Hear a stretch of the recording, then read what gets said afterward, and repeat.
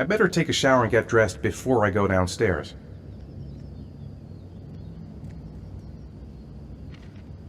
Gone shopping. I'll pick the kids up from school at lunchtime, and then I'll come home to get things ready for Jason's birthday party. Don't work too hard. I love you.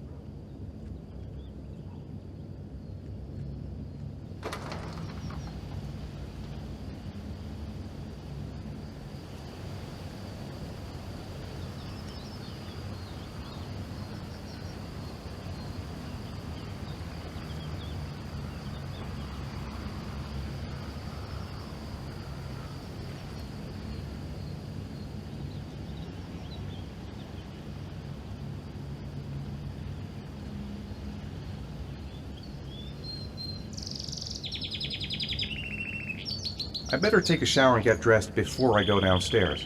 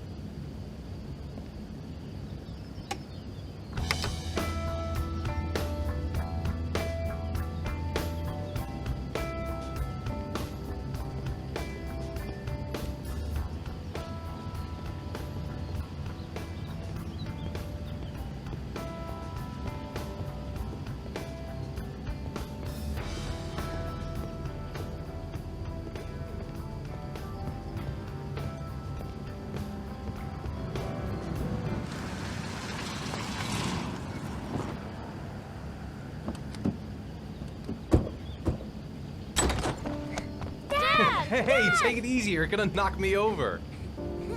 So this is your big day, huh? Am I grown up now? 10 years old. That's not exactly grown up, but you're getting there. Now, can I drive your car? And I think you're gonna have to wait a little while for that. Ethan, can you please help me? I'm coming.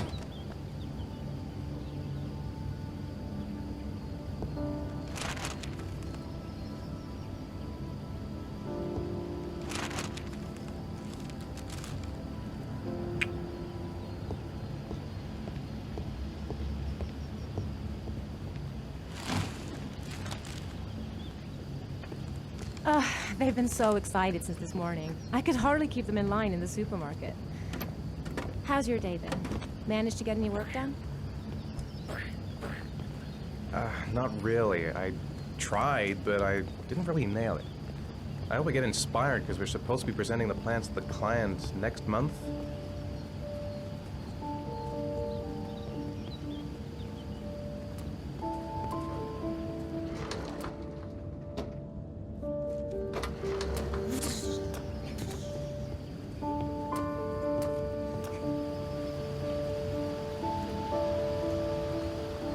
Hey, Dad, are you gonna come and Yeah, play with Dad, us, come and please? play with us, come on! Okay. Hey, 5 minutes, boys, okay? After that, we've got to eat because your friends are going to be here Okay, soon. we promise, Mom. Who wants to go first? Me first! No, me me first! Easy, fellas. You can both have a turn. Me first! Me first! No, me. All right, Jason. Let's do the helicopter.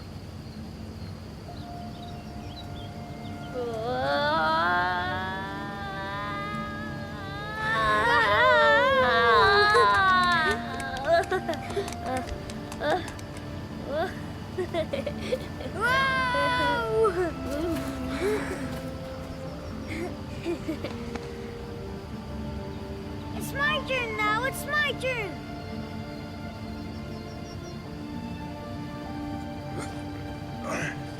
Okay, Sean, get ready. Here we go.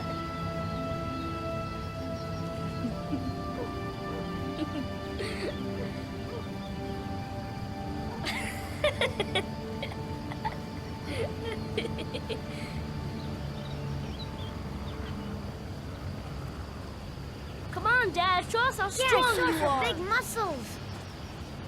Be careful. Hang on.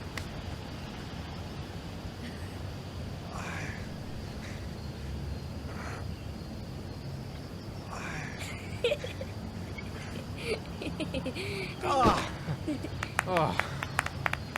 Whew.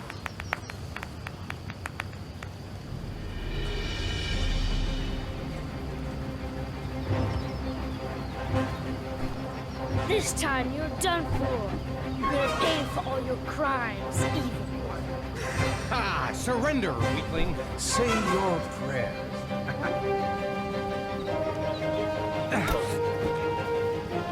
Come on, Jason! Hoya! Give up. I am victorious. Watch out! Oh! Attack, attack! Whoa!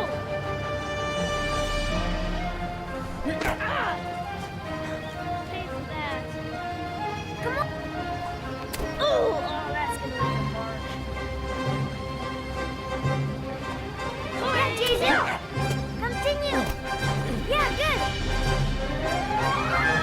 Watch out! Yeah! Ha! Ha! Go, Jason! Yeah! Hoya! Oh, no! My life. Scum. Food's ready, kids. You coming in?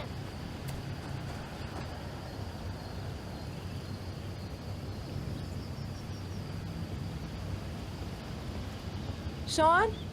Lunch is ready. I'll go get him.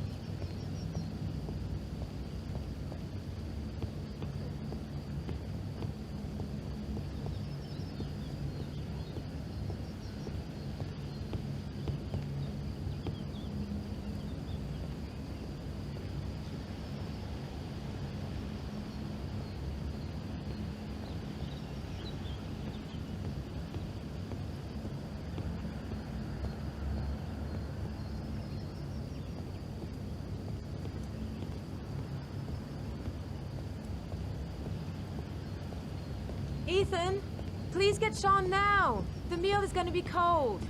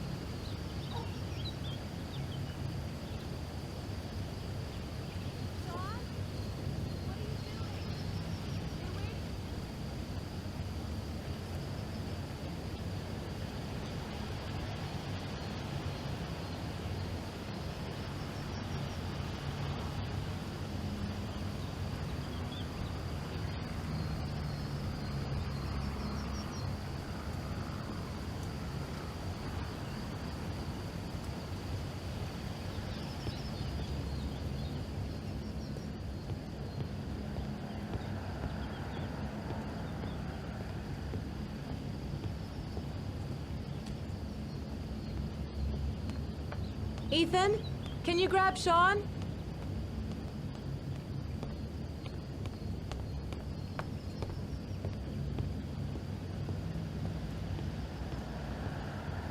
Sean? What's up? It's Merlin. He's dead. He's dead and it's all my fault. No, it's not, Sean. Of course it's not your fault. I'd give anything if you could come back to life. You know, Sean, there's some things which just have to happen. Even if you don't want them to. It's not fair, Dad. It's not fair. I know. I know.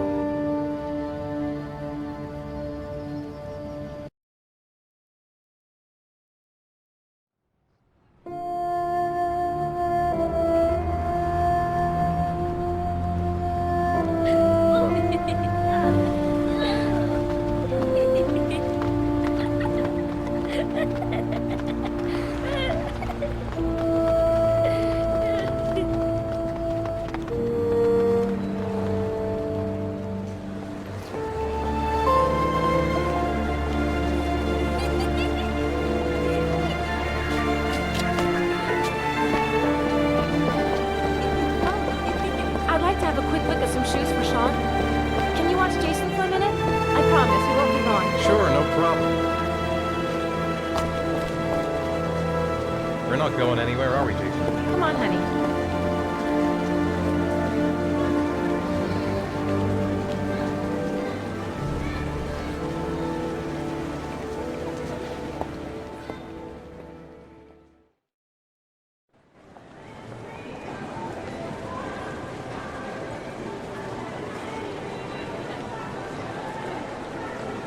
Jason! Jason! Jason! Jason! Jason! Jason! Jason! Jason!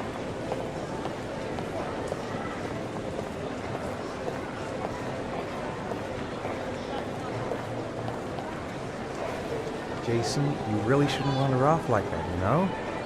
There's an awful lot of people in here. Please, Dad, can I have one? I would really love to have one. Please, Dad, come on. Okay, let's go buy a balloon. Great! Hey, champ. What's your name? Jason, Which balloon would you like, Jason? the red one. Here you go.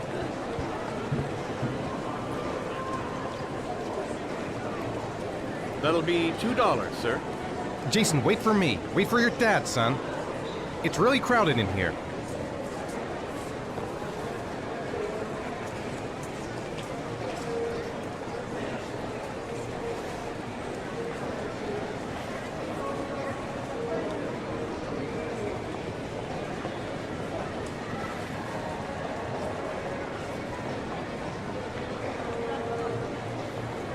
Keep the change.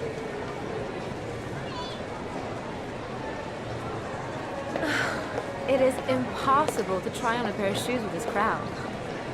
Where's Jason? He was here a second ago. I bought him a balloon, I turned around and he just disappeared. Disappeared? What do you mean disappeared? Stay here. I'll go get him. I'll be right back. Jason! Jason! Jason! Jason! Jason! Jason!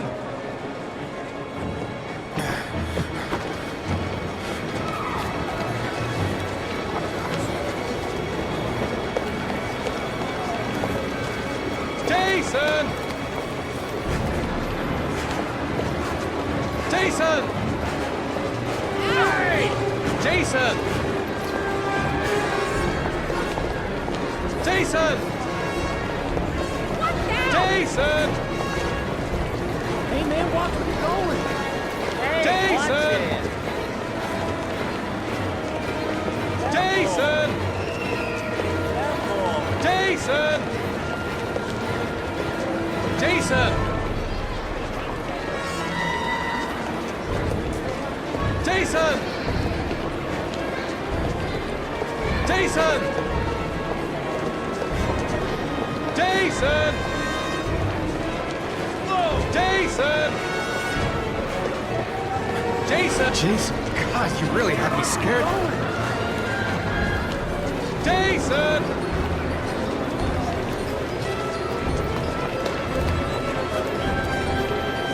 Jason! Hey, Jason! Right?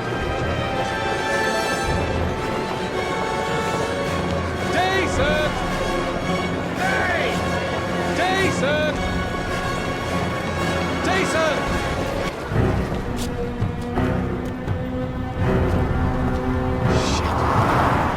Shit! Shit!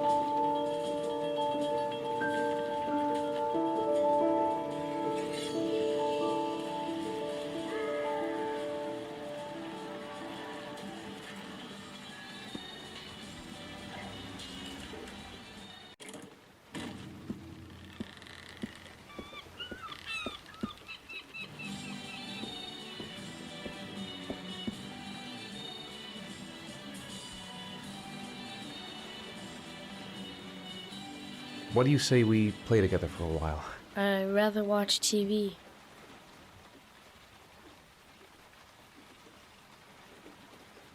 Sean, do you want to do your homework now? Please, Dad, let me watch TV a little while longer. We'll do it later, okay?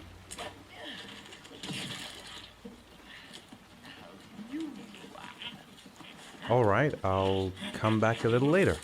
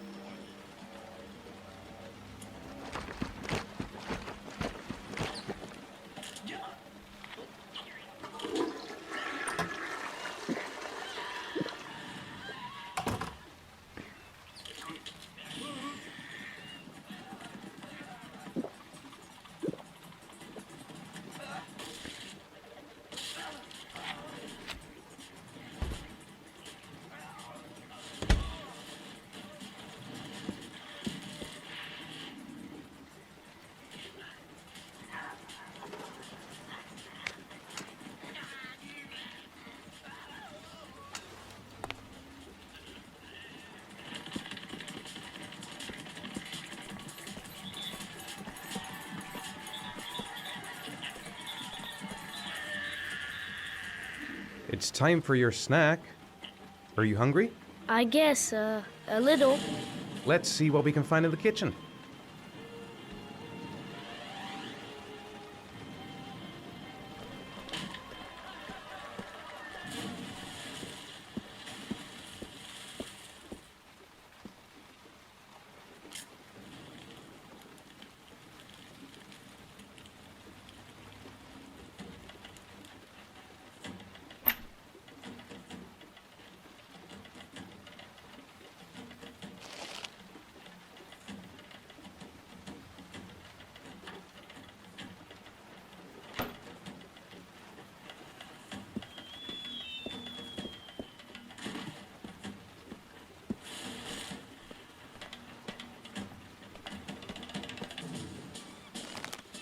Here, Sean. Here's your snack. Thanks, Dad.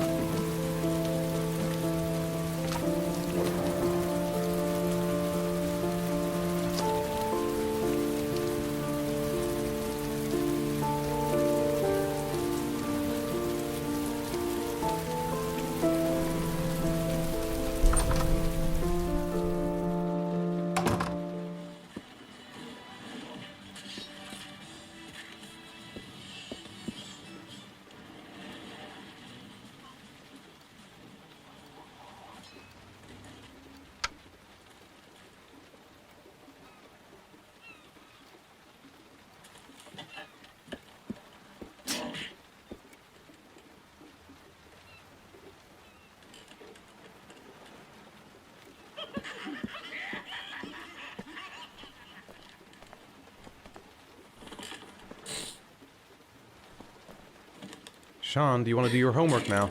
Please, Dad, let me watch TV a little while longer. We'll do it later, okay? I think we should just get right to it. Then it's done and out of the way. Now, get your bag and get set up in the kitchen. I'll help you.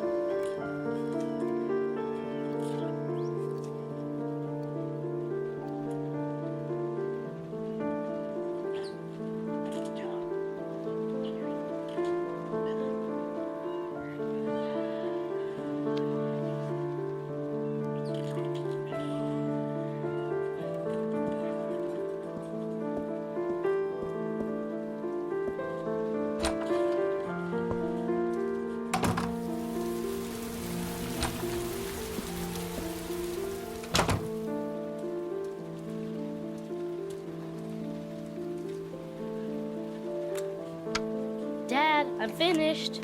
Can I go watch TV?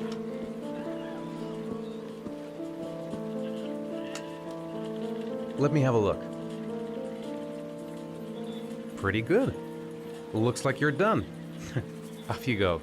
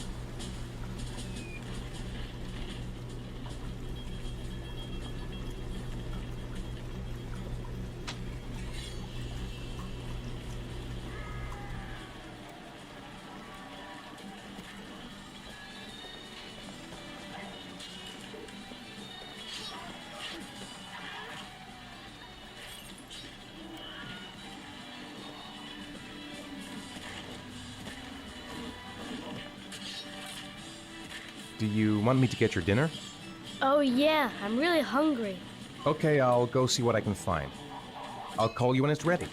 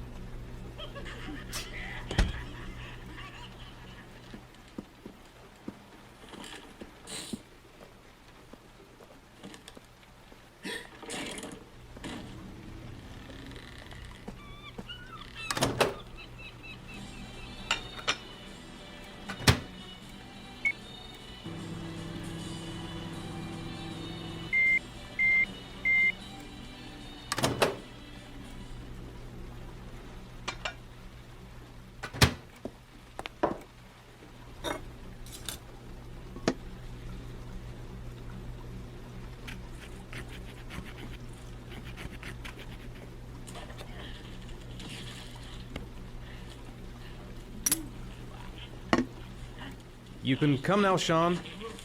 Your meal is ready. I'm coming!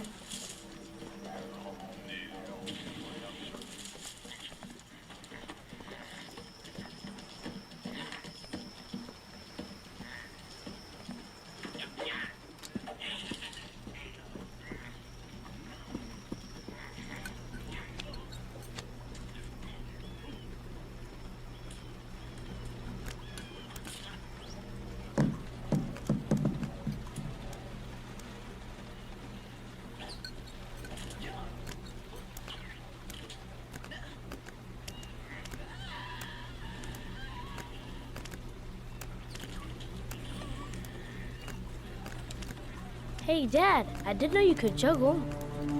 I haven't tried it in a long time. Do you think you could teach me too? Sure. I'll show you if you like.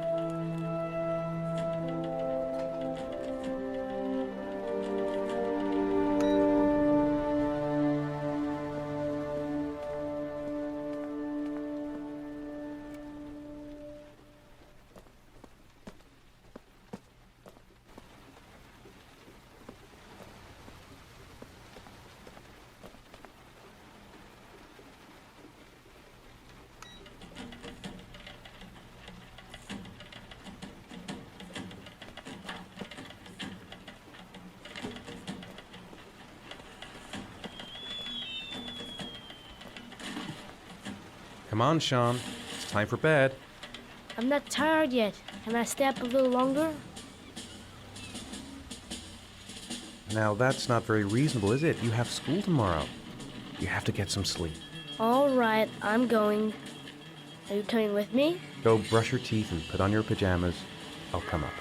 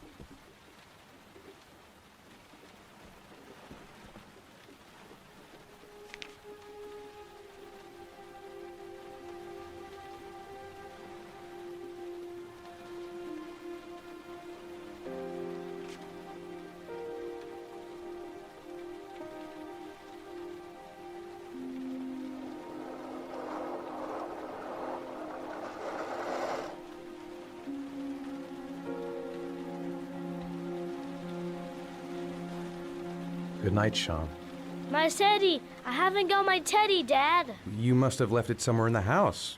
Do you have any idea where it could be? No, Dad. Please, I can't sleep without him.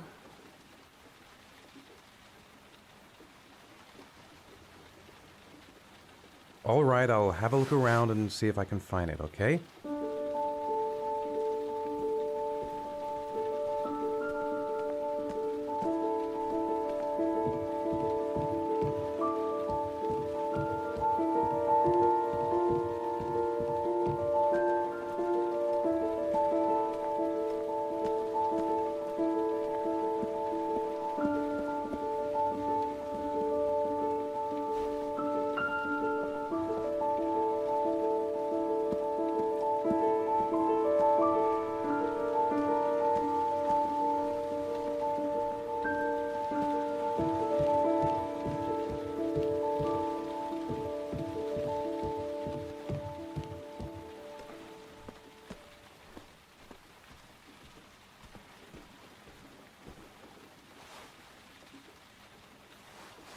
Thanks, Dad. Good night, Sean. Night. Dad, Yeah? why do you look so sad? I think I just need some time to get back to the way things were. You know, Dad, what happened to Jayden wasn't your fault. Good night, Sean.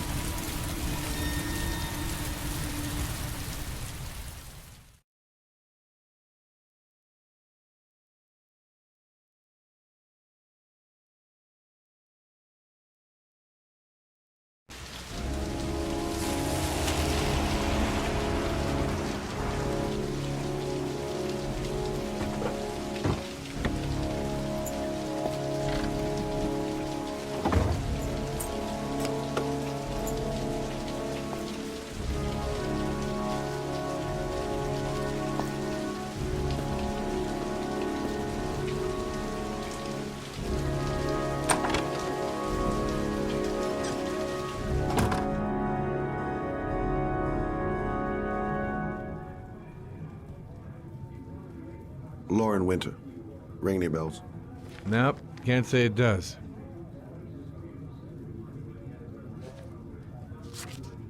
Oh, that Lauren Winter. 3rd floor, last door on the left at the end of the corridor.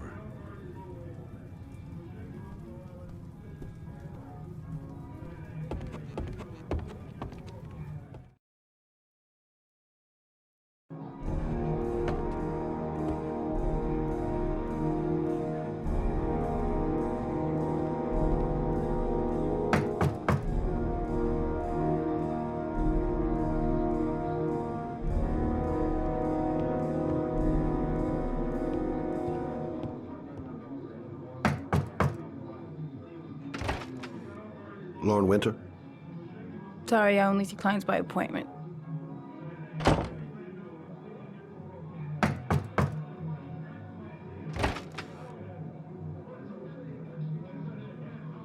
It's $50. I don't kiss and I don't do any weird shit. Fine by me.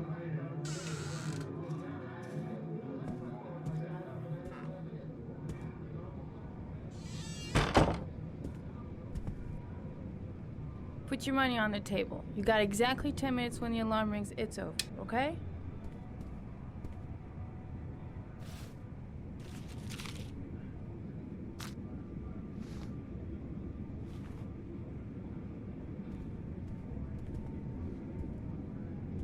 You should take your clothes off. We ain't got all day.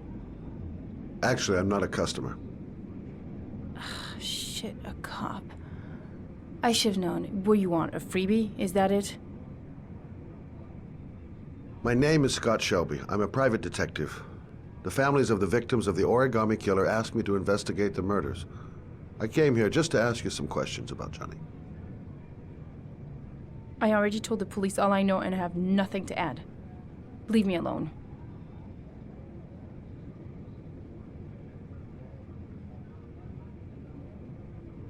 Are you deaf? I have nothing to say to you.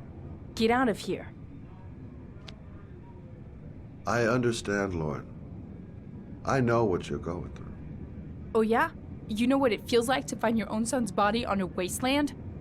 I'm sorry, I don't believe you have the slightest idea what I'm going through, Mr. Shelby. There'll be other victims if we don't stop the killer. You have got to help me, Lauren. You may know something that can aid the investigation. Help you? There's nothing you can do! My son's dead, do you hear me? He's dead! I bought 10 minutes of your time, didn't I? All I ask is that you use that time to answer some questions. You want to pay me to tell you about my son? Is that it? You can buy my body, Mr. Shelby, but my son is not for sale. Get out of here. Get the fuck out!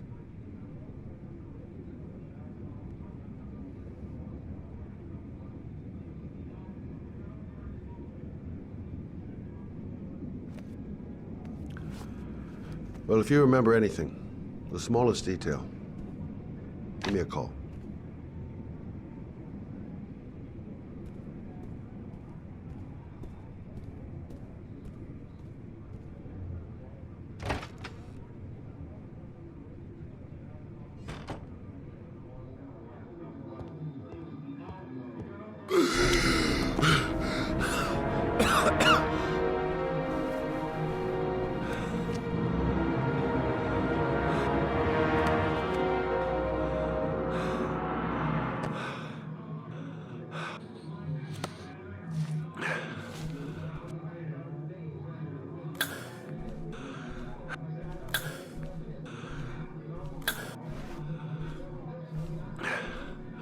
Lauren! Lauren, open up, baby. It's me. Troy, what are you doing here? I already told you I don't want to see you anymore. Sorry, Dal, but I really wanted to see ya.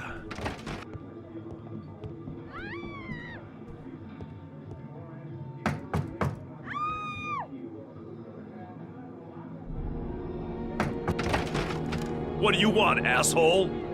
Lauren, is everything all right? She's just swell. Now beat it, loser! You again? If If you're looking for trouble, you found it. I'm gonna beat the shit out of you. Oh!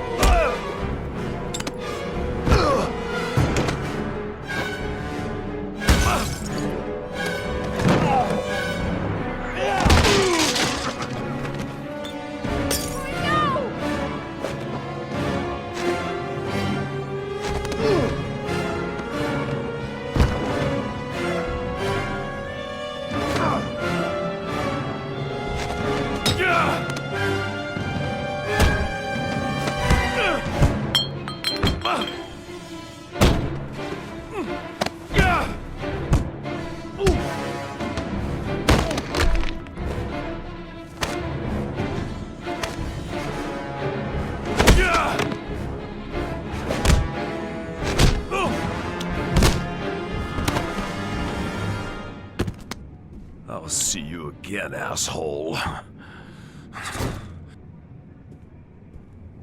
Are you alright? Better than him, I guess. Who is he? An ex-client who thinks he owns me. He was getting violent, and I told him I didn't want to see him anymore.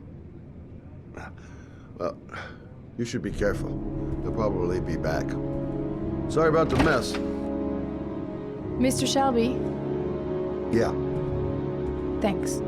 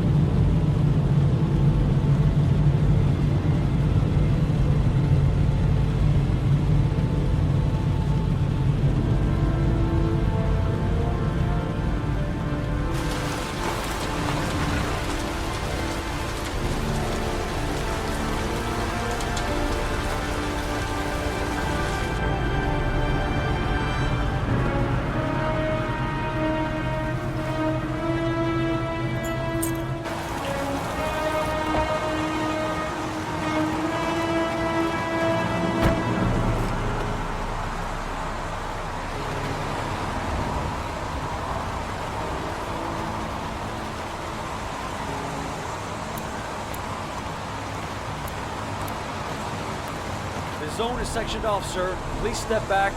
Agent Jayden, FBI. You got a badge or something, Mr. Jayden? Yeah. Yeah, of course.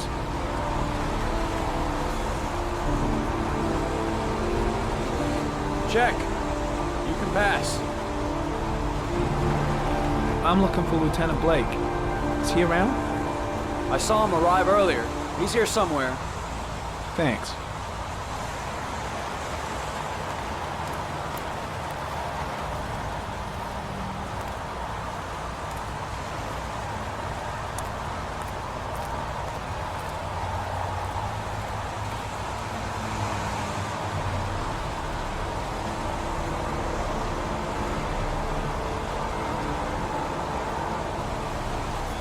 Video memo recording, Agent 47023, Norman Jayden, Tuesday, October 4th, 2011. Time is 8:14 a.m.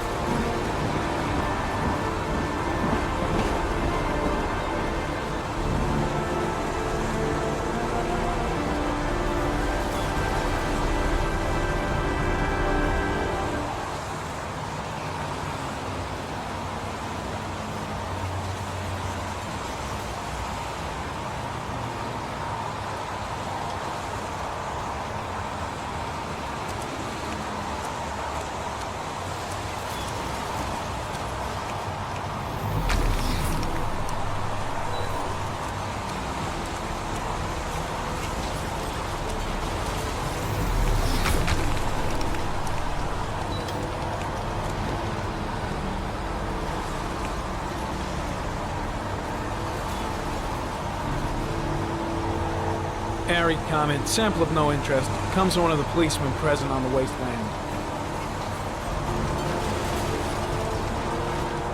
I'm looking for Lieutenant Carter Blake.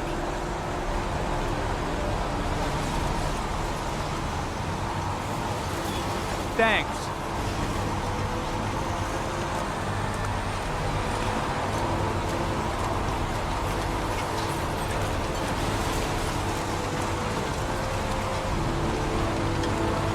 Some orchid pollen. The concentration of pollen in the air is quickly decreasing because of the rain, but it gets higher in the direction of the body.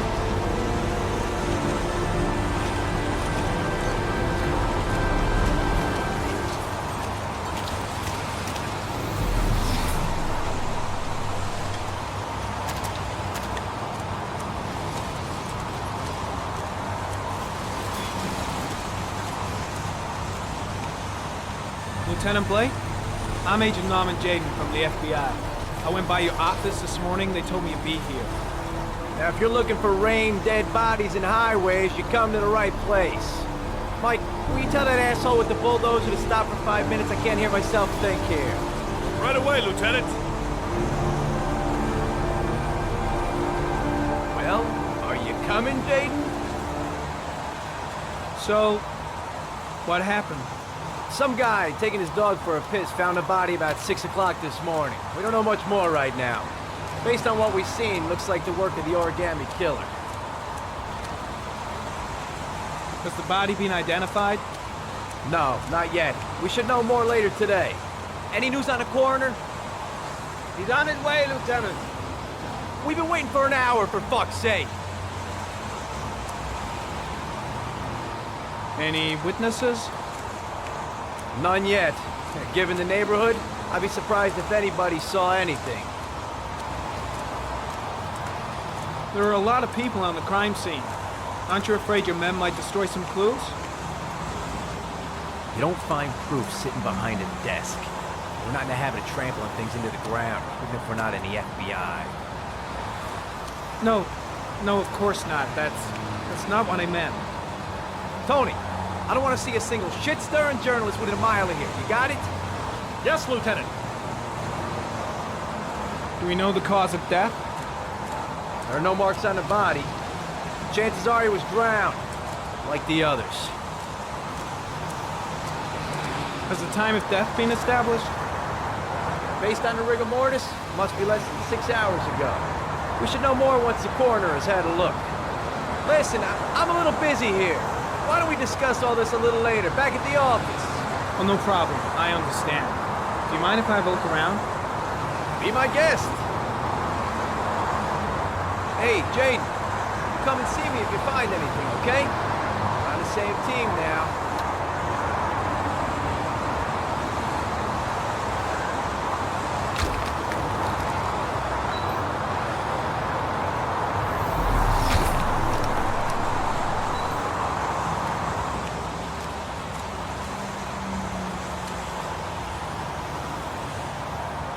Harry, comment. Sample of no interest. Comes from one of the policemen present on the wasteland.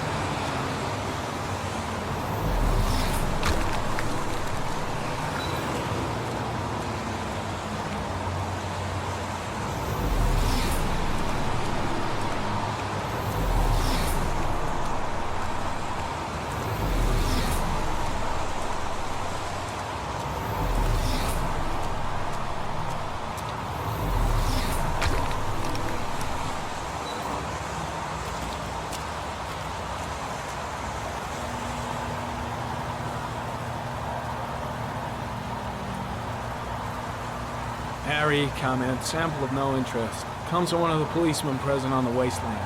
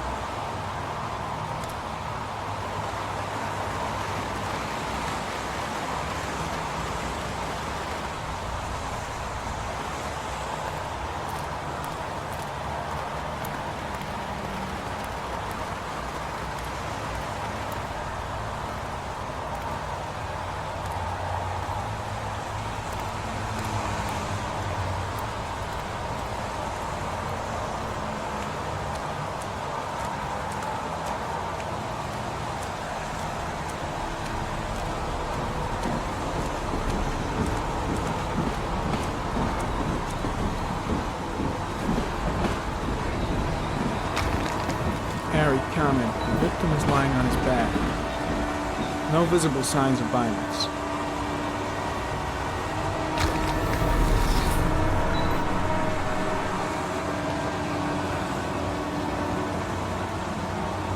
An orchid was placed on the victim's chest.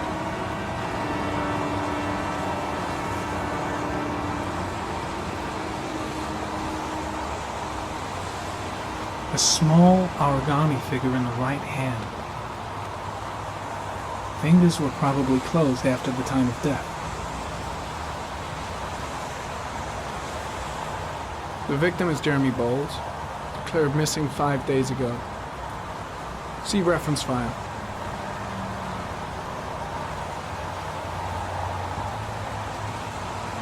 Superficial wound on the right thigh. Blood analysis suggests it could be post-mortem. Probably a scratch that occurred when the body was being moved. The blood report indicates an advanced and long-lasting state of exhaustion.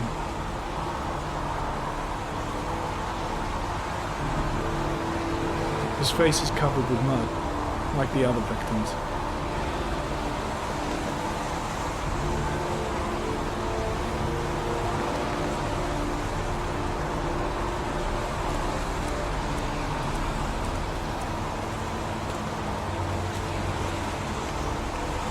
I'm gonna leave. I see you in the office, right? Okay. See you later.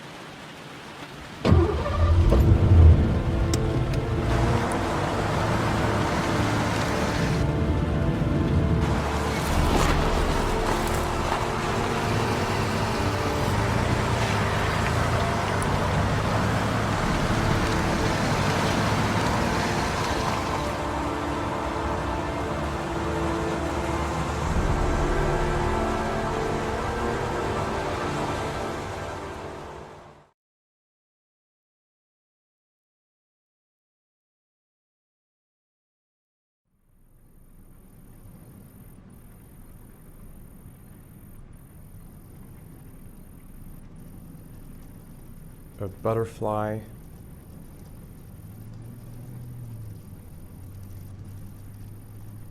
A fox.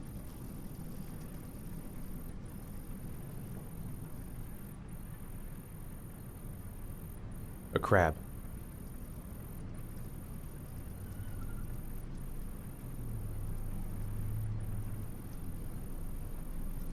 Death.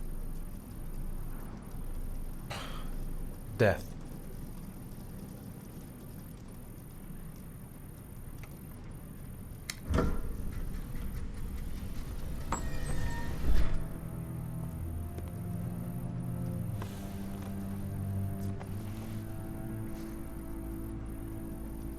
I have the results of your MRI scans. Everything seems to be normal. There is no physical damage from the accident. However, I am worried about your psychological condition. I know it's not easy, but you've got to start over, Ethan. You're not responsible for what happened. It's my fault Jason is dead. He'd still be alive if I'd been looking out for him. It was an accident. Accidents happen every day. You can't blame yourself forever for your son's death. How is Sean?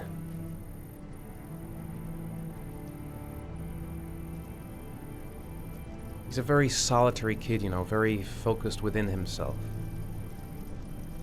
He's really close to his mother. With me, he's more distant. And what about you, Ethan? What do you feel?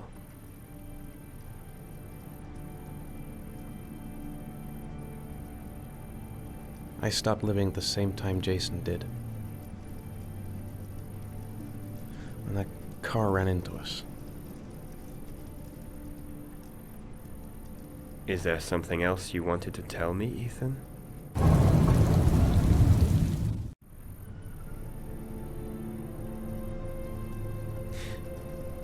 Have there been any cases of split personality developing after a concussion? Like people doing things but having no memory of what they've done? Like somebody else had been doing them? We know that in certain cases, a violent shock to the brain can cause serious psychological disturbances, like schizophrenia, for example. That's the end of this session. We'll continue this conversation next week. You were lucky, Ethan. It's very rare to survive such a traumatic accident. I don't exactly feel lucky, Doctor.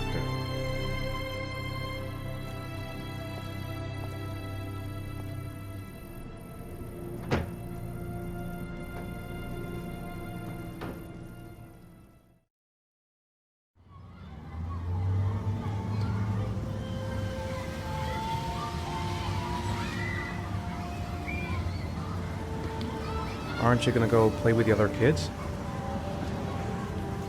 I don't feel like it.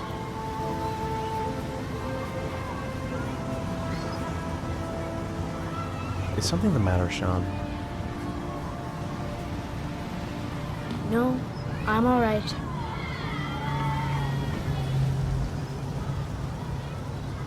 How did things go at school today? The teacher yelled at me for being late again. She's gonna send me home the next time it happens. I'm sorry about that, Sean. Next time, we'll really pull it together, okay? Do you want to eat something?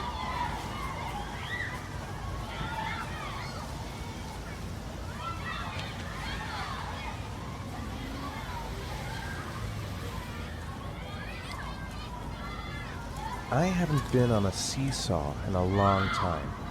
What do you think? Yeah!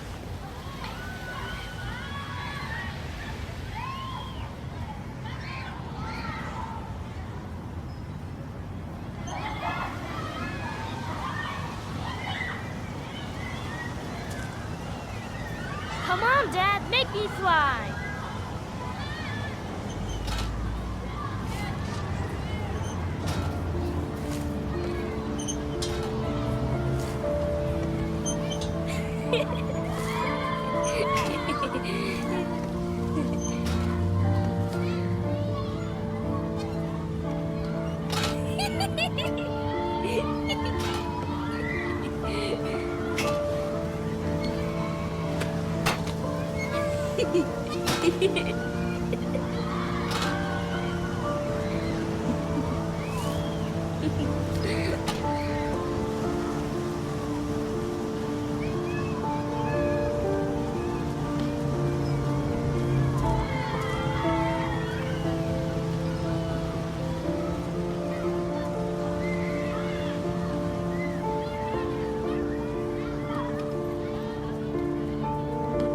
What about that merry-go-round? I bet I can push you so fast you won't be able to stay on it. Great!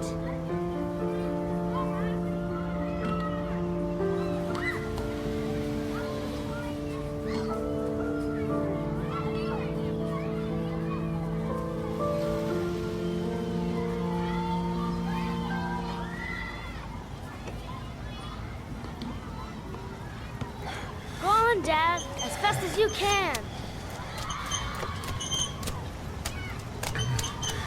Faster! Faster!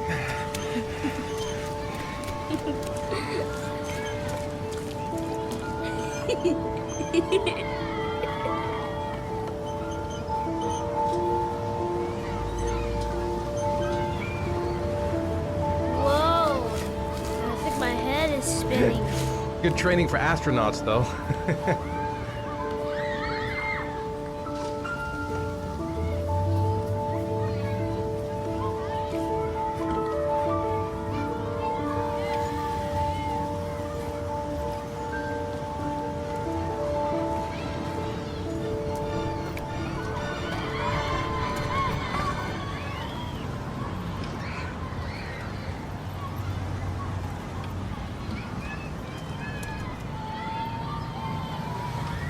You want to go play on the swing? I'll push you. Okay.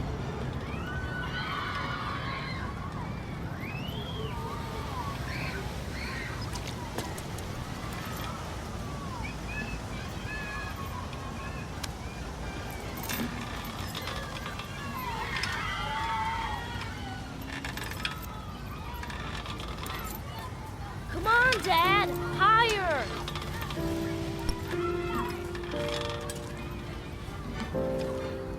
You're not pushing, Dad.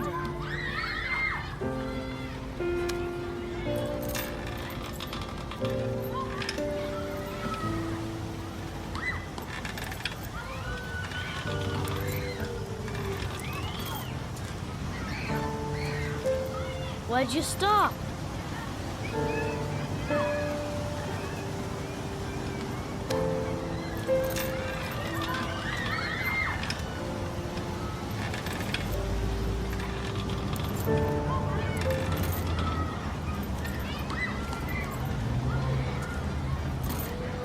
Don't want to play that game anymore.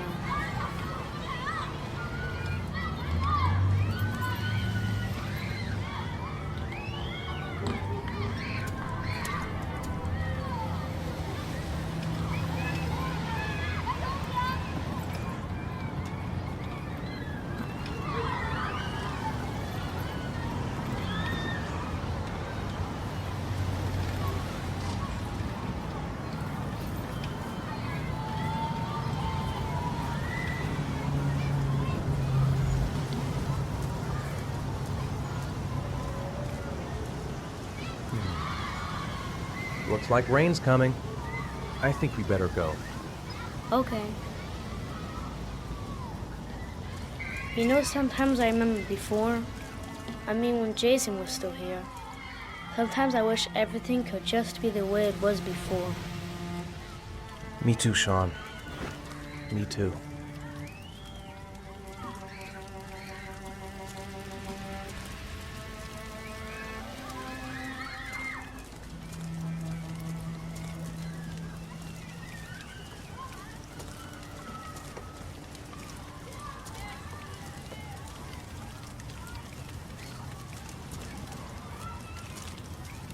Hey, Dad, can I have a ride on the carousel? Can I?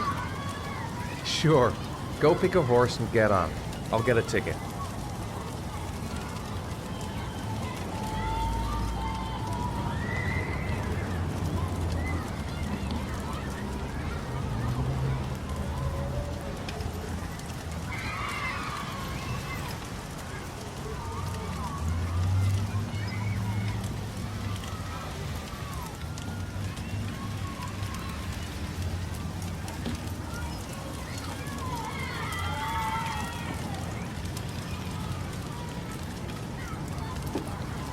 One, please. That's the dollar.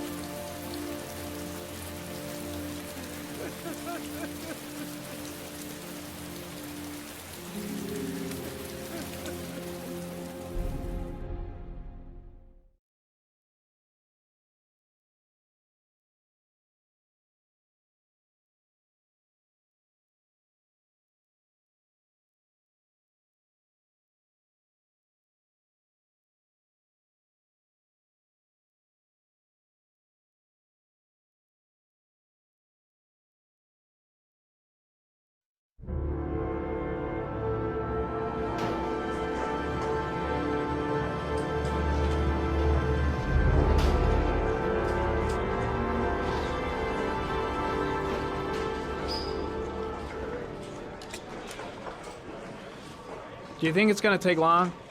No, he should be finished soon.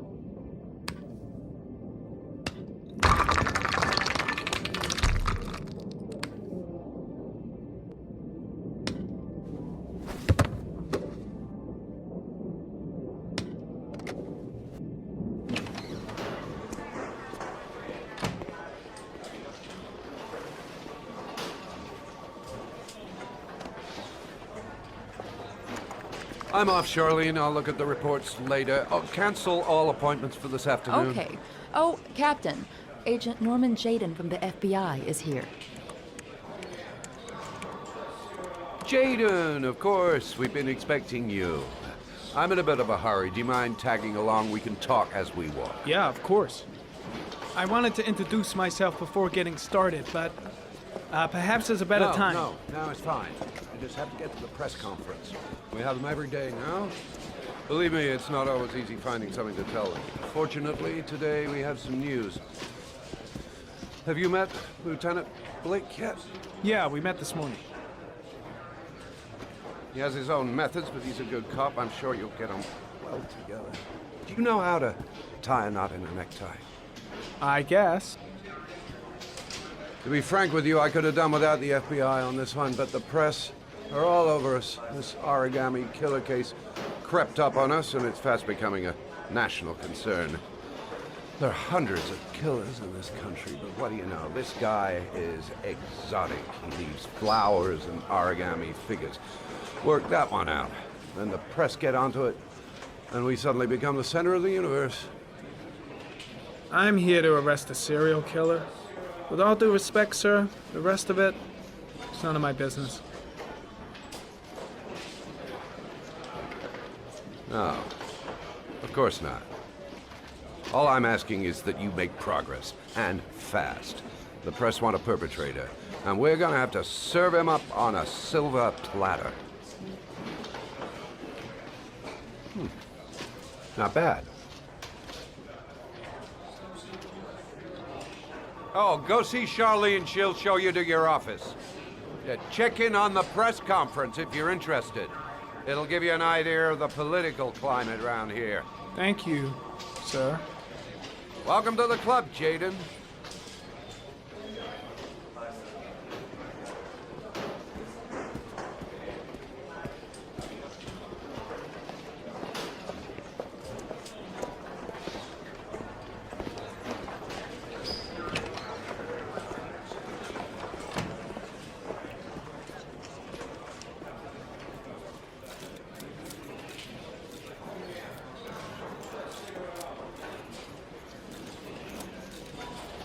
The body of Jeremy Bowles was found this morning on a patch of wasteland in the East End at about 6:30 a.m., 5 days after he was reported missing.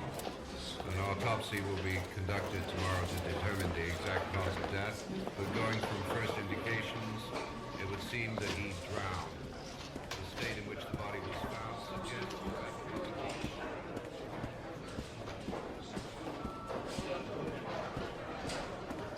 I'm ready to start. Maybe we should kick off by talking about the case? I have some work to finish here. Talk about that later if you don't mind. Okay. No problem. Just let me know when you're available.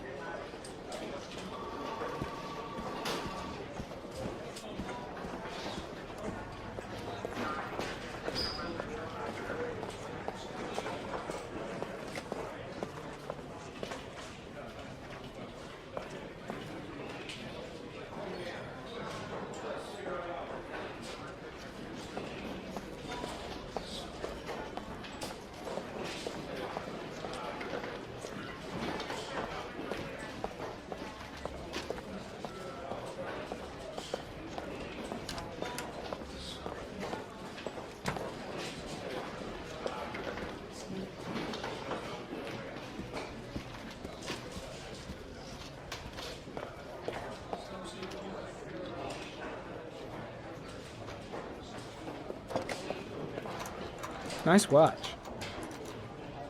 Oh, it's the present we offer to our new lieutenants. We bought the same model each year for the past 20 years for each promotion. It optimizes everybody's time, and it's the kind of thing that always goes down well. You can contribute to our fund if you like. We're still a few dollars short.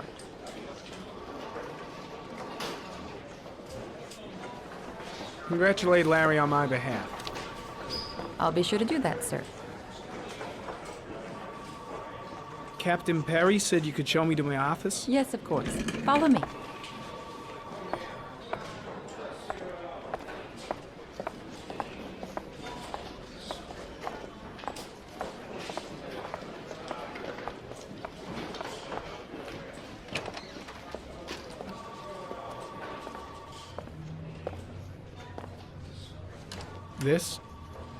This is my office? That's where I was told to take you. If you need anything, you know where to find me.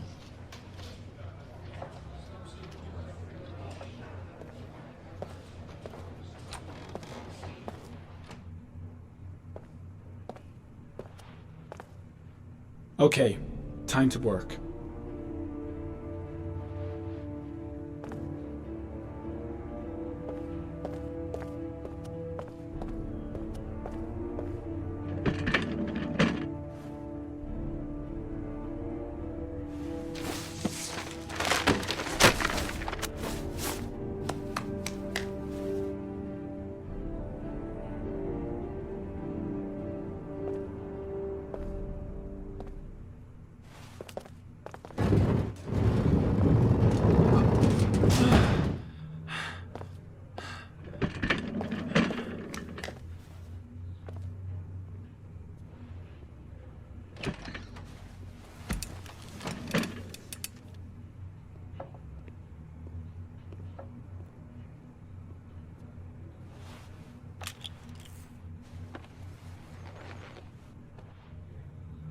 Step 1.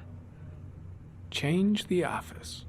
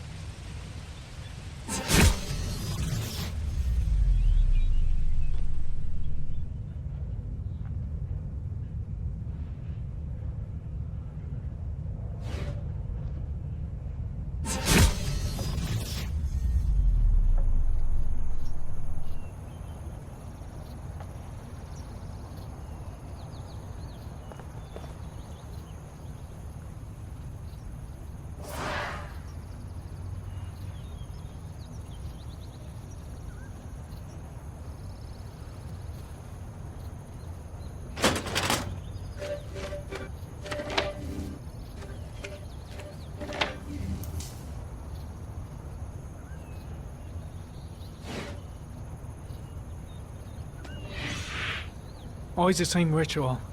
An origami in the hand, an orchid on the chest. The victims have always been dead for less than 6 hours when they were found, which means they remained alive for several days before being drowned. Over 3,500 people questioned. Over 100 suspects interrogated. Not a single lead to go on.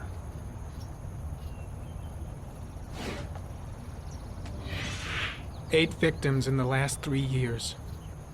All boys, aged between 9 and 13. No signs of violence. The victims disappear from public places in broad daylight. No one notices anything. Bodies are found 3 to 5 days later. Drowned. in rainwater.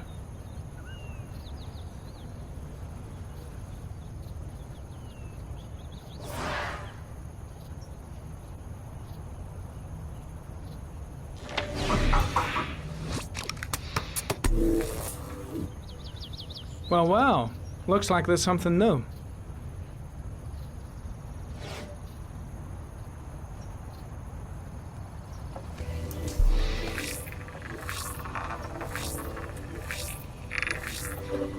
A common species. That doesn't help much.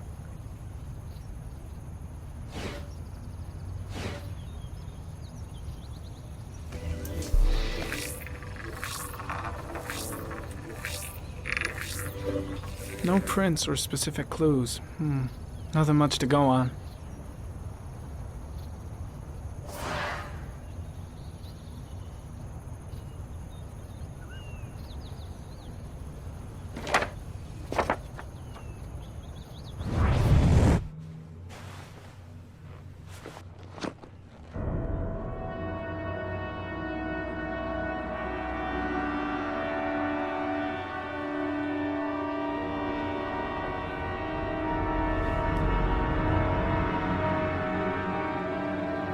Here we go again. I better go wash my face.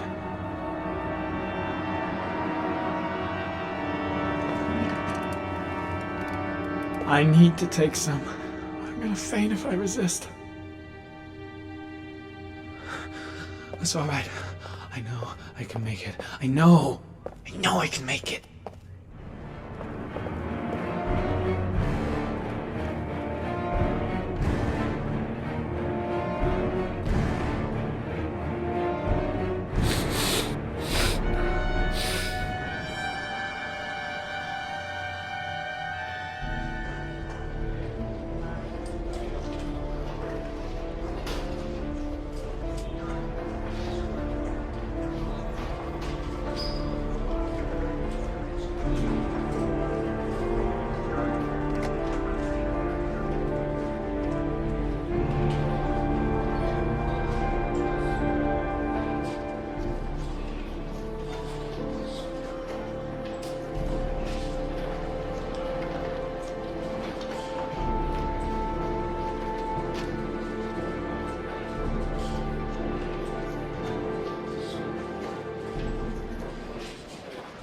This is Lieutenant Blake, Mr. Marsh.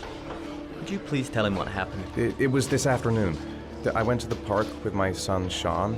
We played together for a while, and then he wanted to go on the carousel, so I put him on one of the wooden horses, and when I turned back, Sean had disappeared. Exactly what time did you arrive at the park?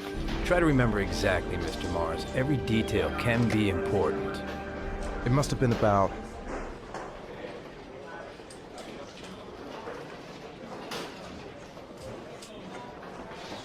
5:30, I think. I'm not really sure. What was your son wearing when he disappeared? He was wearing a coat.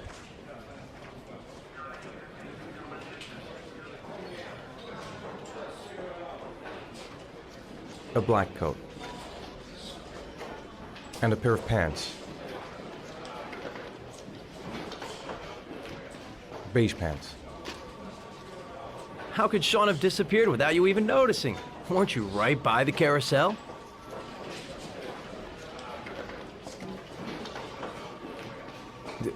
I went to sit on a bench a little way off.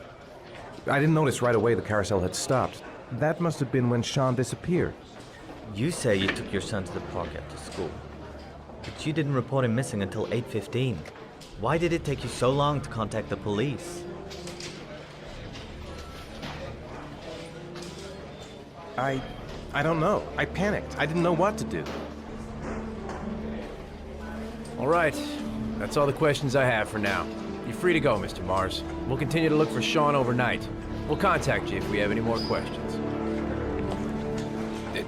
Do you think the origami killer...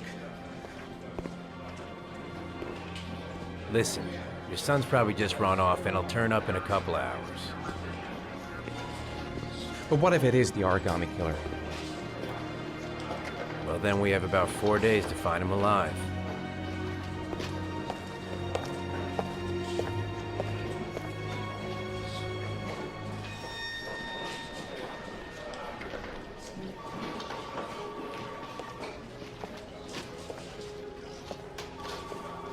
Did they find something?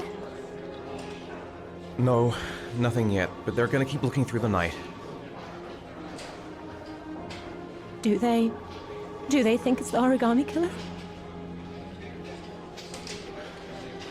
It's still too early to say. But it is a possibility.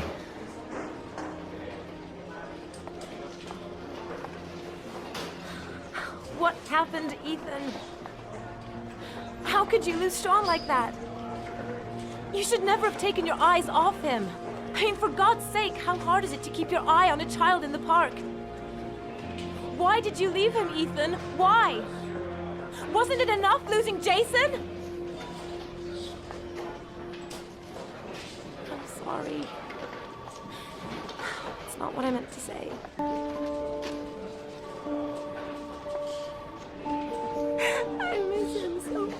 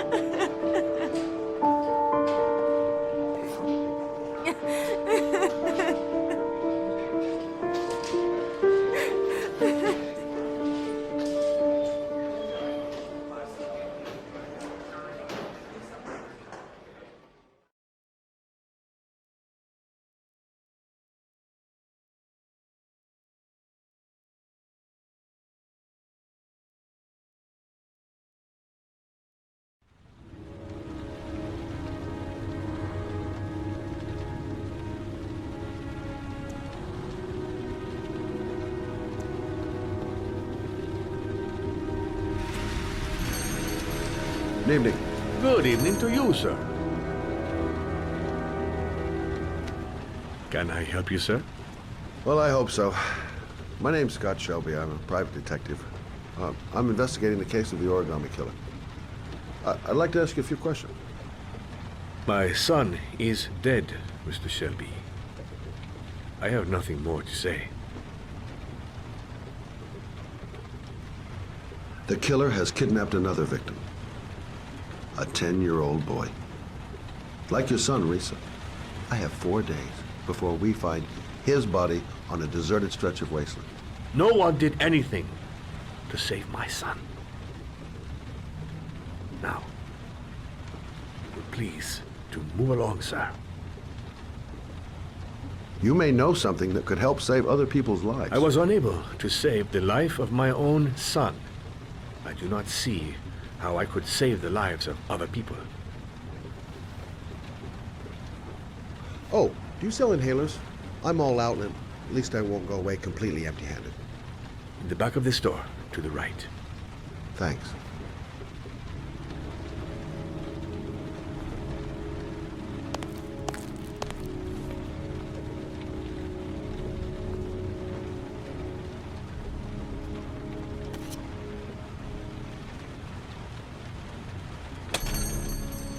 Good evening, sir.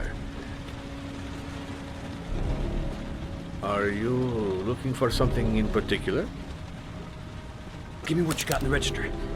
Don't fucking try anything. Open the register, you dumb fuck. Put the money on the counter. Shit, are you deaf or what? Are you gonna open that fucking register or not? No, sir. You do not have the right to steal that money from me. I have worked very hard to earn it. You cannot have it. What did you say? You're out of your fucking mind, man. You don't get it, do you? I'm gonna put a fucking bullet right between your eyes if you don't do what I say now! You shall not be robbing my register, sir. That money is mine. I ask you now to leave before it is too late. Christ, goddamn idiot! Open the register! Don't make me fucking kill you! Turn around. Yes. No, sir. That I cannot do.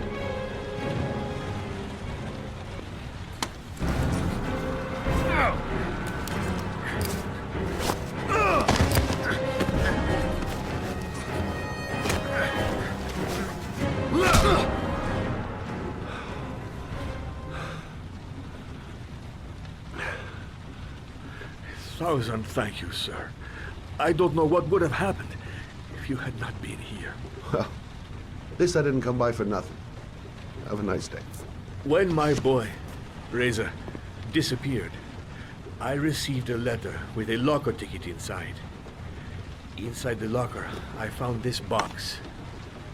I do not understand what it means, but I think it must be a sort of message from the man who took my son from me. Can I?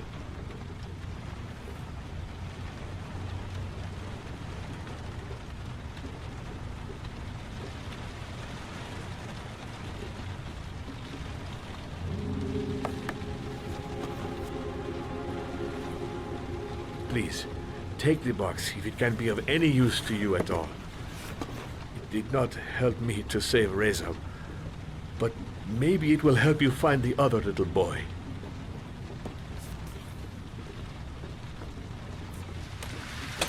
Mr. Shelby, I was beginning to think that there was no good to be found in this place. I can see now that I was wrong.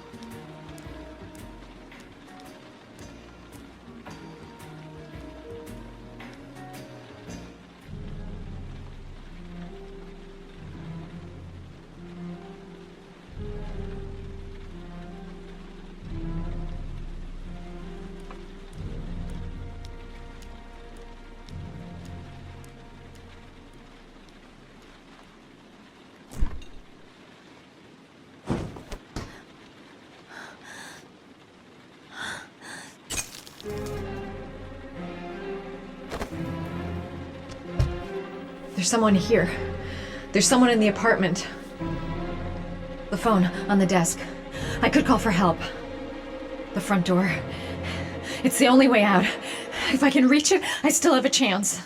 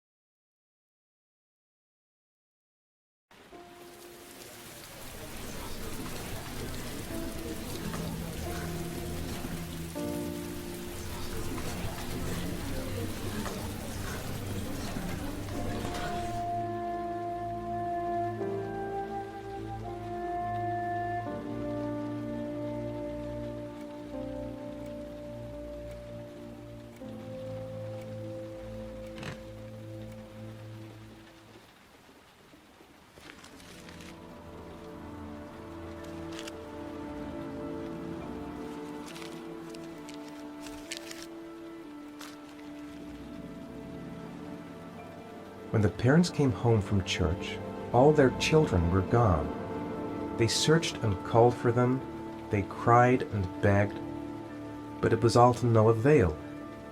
The children have never been seen again.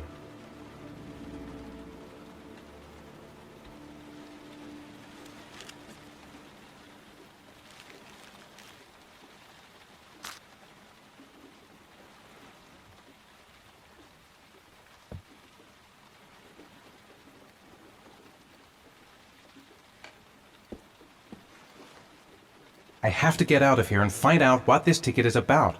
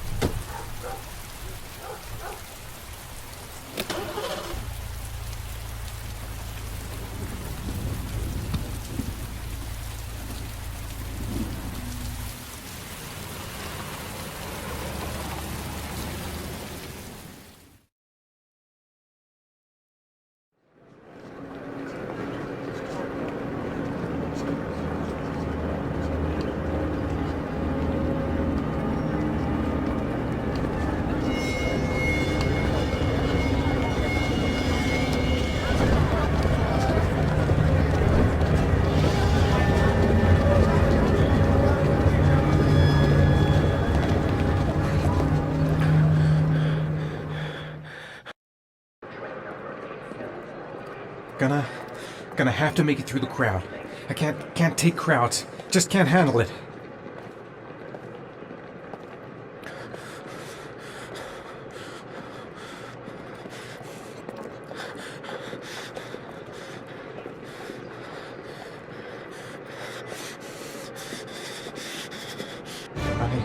I can't make it.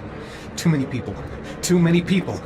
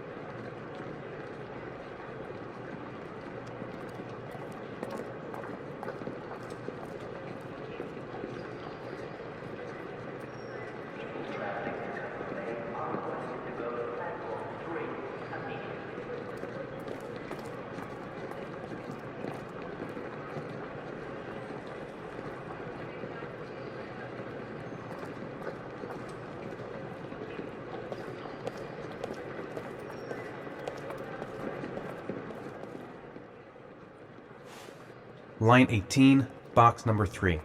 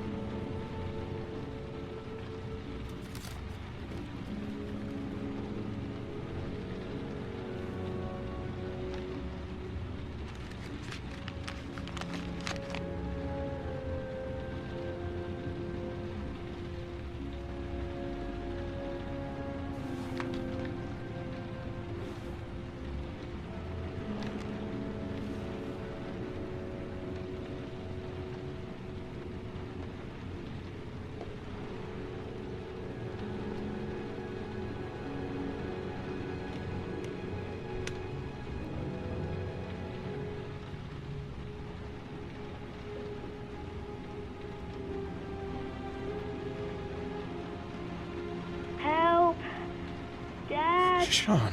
Where are you? I'm so cold. Dad! Dad!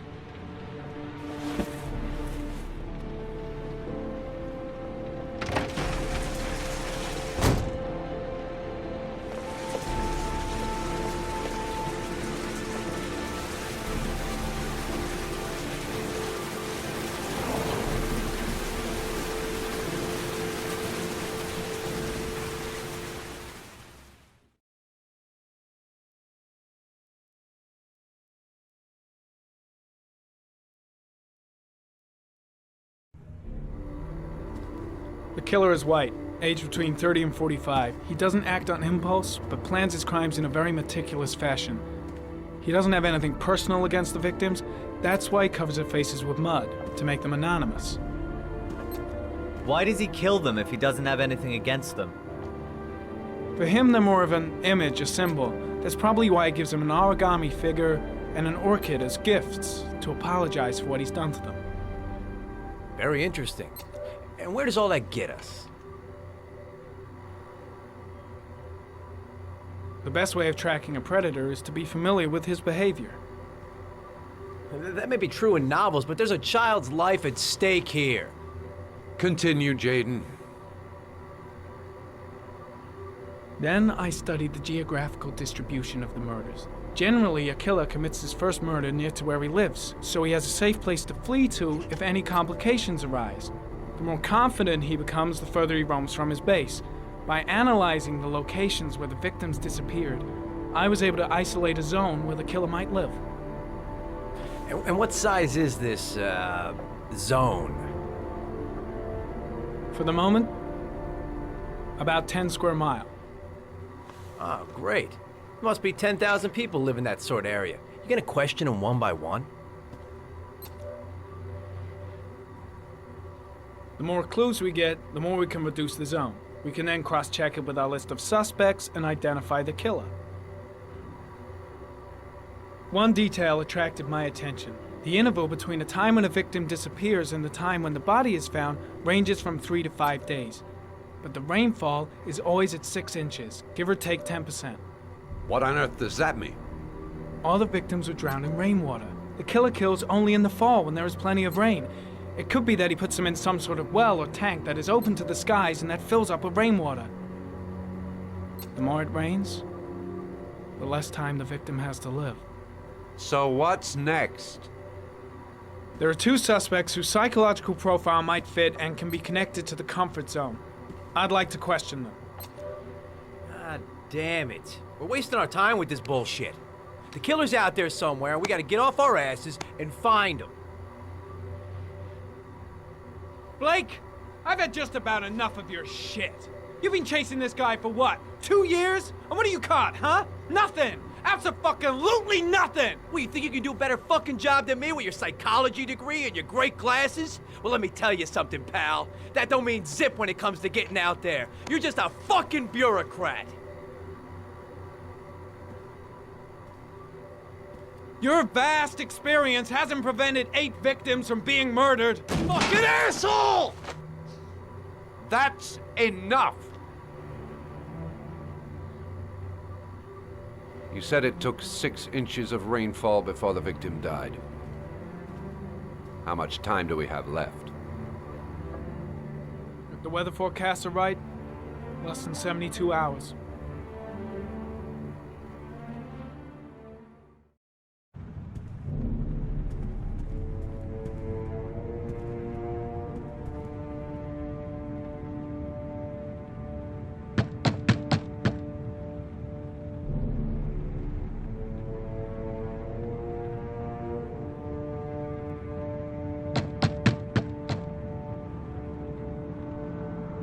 No answer. We waste our time coming here. Maybe we should have a little look inside anyway. There's nobody home.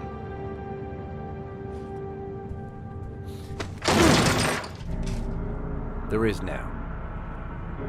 I'm not sure that's entirely legal. Call the cops.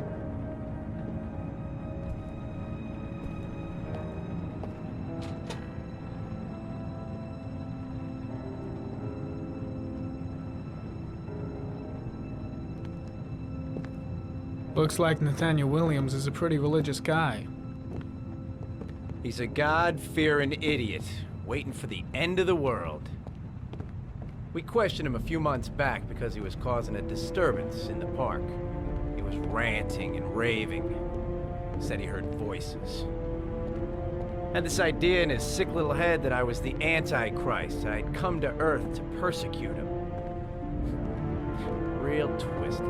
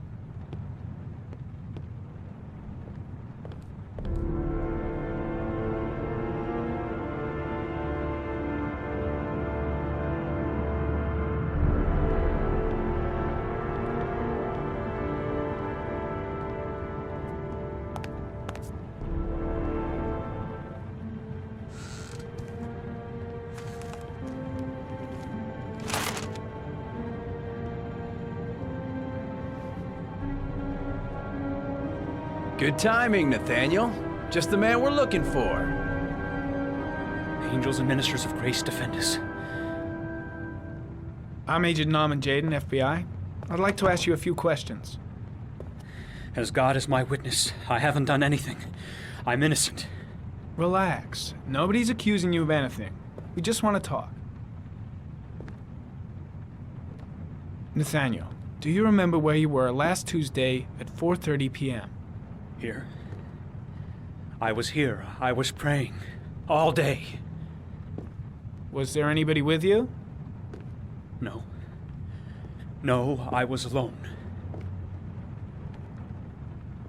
Why all the crucifixes? You afraid of something?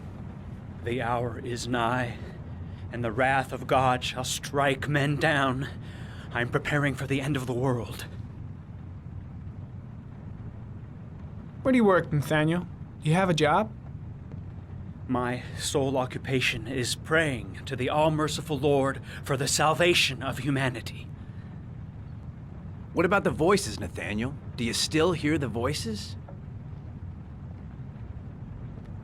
We know who talks to you, don't we, Nathaniel? Or we both know who talks to you. Don't speak that name. What does he say Blake, to you, Nathaniel? what are you doing? I can't talk about it. You mustn't talk about it. He orders you to go and find new prey, Leave him doesn't he? alone. He needs more and more.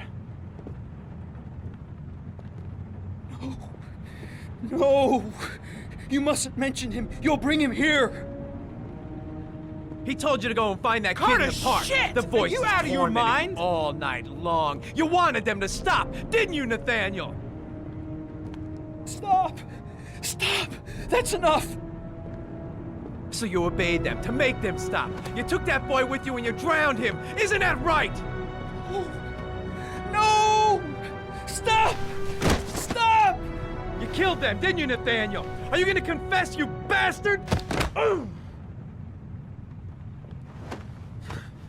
You are the Antichrist. Put down the gun, I shall Nathaniel. dispatch you to your father in hell. He is the son of Satan. He was sent to earth to destroy us. For Christ's sakes, shoot! I shot him. Yep. Looks like you did. Can't say I'll miss him. Come on, let's go.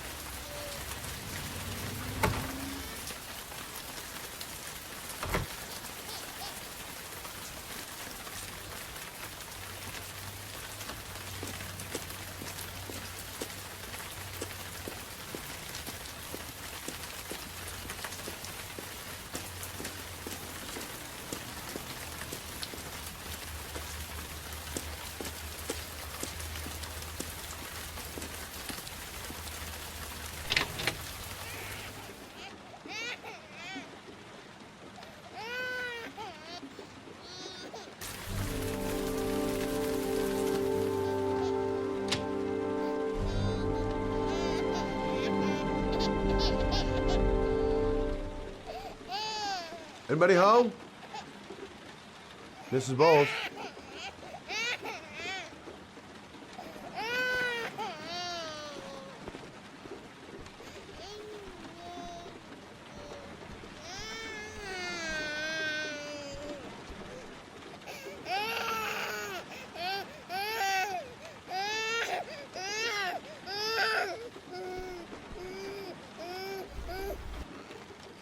Oh, Jesus.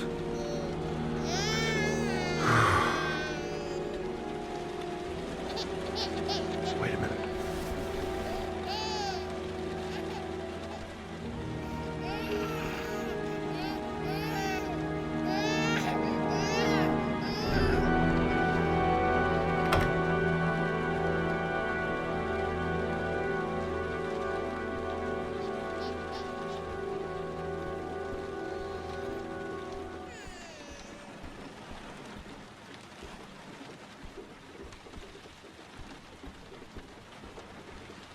Mrs. Bowles? Mrs. Bowles, are you there?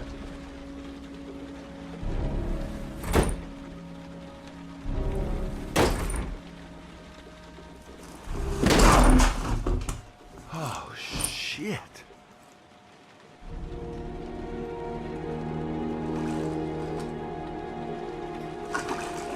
Mrs. Bowles! Mrs. Bowles, can you hear me? Wake up! Wake up!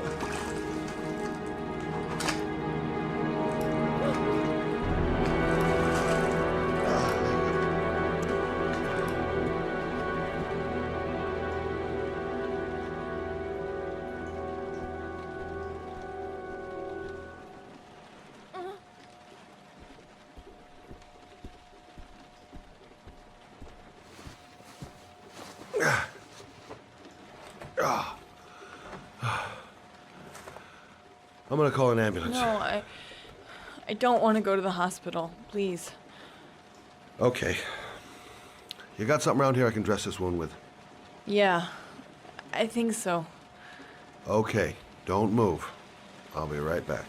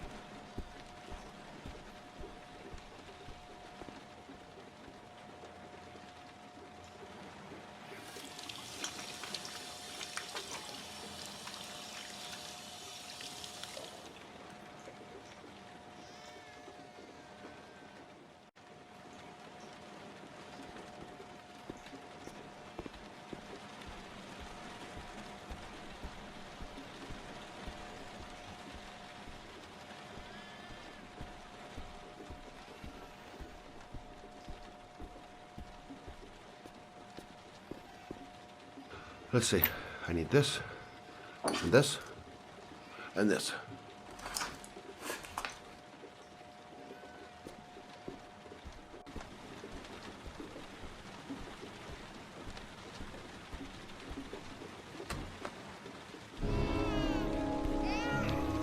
I'm here for you, Susan. You'll be all right. I'll take care of you. Ah, I need more. Still bleeding. Stay with me, Susan. Susan, do you hear me? Susan, stay with me. Can you hear me? Not perfect, but it'll do.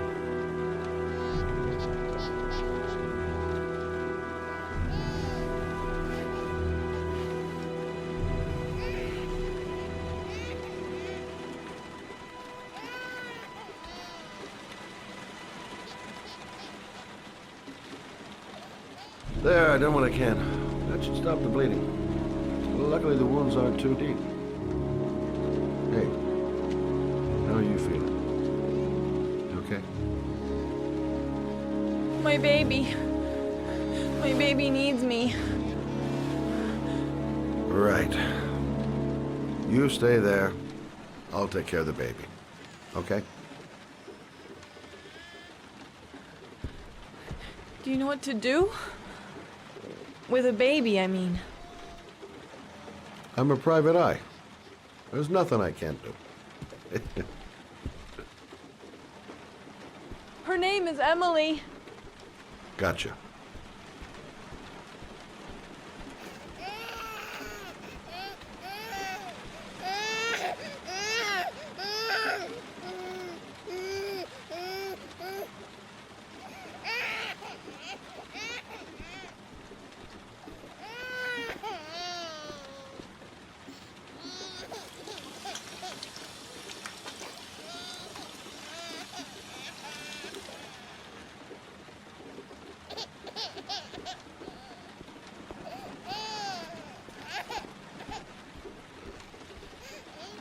Hi there, Emily.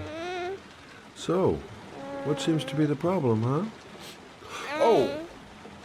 Going by the smell, I got a pretty good idea.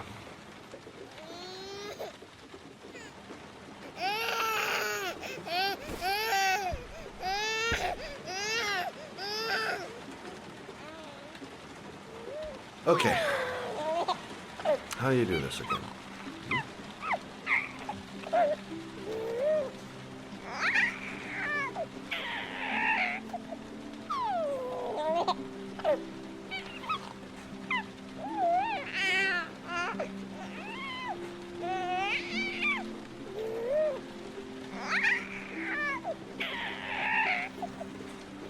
There you go, fresh new baby. That should feel better. Right, Emily?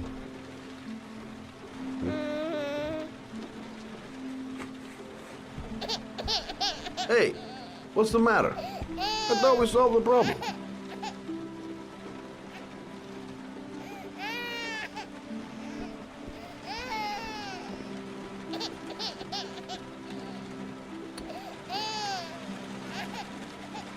I guess I better warm this thing up.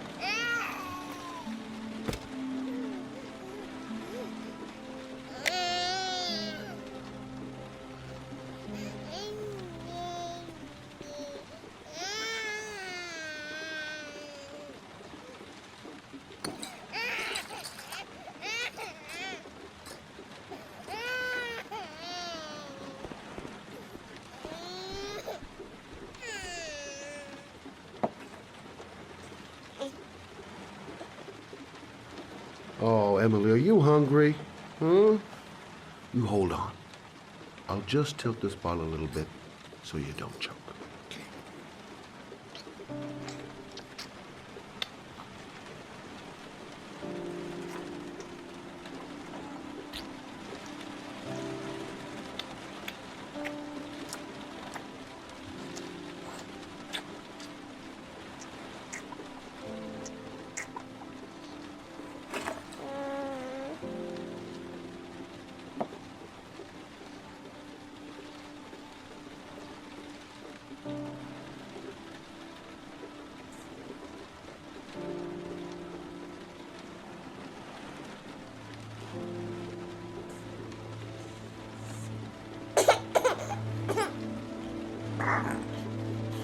Oh, good job, Emily. Hmm? You're feeling good now, right? Now, I'm gonna rock you very gently so you can have a nice little snooze. Okay, all right.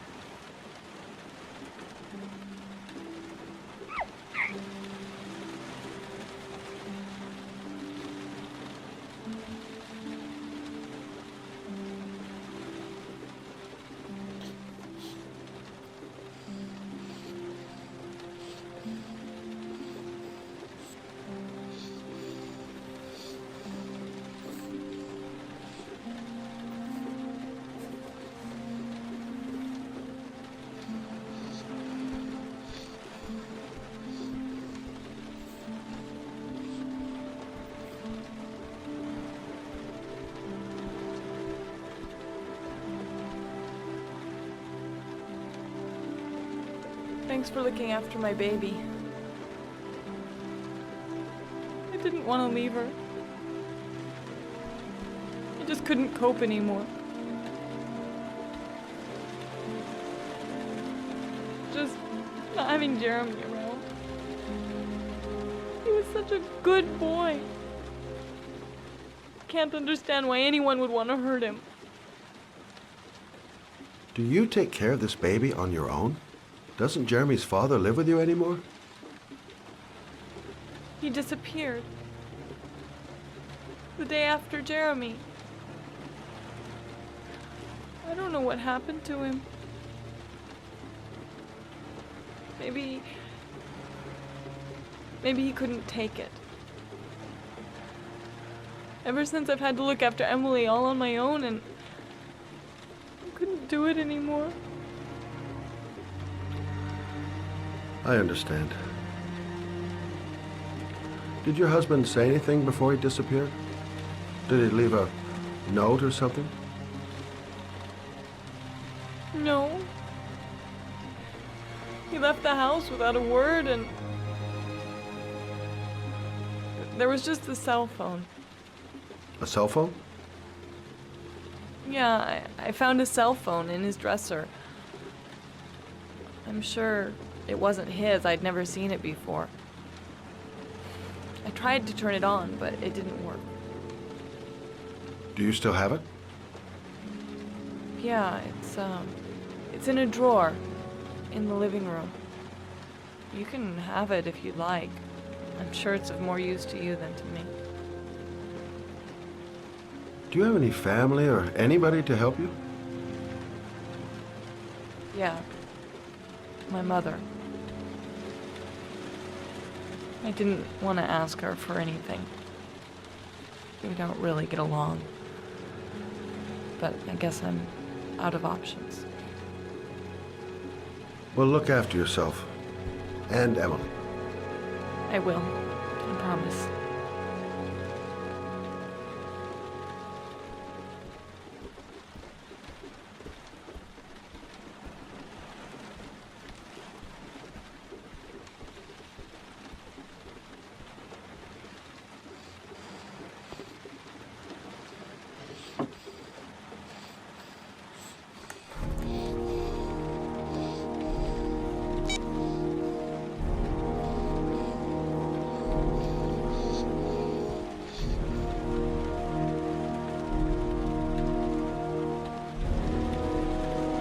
Good luck, Emily.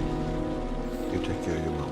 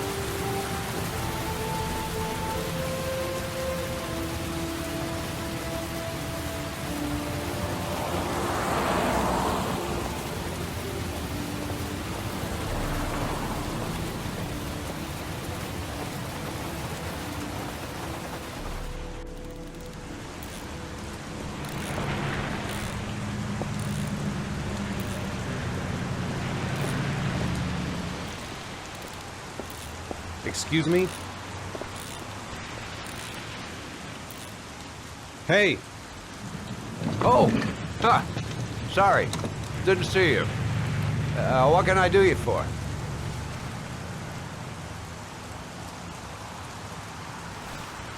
I'd like to get my car.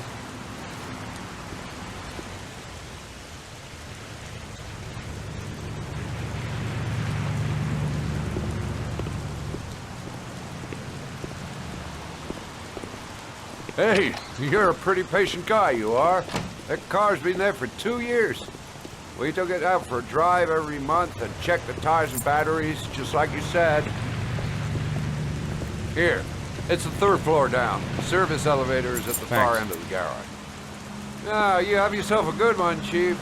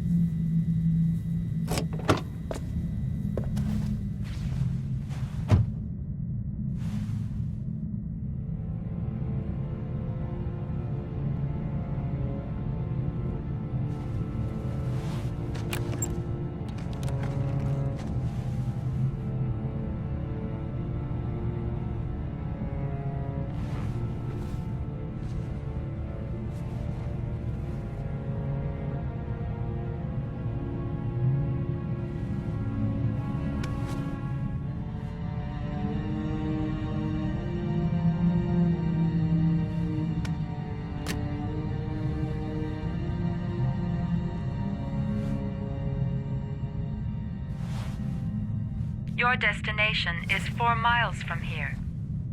Leave the parking lot and take the first right.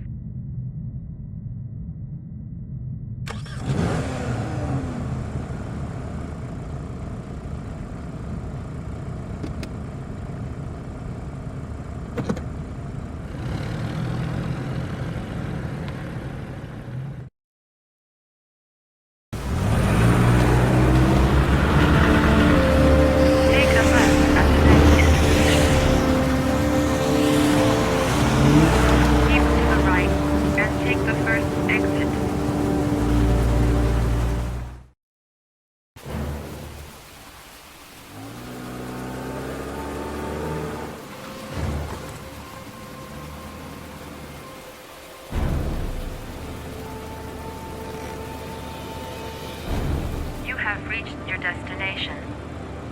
Are you ready to show your courage in order to save your son? Listen carefully. Take the highway and drive against the traffic for 5 miles. If you haven't reached your destination in 5 minutes, you will have failed. I can do it. I'd do anything to save my son. If I succeed, I'll get more letters for the hangar. It's my only lead. No turning back now.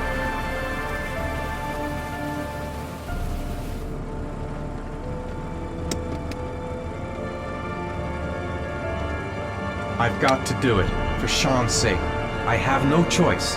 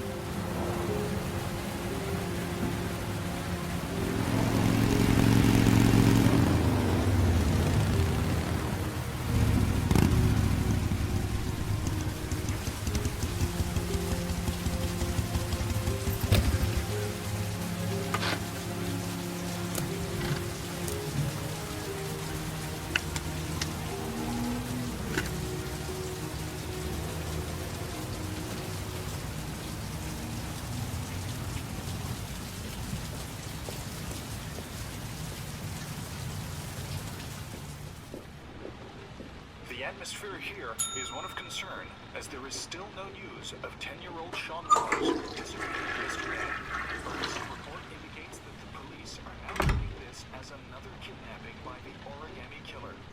If this information is confirmed, Hello there, sweetheart. What can I do for you?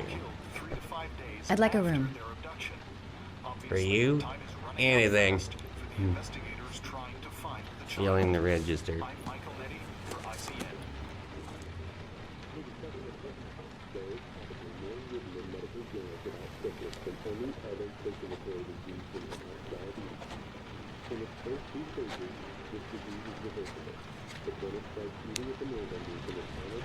Madison, page 27, single. How long will you be staying with us, Ms. Page? I don't know yet. Room 201. Last floor, stairs on the right, in the courtyard. Thanks. The pleasure was all mine. That's for sure.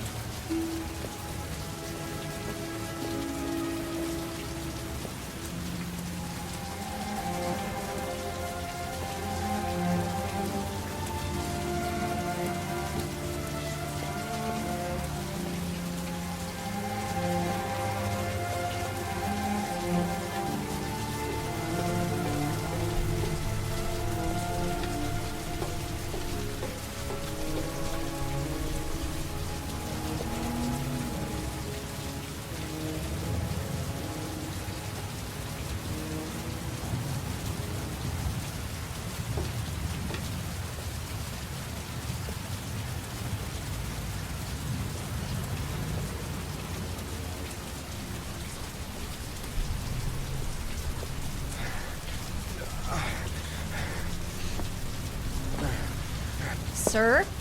Are you all right? I'll call an ambulance. No ambulance. You're badly hurt. You need a doctor. Please, just help me to my room. It's number 207.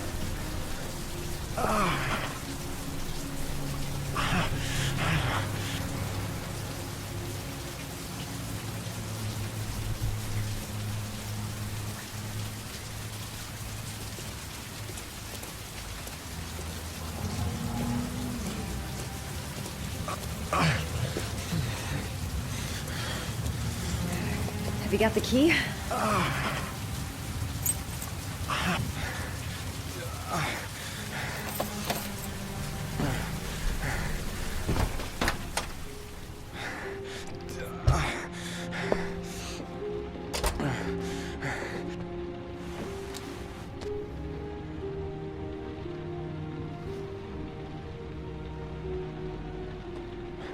You're really in bad shape. You should see a doctor. Must have one, maybe two broken ribs. It's not fatal. But it's sore as hell. Your head is bleeding. It looks deep.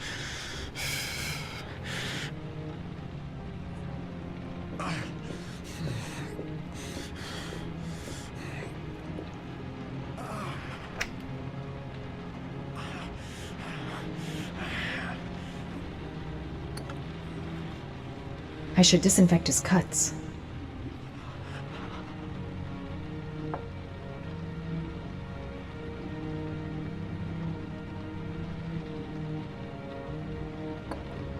Paraphenol anti-fever.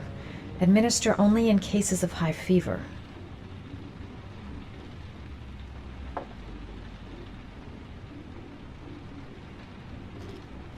Paracetamol painkiller. Administer in cases of intense pain. Do not take more than one pill every 24 hours. Necophren 100 antibiotics. Administer to combat infection. Here. Take this. It should do you some good. What is it? It's an antibiotic. An antibiotic? I'm no doctor, but I don't think there's any risk of infection with a broken rib. Okay, I'll see if I can find anything else.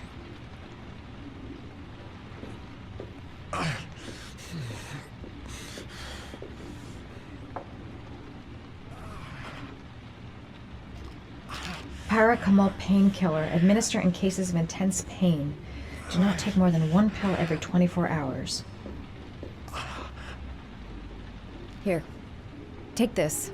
It should do you some good. It's a painkiller. It'll help reduce the pain. It says on the box to take 1 every 24 hours. I don't think it's a good idea to exceed the dose.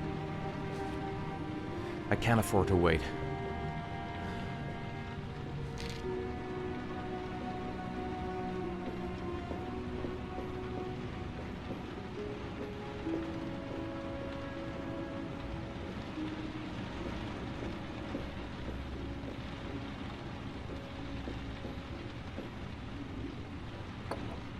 Paraphenol anti-fever. Administer only in cases of high fever.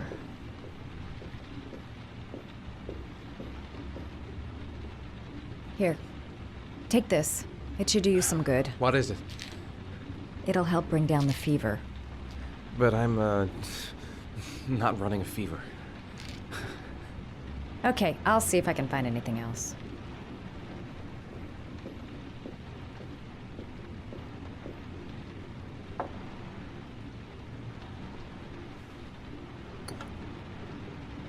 I should disinfect his cuts.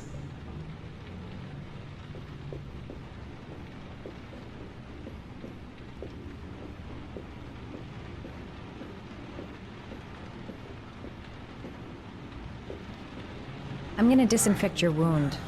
This might hurt a little.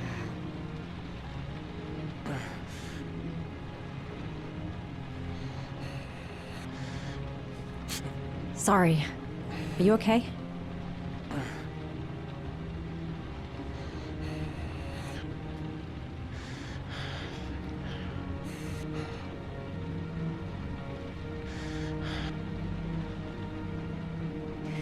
There.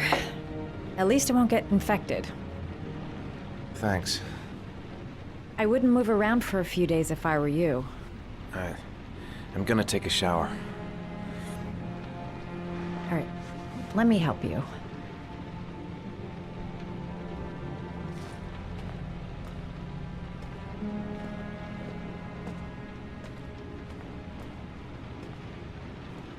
I'll wait here until you come out. Let me know if you need anything.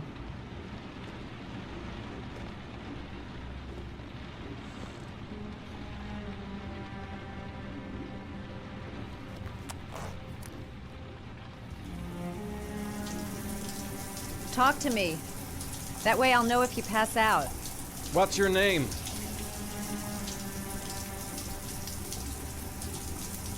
Madison.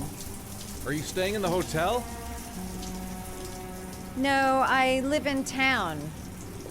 I suffer from chronic insomnia. I seem to only be able to sleep in motels. Don't ask me why. Whenever I get too exhausted, I come and spend a night here. I'm just passing through. And what else do you do, Madison? Apart from fixing up strangers. I'm a photographer. I take pictures of furniture for fashionable design magazines. And you? I'm an architect.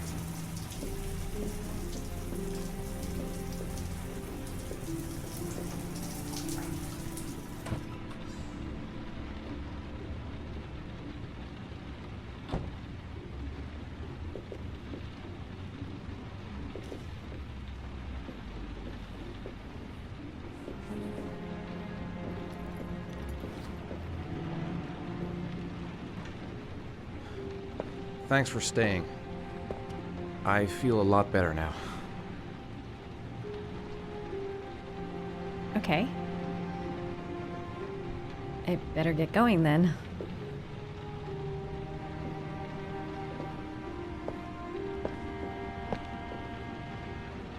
By the way, you never told me your name. Ethan. Be careful, Ethan.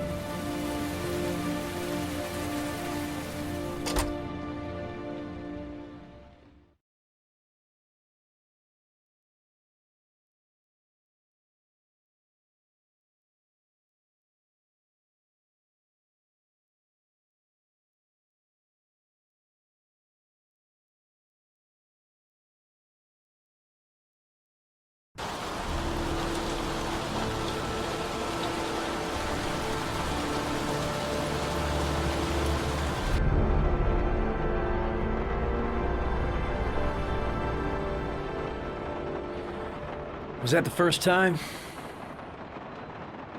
Sorry? First time you killed somebody.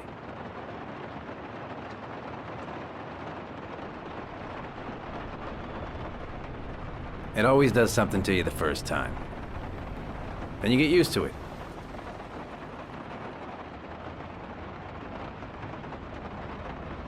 I'm not sure I want to get used to it.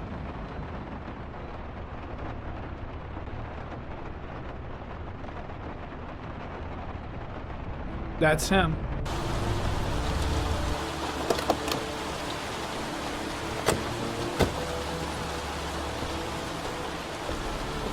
Miroslav Korda? Yeah? Lieutenant Carter Blake, I'd like to ask you some questions.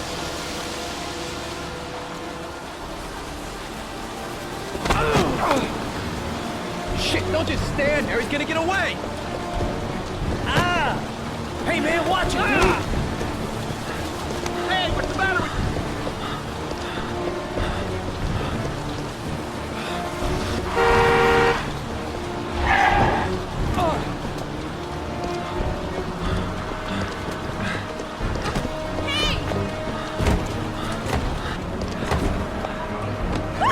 Hey, watch it, man!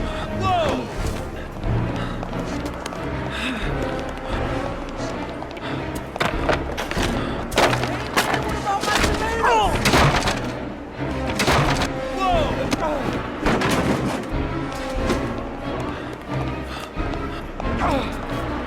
Hey, man, watch it!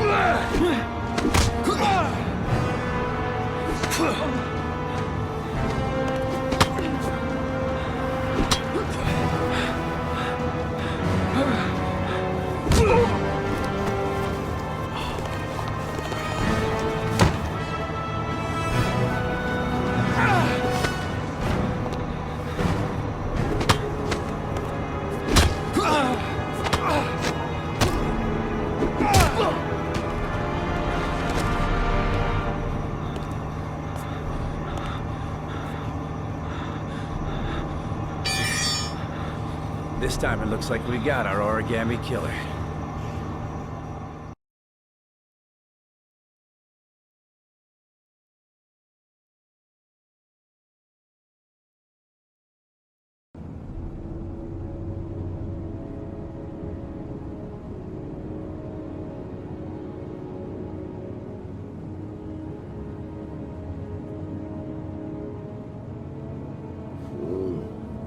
No.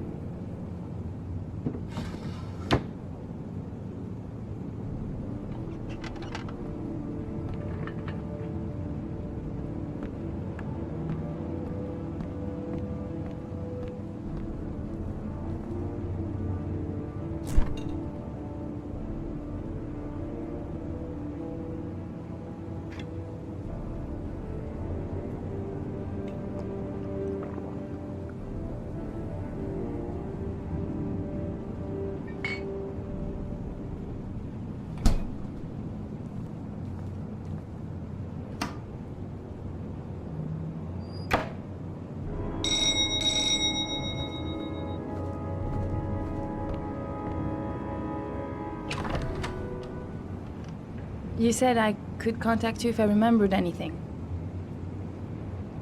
Can I come in? Sure.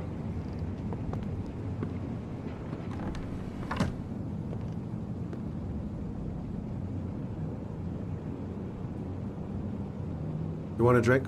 Yes, glass of water, please. Take a seat, I'll get it.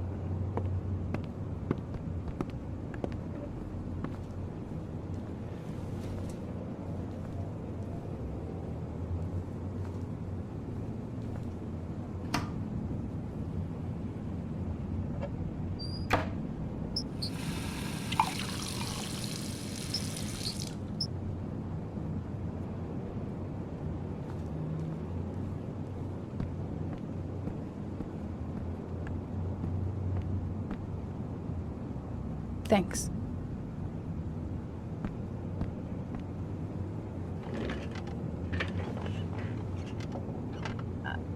I just remembered something.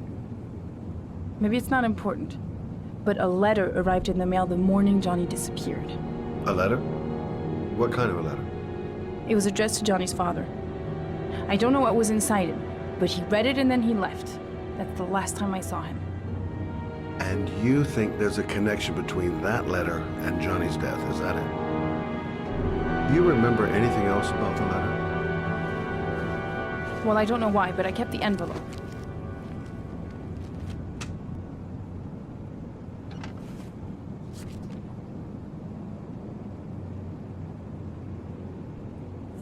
Nothing particular. Except the address. The address? It was typed with an old typewriter. Could be a lead, you never know. Well, thanks for your help, Lauren. I'll let you know if it leads to anything. Wait, I can't just sit around and do nothing while you're out there looking for the man who killed my son. Ever since you came around, I've been thinking, and I want to come with you. Help you in your investigation? There's nothing you can do to help, Lauren. It's not a good idea. Believe me. If you won't let me help you, I'm keeping the envelope. It's all or nothing. Listen, an investigation like this is dangerous. And I don't have time to play the bodyguard. How many clues have you got, Mr. Shelby? This envelope. Maybe your only link to the killer. I understand. It was a stupid idea. Sorry for wasting your time, Mr. Shelby. Wait. You're really something special, Lauren. I'll give you that. I'm just a mother. A mother who wants to find out who killed her son. Are we partners?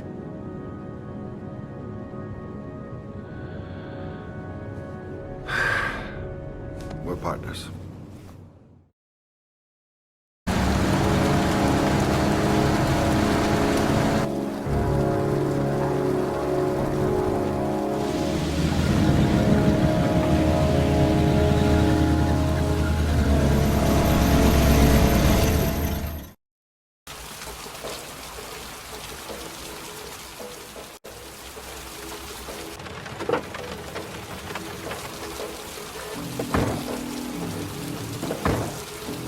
Maybe you better stay in the car.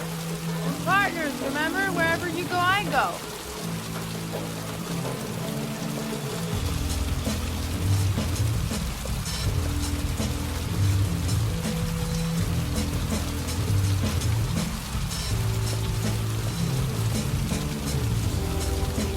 What are we doing here? We come to see Gordy Kramer. Kramer? The bigwig tycoon from Kramer Construction? No, his son. You think maybe he's the origami killer? For now, I just have a few questions that need answers.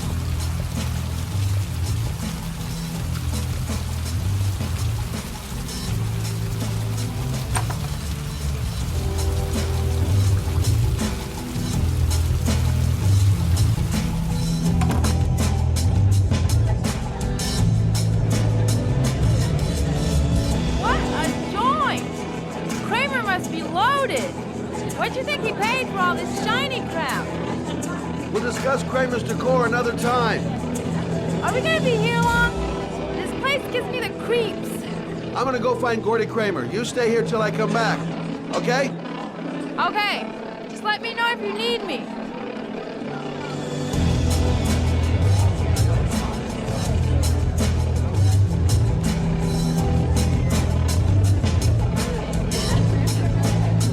Excuse me. I'm looking for Gordy. I saw him going upstairs a while ago. I'd be surprised if he comes down again this evening.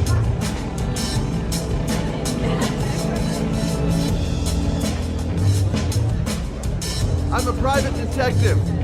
I'd like to speak to Gordy Kramer. Gordy hasn't seen anyone. Beat it.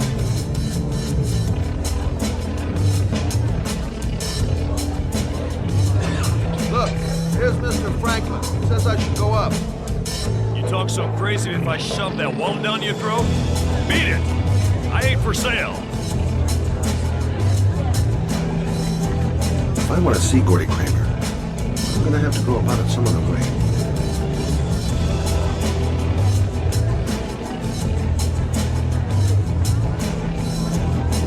Hi, I'm Scott. I'm looking for Gordy. Have you seen him?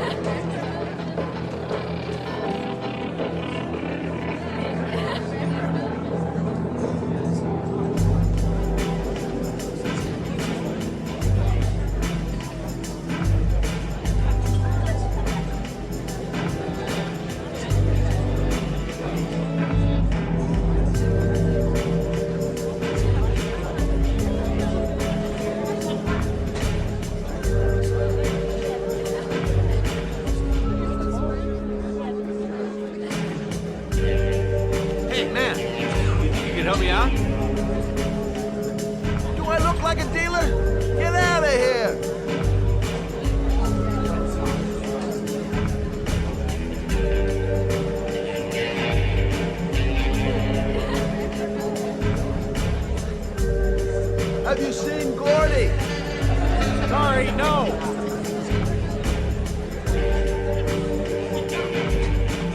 Whiskey straight up, no ice.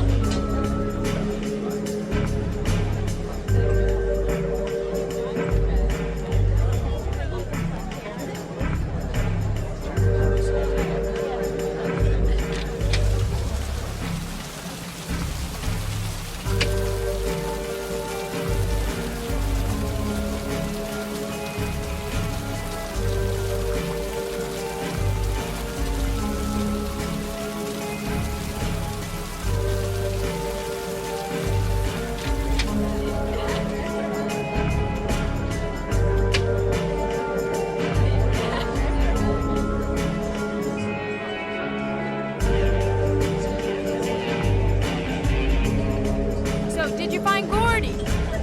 He's upstairs. He's got 2 goons blocking the way. Do you want me to handle them? Hey, what are you gonna do? Knock him out with a pair of high heels? Leave it to me. Just be ready to go as soon as they leave the stairs.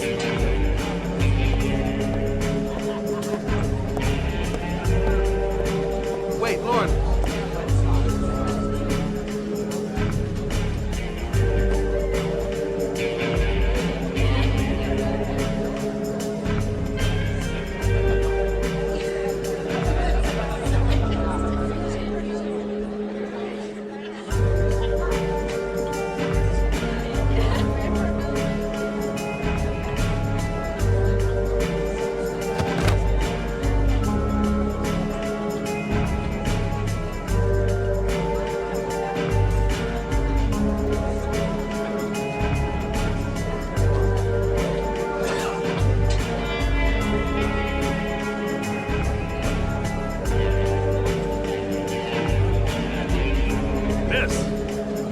Miss, are you all right?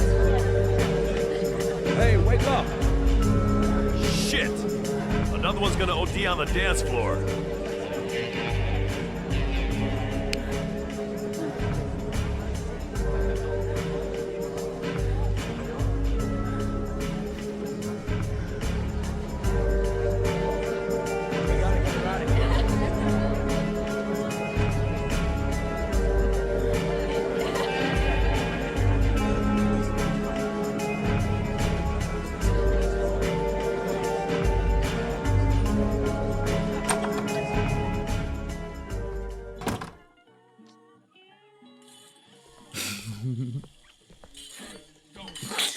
Mr. Kramer? Shh! This is the best part. My name is Scott Shelby. I'm a private detective. I'm investigating the case of the origami killer. I'd like to ask you a few questions.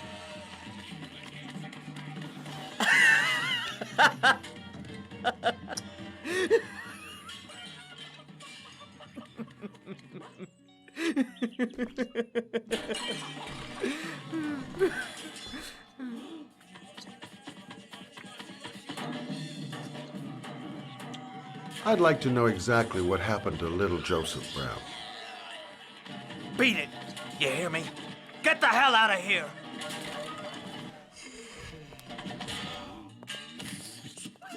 What do you want? A witness saw little Joseph Brown get in the back of your limousine. That was the last time anybody ever saw him.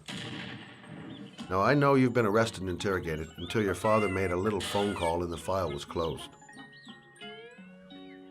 I'd like to hear your version of the facts. The kid was lost. I just offered to drive him home. The police arrived, I explained the misunderstanding, and I was released. End of story. Nothing to get excited about, right? I don't know why, but your story just doesn't check out. You're giving me the crap now.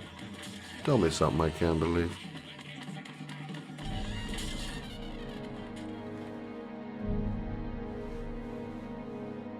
Very well. I'm the origami killer. I get my victims into my car. I drown them in rainwater. Then I dump them on a wasteland with an origami figure in one hand and an orchid on their chest. I do that because I'm bored, Mr. Shelby. And it's a creative and entertaining way of having fun. Is that good enough for you? Or do you want more? This interview is over.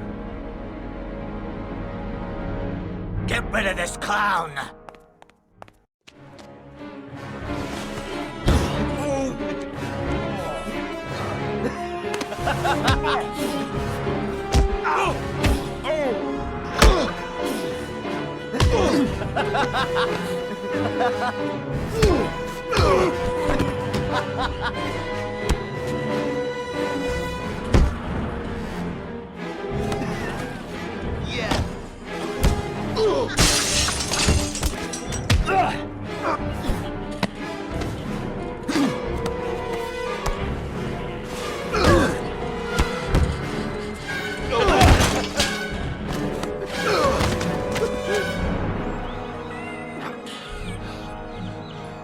It's a dangerous game you're playing, Kramer. Do you know who my father is? He only has to lift one finger and you won't wake up tomorrow morning. You're the one that should be afraid, Mr. Shelby, not me.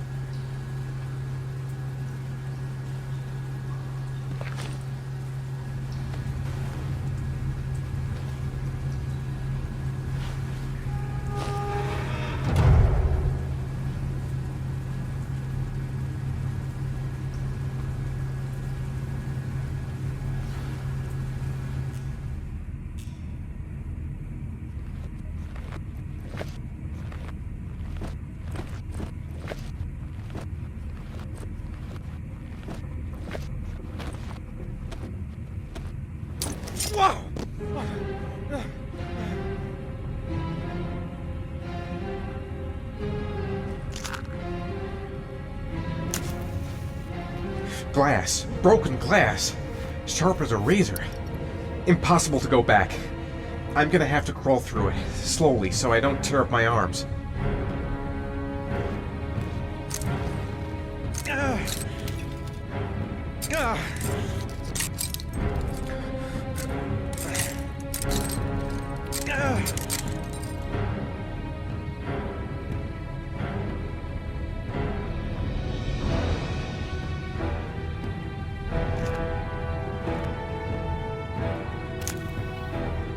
The match flame. It indicates where the fresh air comes from. All I have to do is follow the wind.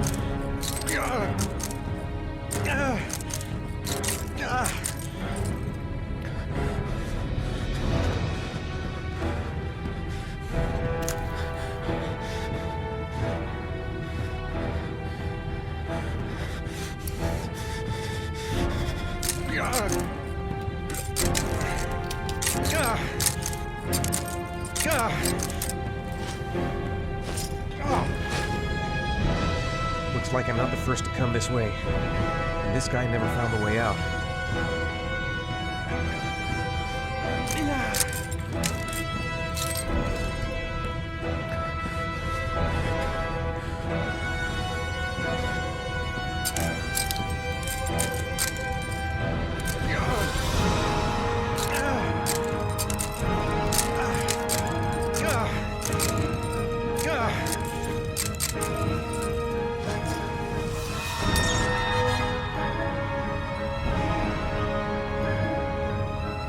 The match flame. It indicates where the fresh air comes from. All I have to do is follow the wind.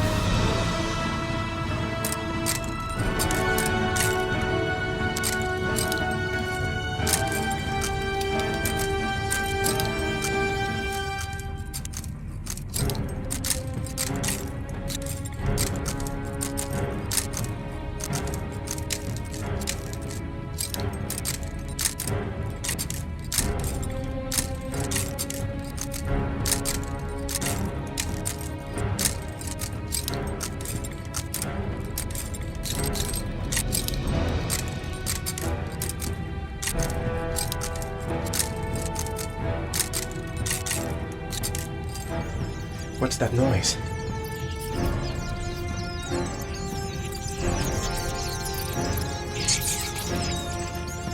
Rats. Charming. If they got in, then maybe I can get out.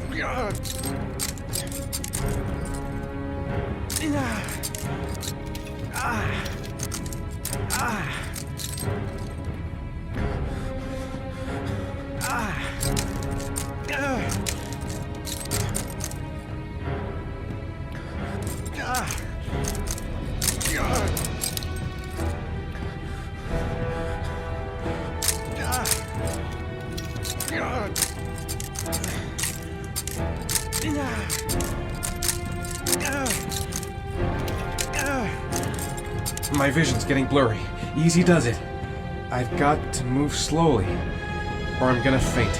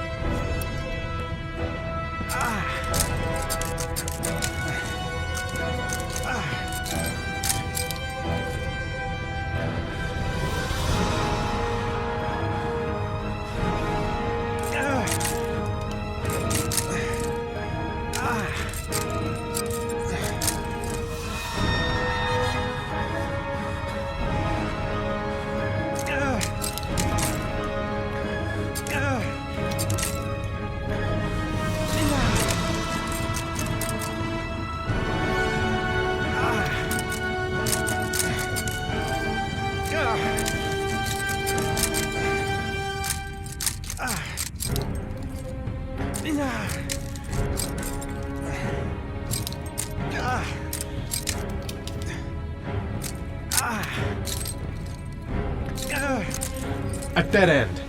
I'm gonna die in here if I don't find a way out soon.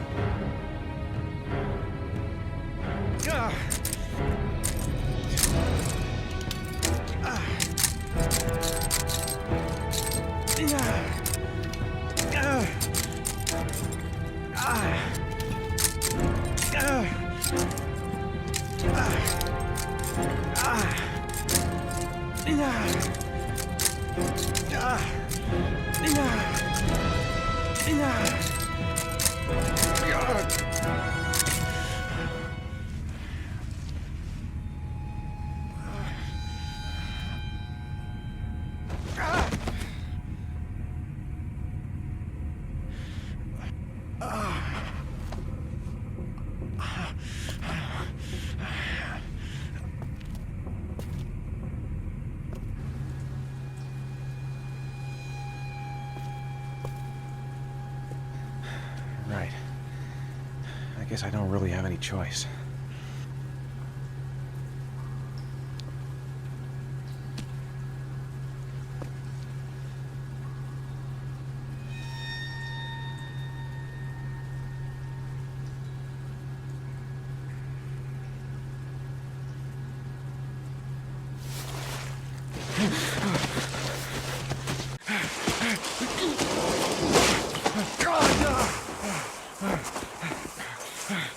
God!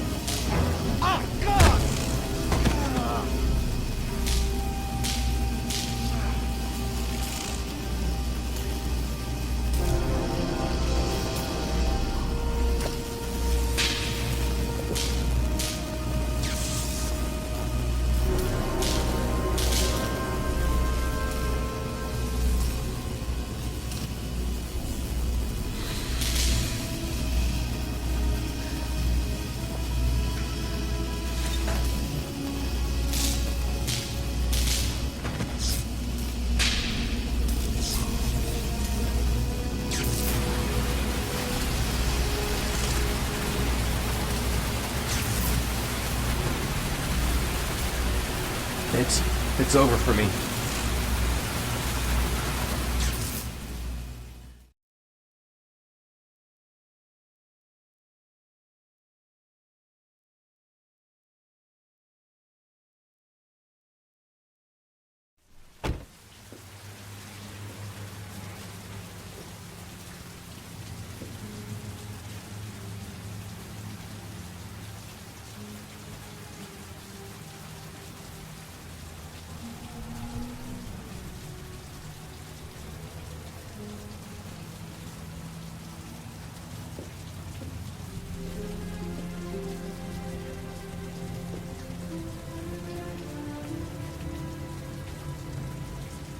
Oh my god.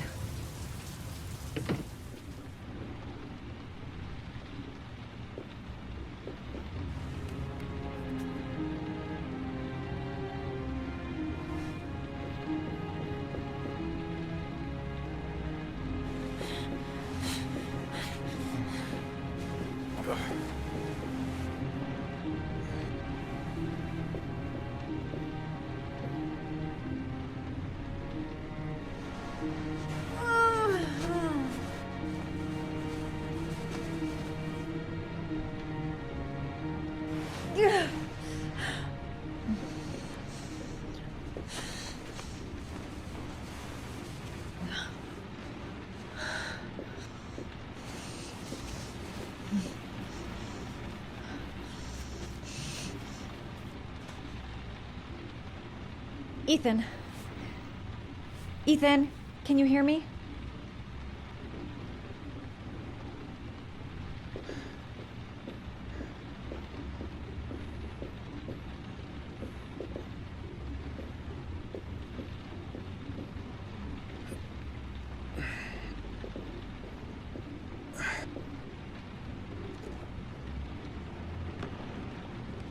Origami figures. What is he doing with them?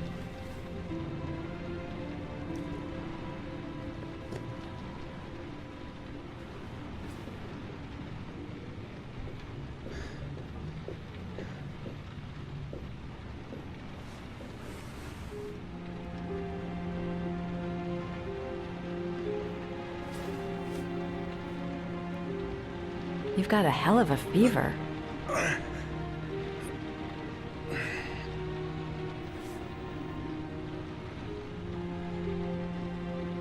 Are those burn marks on your chest?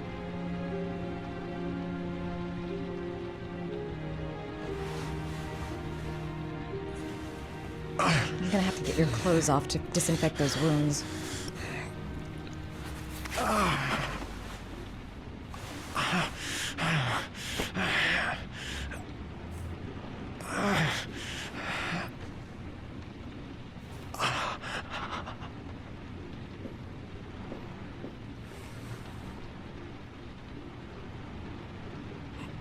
Those are serious burns. I don't know if I can do anything for you.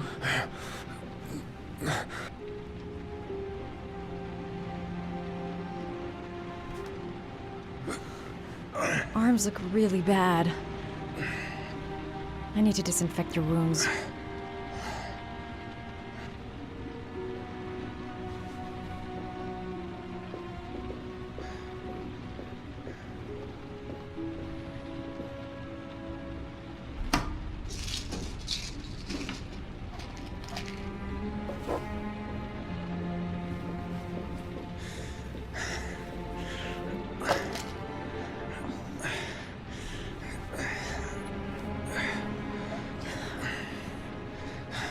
I'm no doctor, but I'll do what I can.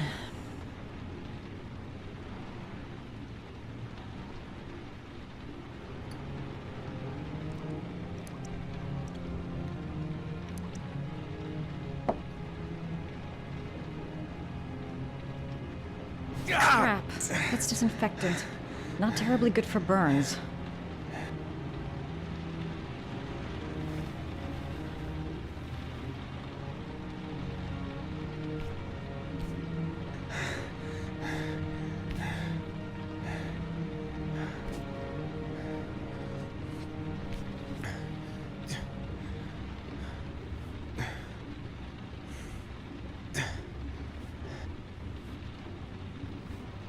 Your wounds are disinfected.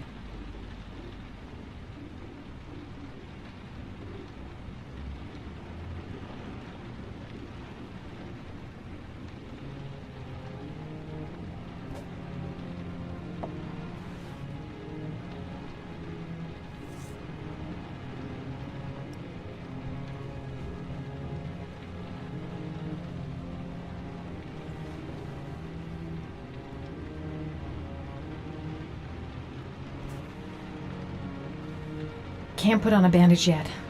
Gotta treat the wounds first.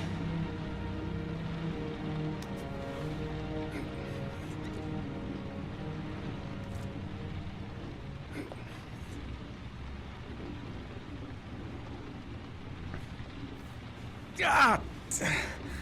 Sorry. I'll take it easy.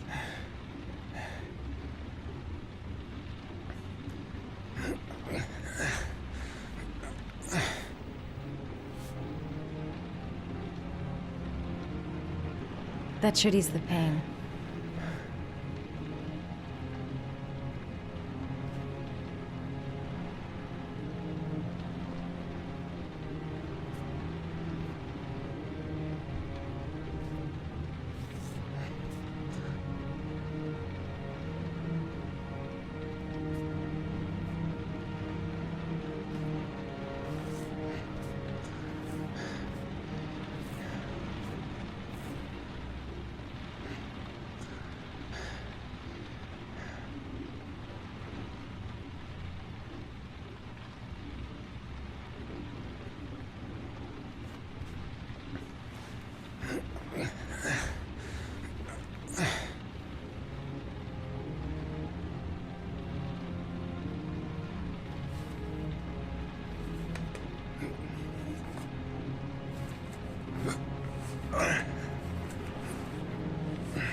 That's all I can do. How do you feel? Ethan? He's unconscious. Now I'll just have to wait. And hope he wakes up.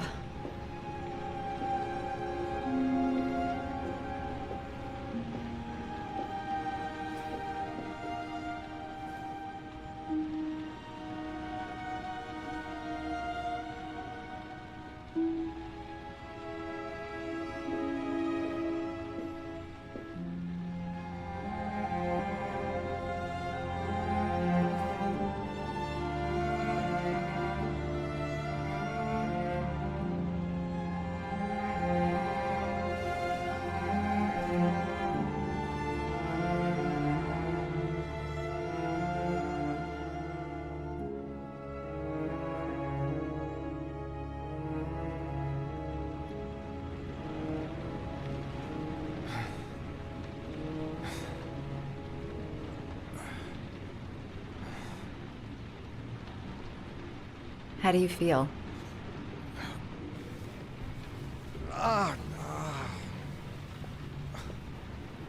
I've been better. Was I out for long? About 3 hours. Why the guardian angel act? You don't even know me.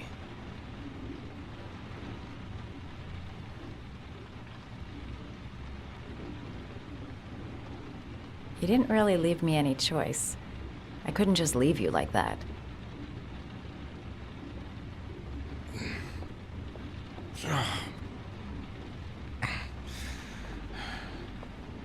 You said you were here because you're an insomniac?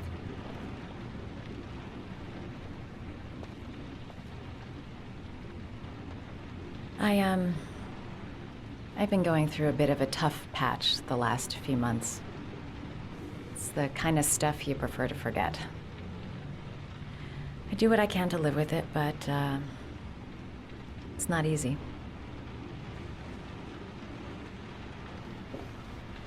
You seem to lead a dangerous life. It's not the one I chose.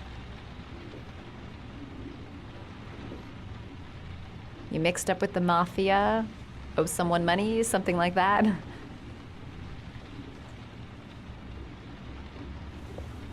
Listen, I'm truly grateful for your help, but for your own sake, I think it's better if you don't ask any questions.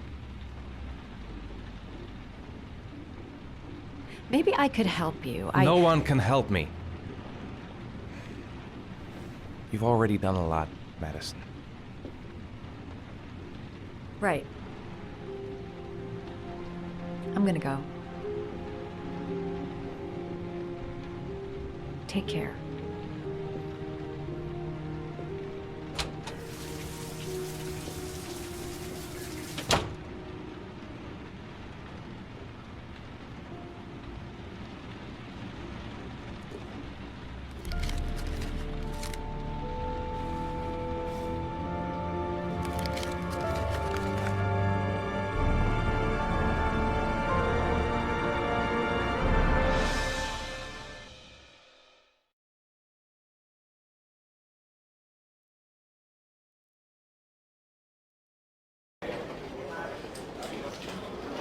I didn't do it. I swear I didn't do it. I've got nothing to do with that business. I never killed Oh, nobody. no? Then why did you run away when they came to question you? I already told you I forgot to report to my parole officer. I didn't want to go back to prison.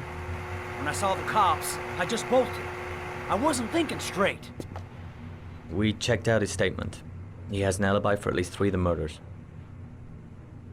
Fuck, that bastard was a perfect fit. Shit!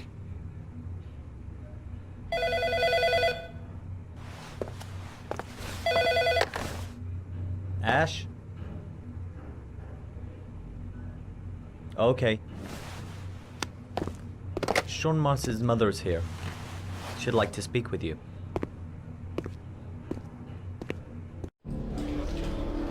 It was a few months back, the middle of the night. It was pouring down. Ethan came home completely drenched at about 3. I asked him where he'd been. He spoke about drowning, the rain. He didn't make any sense. There was something in his eyes. As if it wasn't really him. There may be no connection, but the next day there was that announcement about another victim of the origami killer. Find my son. I'm begging you.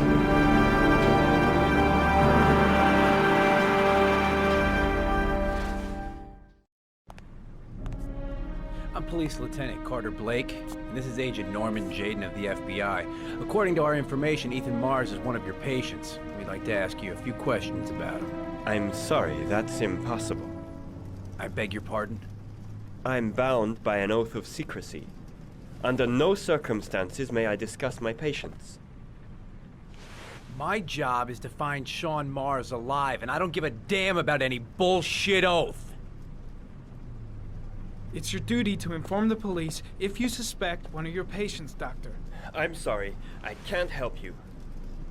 And now I must ask you to leave. You need to cooperate. For your own sake. I know you don't want to protect a murderer. If you know anything, you must tell us, Doctor. Are you threatening me? I'm just giving you some free advice, Doc. I suggest you take it. He's right. Legally, you gotta tell us what you know. I am going to call the police and make a complaint about your behavior. Doctor, you are really pushing my buttons. The only thing I'm interested in is saving that kid's life. So, you're gonna be a good boy and tell me what I want to know, or I am really gonna lose my temper. Sean Mars's life may depend on what you know. Tell us what you know, Let Doctor. go of me. You have no right.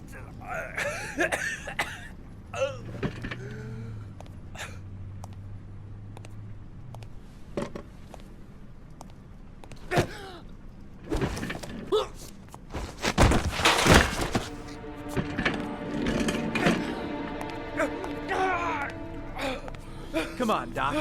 There's an easy way and a hard way. It's your fucking choice. Doctor, a child's life is at stake. You may know something that could help us save him. If you don't let go of this man immediately, I'll report you and you'll be off the case. What the hell's the matter with you, Norman? Were you getting cold feet? You don't want to save Sean Mars anymore? I want to save Sean Mars just as much as you do, but that doesn't give me all rights. So you're gonna stop this shit right now! Ethan Mars has had psychological problems since his first son died. Feels responsible for his death. A sort of morbid neurosis. He is haunted by visions of drowning bodies. A few weeks ago, after one of our usual sessions, I found this on the floor. It must have fallen out of his pocket.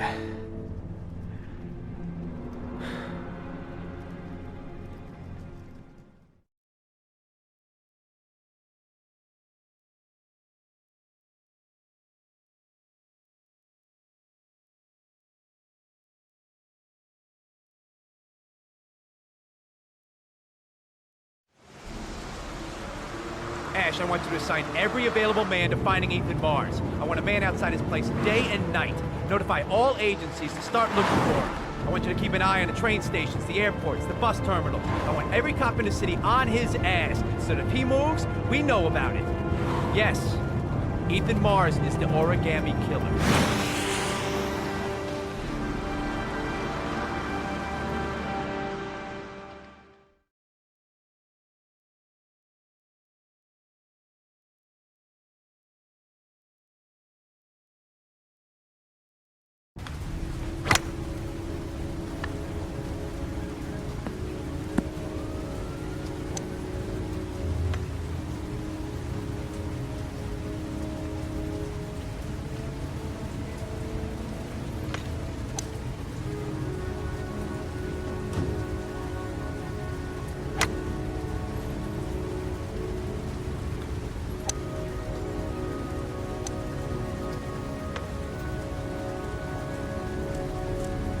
Nice shot.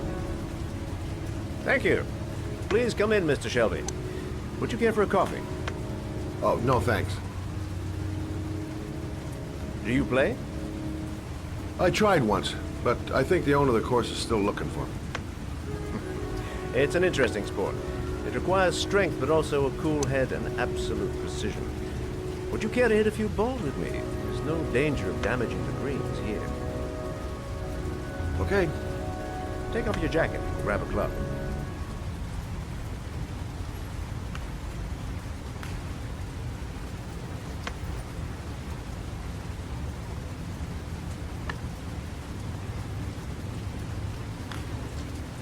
The balls are in that basket.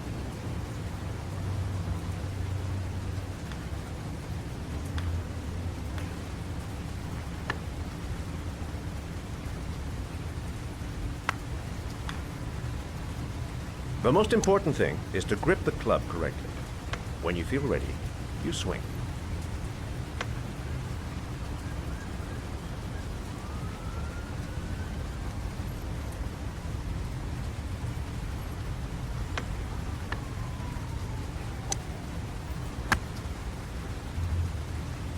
Well, it's only your first ball. You should try to strike it a little harder next time.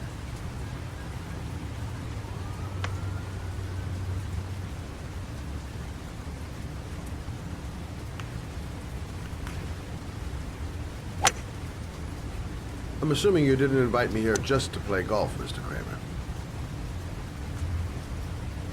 I hear you've been asking questions about my son. That's right. I want to know if Gordy is linked to the origami killer case in any way.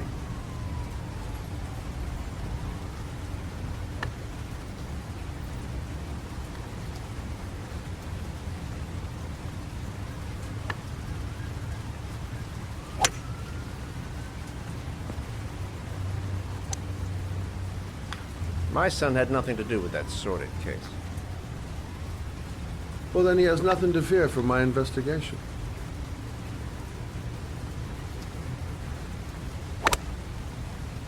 You have no business investigating my son. I told you, he had nothing to do with it.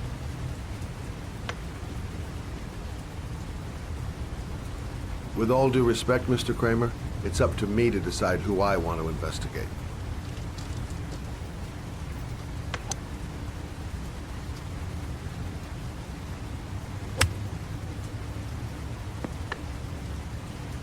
I'm an influential man, Mr. Shelby, and I pay very well for loyalty. Are you trying to buy me? Let's just say I'm trying to show you where your interest lies. How much do you want to leave my son alone? I think you misunderstood me. I don't play that game. Don't go near my son, Mr. Shephard. If you do, you'll regret it. Have a nice day, Mr. Kramer.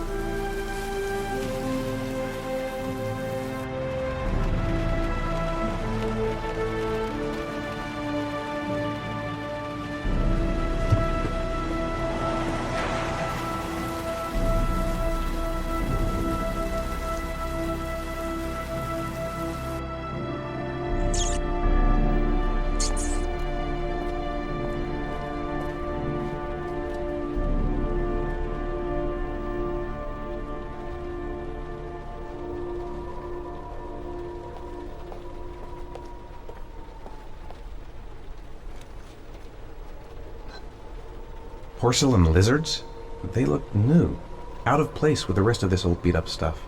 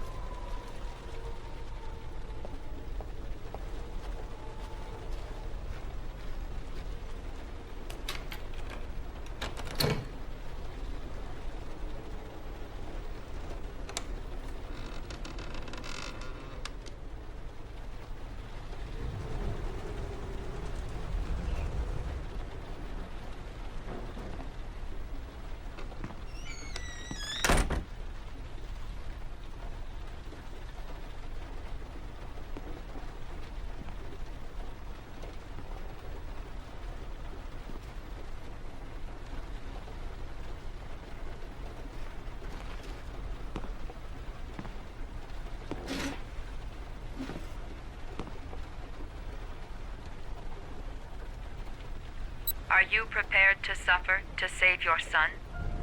You have 5 minutes to cut off the last section of one of your fingers in front of the camera. If you succeed, you will get your reward.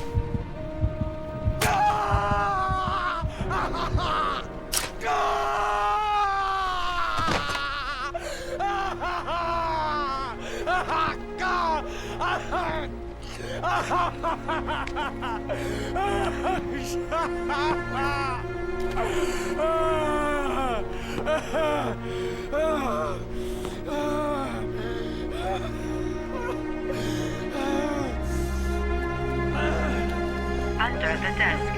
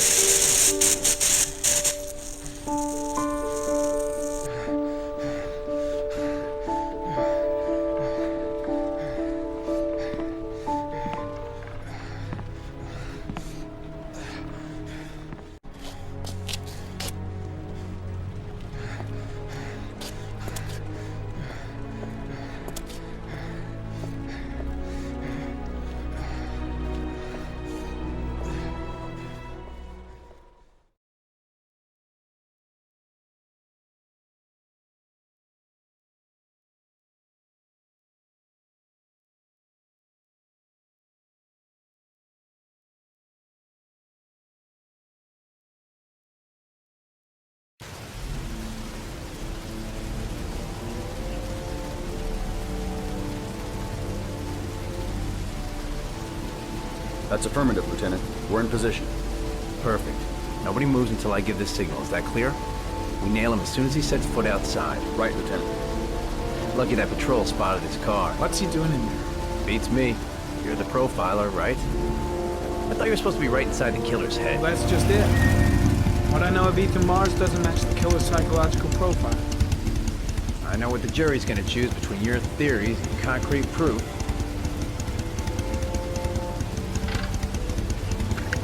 What the fuck is that girl doing there? Mars comes out now, she's gonna be in trouble.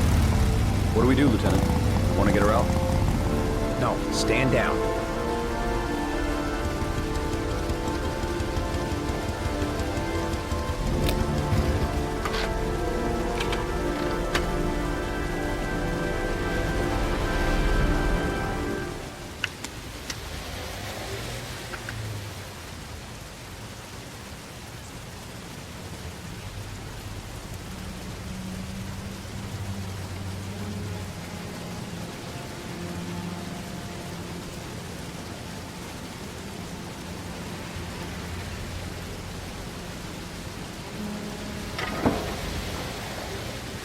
She's going inside. Maybe she lives there. Well, it's just as well. We don't want anyone hanging around if Mars comes out. Ethan, what happened? The police. They're out there. I think they're here to arrest you. We've got to find another way out. Shit. What's he up to in there? Wait for a go on my word.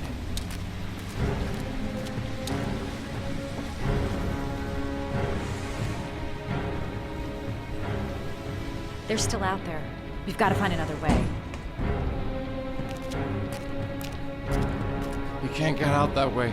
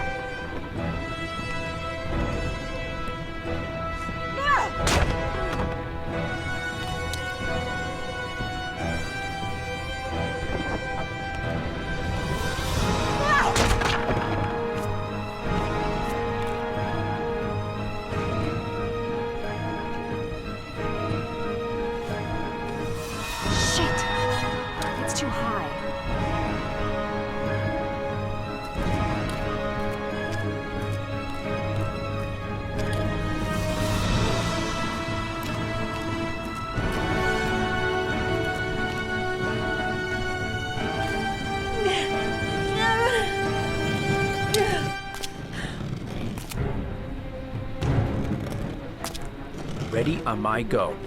Stay here, Jayden. Out of the question. I'm coming with you. 2 men at the door, hold your positions. It's a go.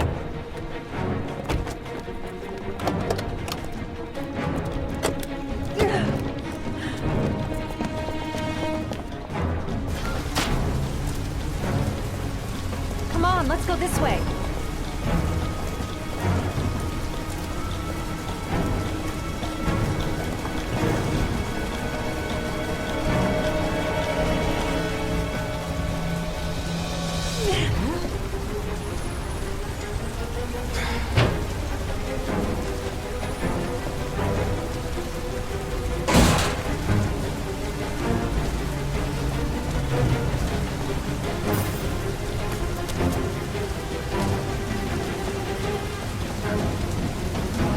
Don't move! I'll shoot!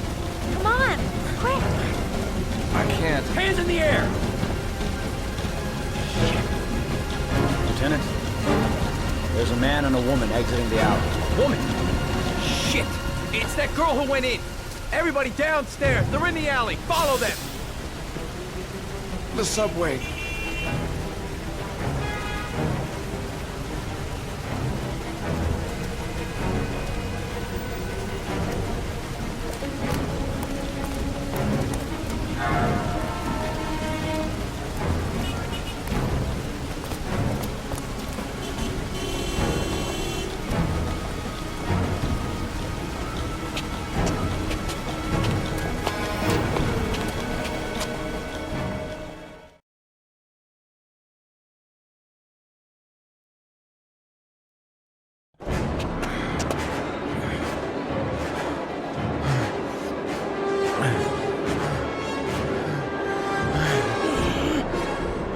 Ethan! Ethan, what's the matter?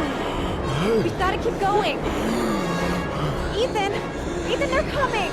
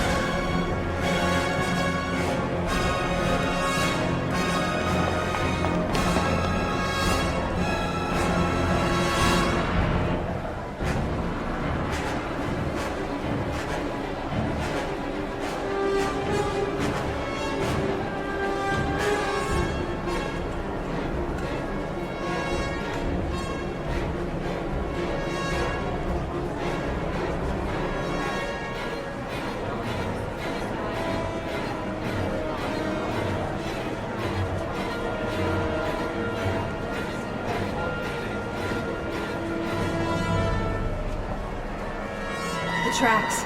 We've got to cross the tracks.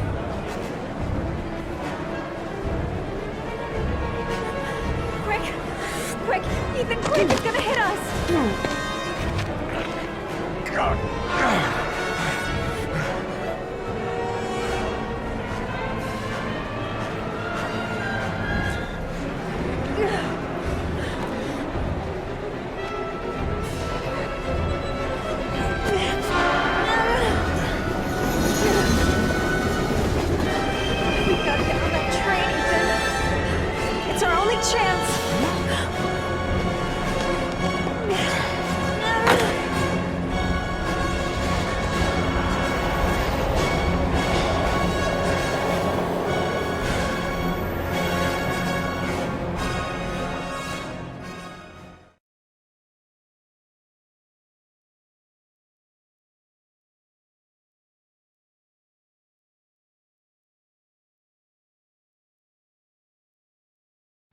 Less than an hour ago, we heard from the police who have identified the man thought to be the origami killer.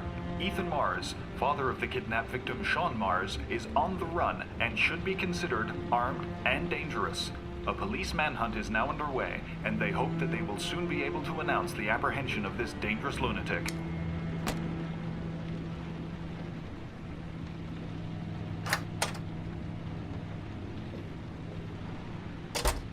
I brought some food. I didn't know what you liked, so I brought some of everything. I hope that's okay.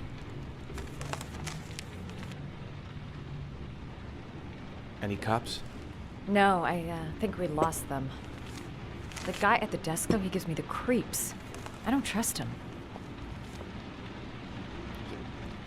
You're all over the news reports, Ethan. Every cop in the country will be hunting you. They say you're the origami killer. Is it true? Are you the killer, Ethan?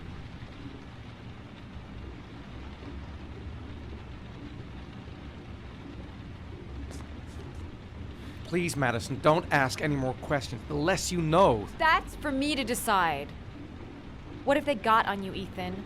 What have you done?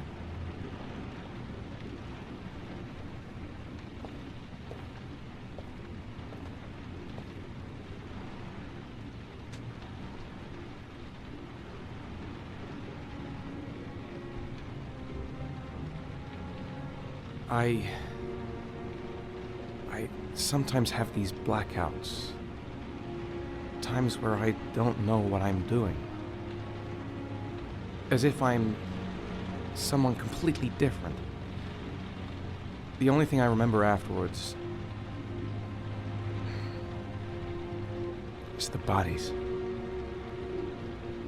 body's in the water. Why are you hurt, Ethan? Why were you in that apartment? I think my other self is testing me, testing my love for Sean. He wants to know if I love my son enough to save him. That means there's some part of me that knows where Sean is. But the only way to find him is to go through these trials. Why can't you tell that to the police? And tell them what? That I'm a schizophrenic who drowned his victims and has kidnapped his own son? They'd never let me go, and I have to stay free to save Sean. I have no choice. I'm his only chance. When Sean is out of danger, I'll turn myself in, but not until then.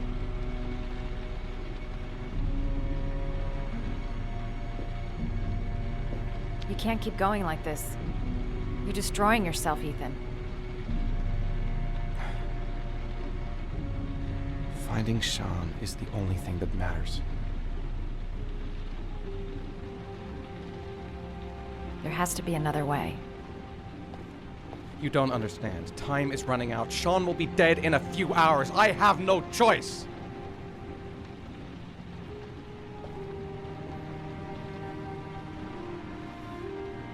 Please, Madison, leave.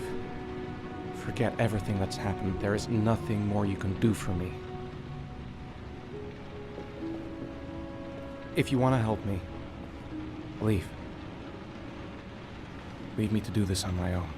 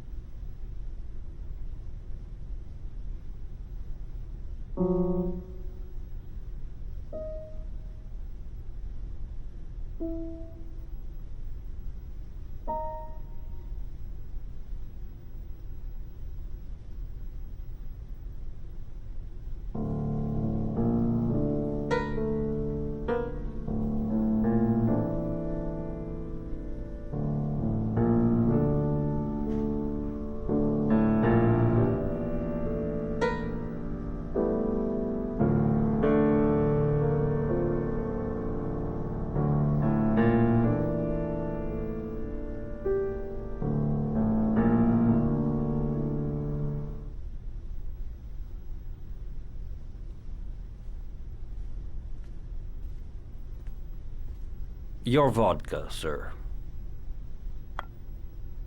Thanks. You look preoccupied, if you don't mind my saying so. Problems with the investigation? Blake is convinced that Mars is the killer. Not you. I thought there was some evidence to that effect. That's true. But it just doesn't make sense. His psychological profile doesn't fit. Neither does the geolocalization. I can't see this father drowning 8 victims before kidnapping his own kid. Mars is not the origami killer. I'd stake my life on it. Then who is? I haven't the faintest fucking idea. Maybe you should review the evidence in your possession. That's just what I was thinking of doing. Oh, one last thing, sir. You should be careful not to overindulge in you-know-what. It can be dangerous. Very dangerous. I'm trying to keep a handle on it, but that's difficult. It gets more and more difficult. It'll end up killing you if you're not careful. That would be most unfortunate, sir.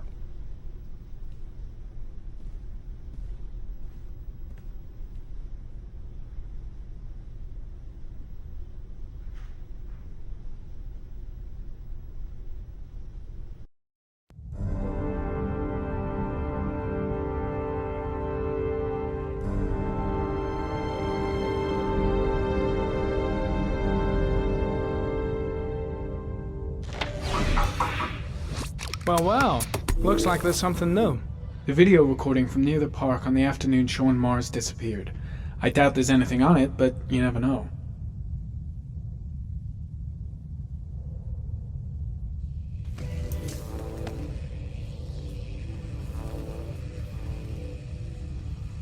$1,583 vehicles identified. That's not gonna help me find the killer's car.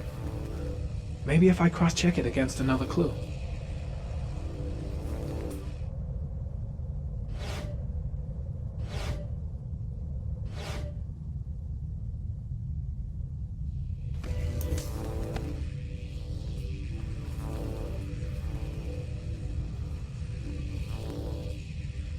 Harry, comment.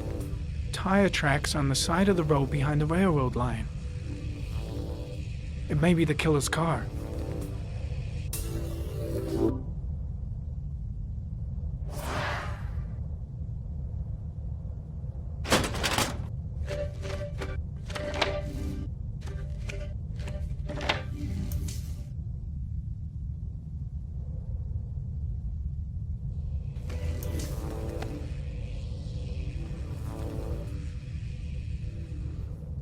There is always a railroad line adjacent to where the bodies are found.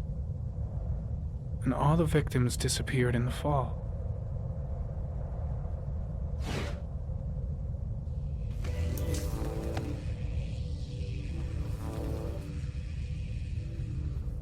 The killer is white, aged between 30 and 45. He is intelligent, calm, and determined. An organized type. He has a car. He's probably employed, but his work allows him free time.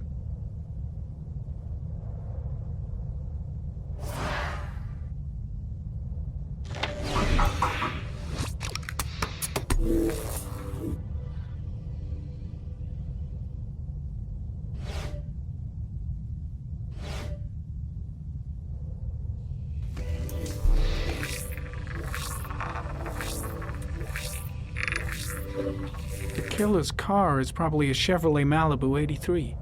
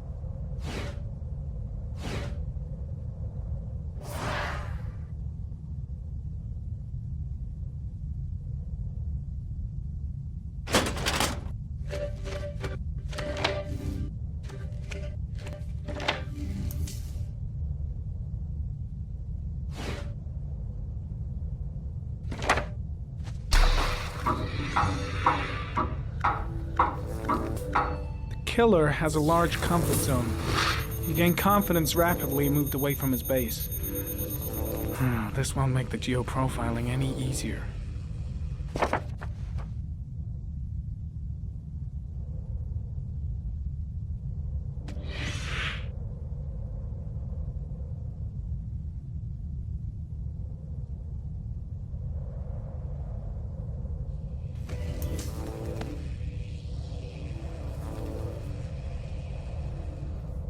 There is always a railroad line adjacent to where the bodies are found.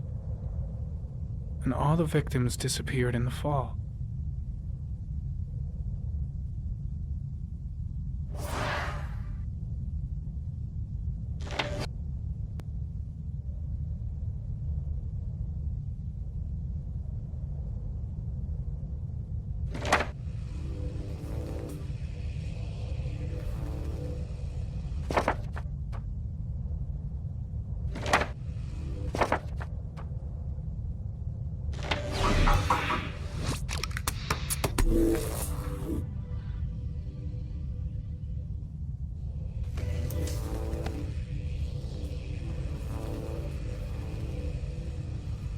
A Chevrolet model corresponding to the tire prints passed at 1602 heading for the park, when in the opposite direction at 1637.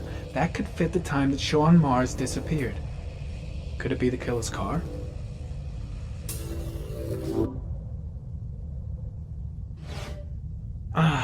Pity we can't see the driver's face.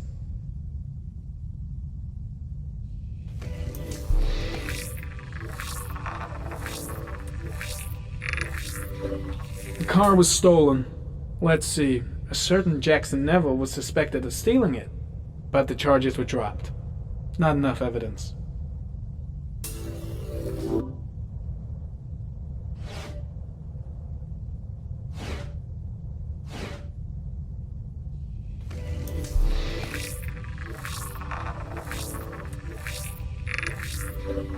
Jackson Neville, aka Mad Jack, involved in several cases of buying and selling stolen vehicles.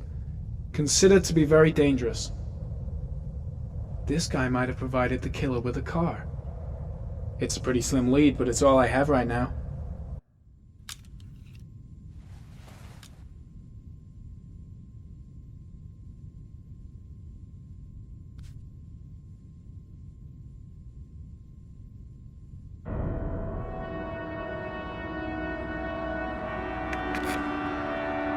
Oh, one last thing, sir. You should be careful not to overindulge in your walk. It can be dangerous. Very dangerous. Shit, it's coming. Trypticane. The tube is on the bedside table. All I need is to take some. and the pain will go away.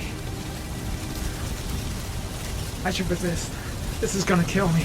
I know I can resist. I just need to stay in control and do something until it goes away.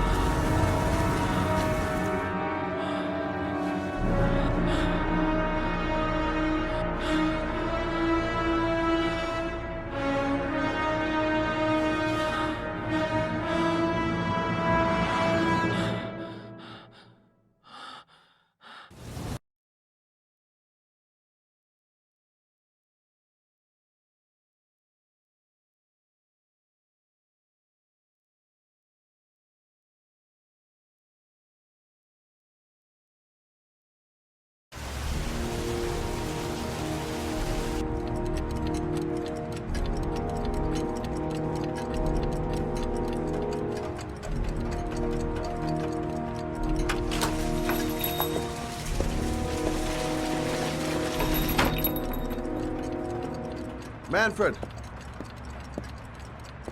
Manfred! Anybody home?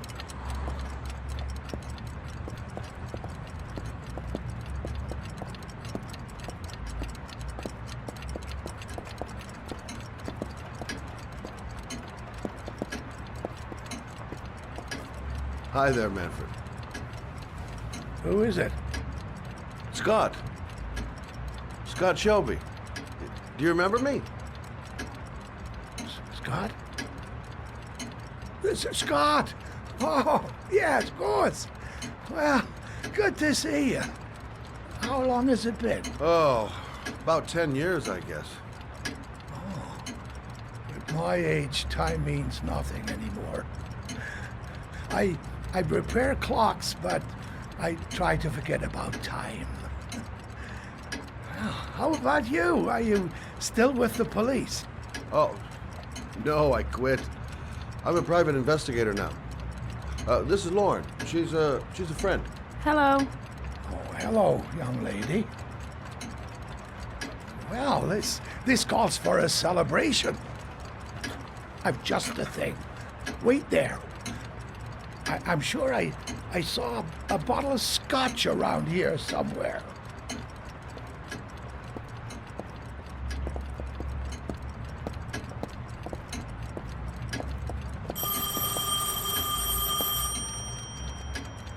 Do an old man a favor, would you, Scott? Tell them to call back this afternoon. Sure, no problem.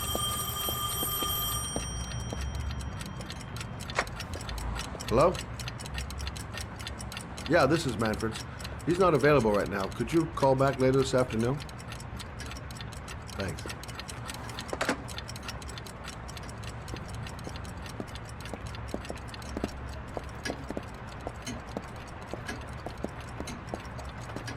Well, to old friends.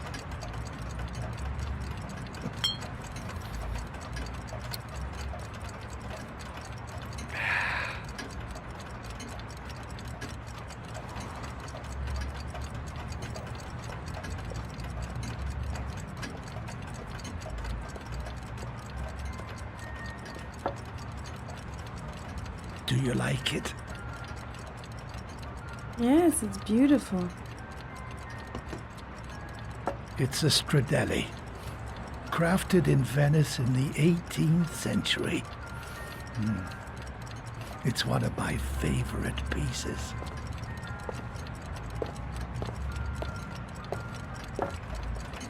Tell me, Scott, what brings you back after all these years? I'd like you to have a look at an envelope. I thought maybe you could tell me about the typewriter that was used to type the address on it. Oh, let's have a look. Now, could you pass me the magnifying glass from behind the counter, sure, please? I'll get it. My eyes are beginning to fail me.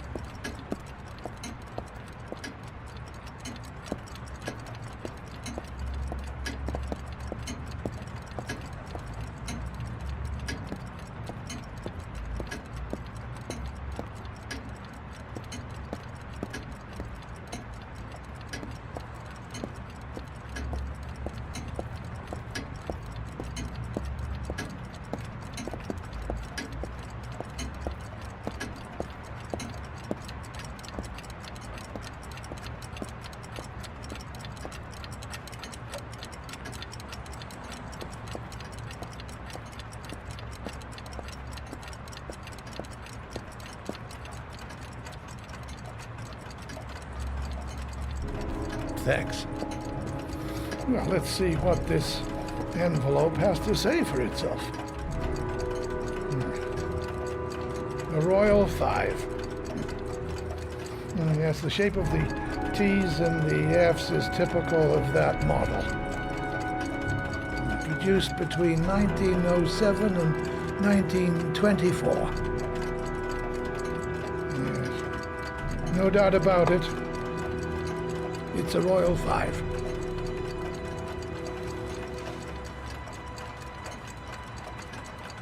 These typewriters, are they rare?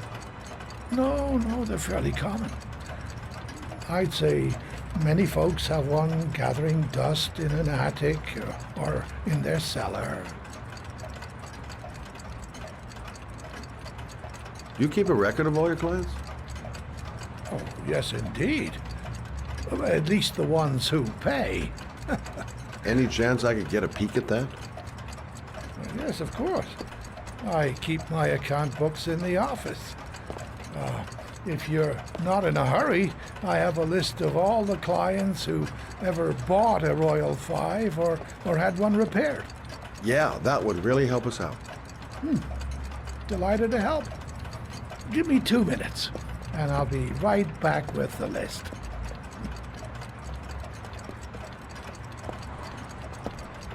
You think the killer's been here? If he has a 1920s typewriter, he may have needed Manfred's services to get it fixed. We'll know when we get the list.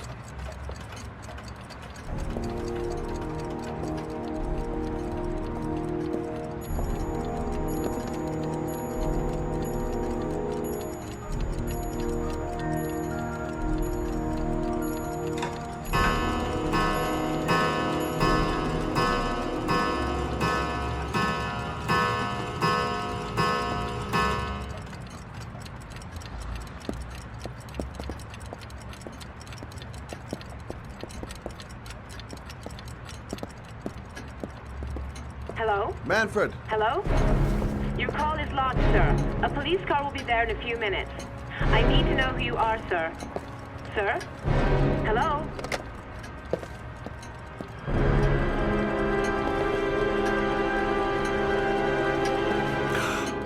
Oh my God! He's dead. Oh, God. Scott? Oh my God. What are you doing? I'm calling the police. The killer has already called the police. I think he wants us to be his scapegoats. We gotta get the hell out of here. What do you mean? We have nothing to do with his death. We were just here when it happened. Look, we're running out of time to find Sean Mars. The last thing we need is 24 hours in a police station explaining this whole thing. Well, so what do we do?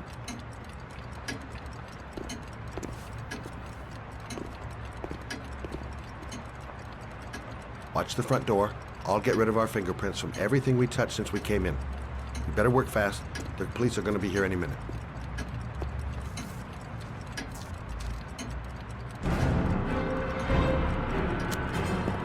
What are you doing, Lord? If someone comes in, we're going to be in trouble.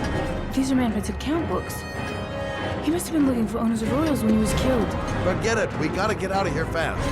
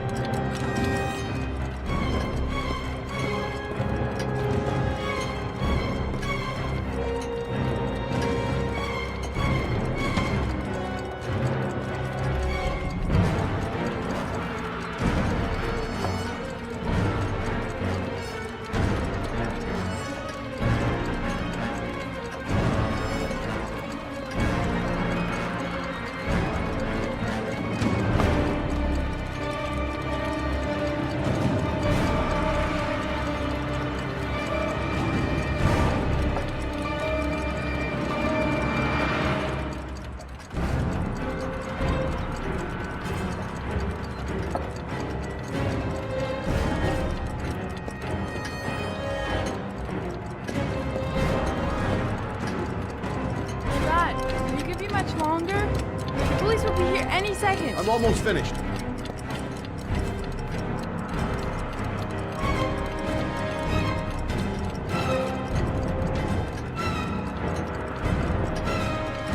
That's it. We're done. You get all the prints?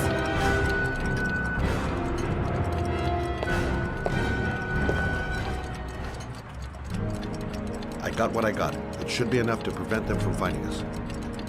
Come on, let's go.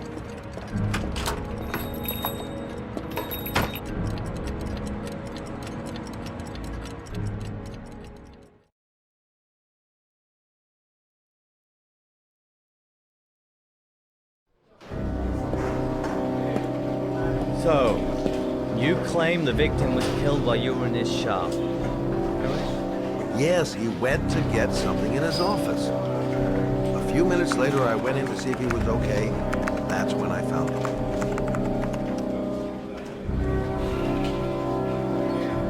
You should have called the police immediately, Mr. Shelby. Would have saved us dragging your ass down here. Listen, we had nothing to do with his murder. We were only there by coincidence. I just wanted to spare myself a few hours declaring I didn't see anything to a police officer.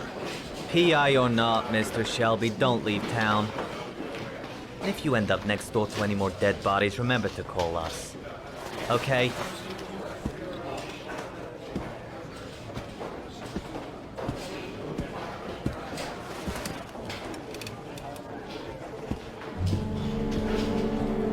Well, well, Scott Shelby. You in trouble again? Wrong time, wrong place. You know what it's like. Don't sweat it. I'll take care of it. For old time's sake. Thanks, Carter. I owe you one. You on to anything at the moment?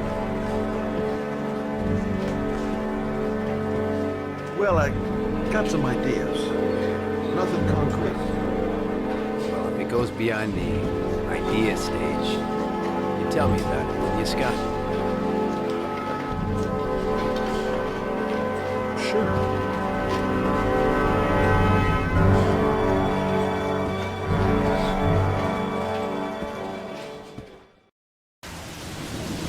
Where are we going? I'm taking you home. This is getting way too dangerous. No way. We're partners, remember? We had a deal.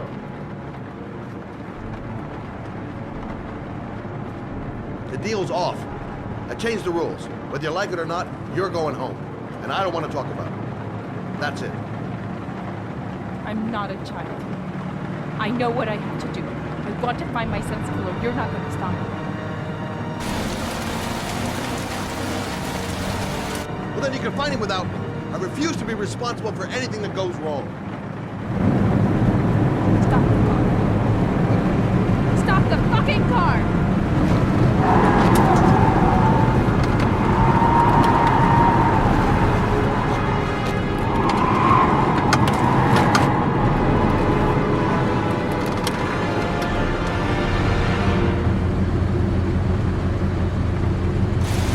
You're not gonna help me back to tell my Johnny. I'll do it on my own.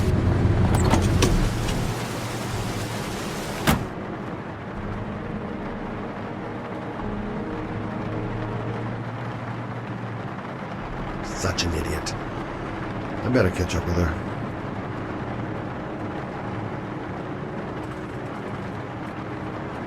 I can't just leave her like that. She'd do anything to find the guy who killed her son.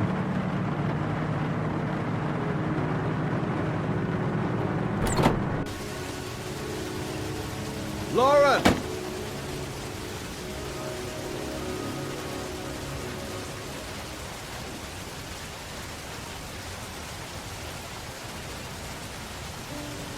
I miss him. Miss him so much. Do anything to hold him once again in my arms.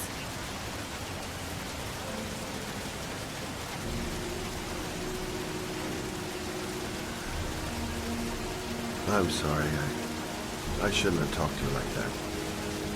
It's just that I wouldn't want to see you get hurt.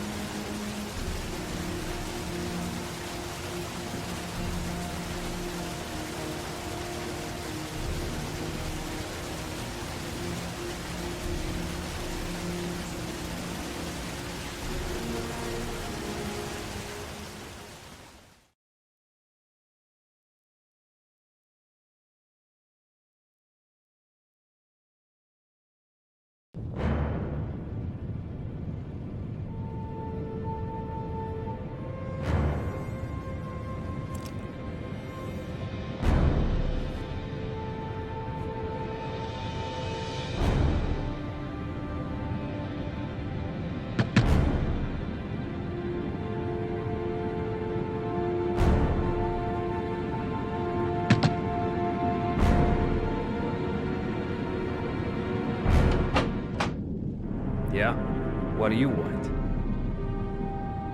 Oh, fuck it.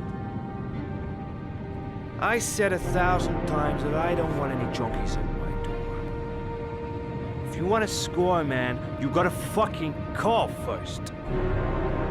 Come on. Beat it.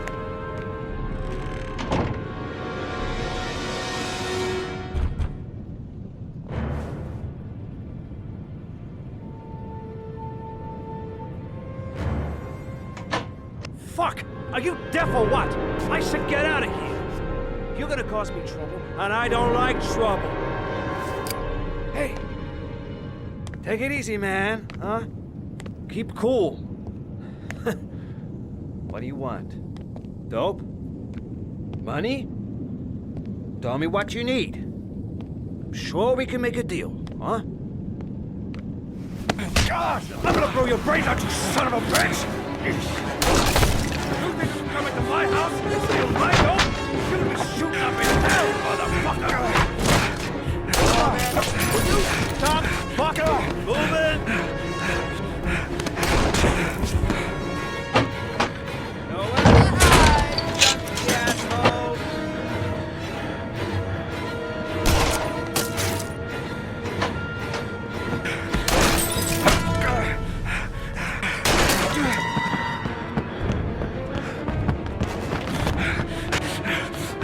See ya, buddy.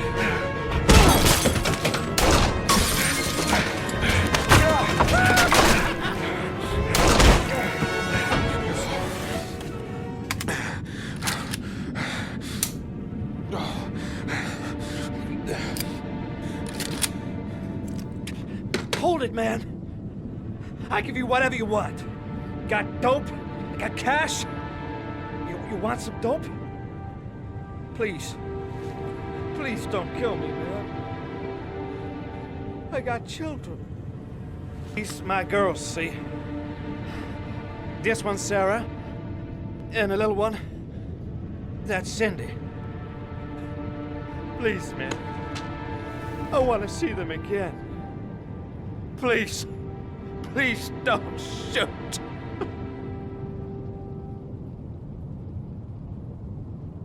I'm a father too. But I have no choice.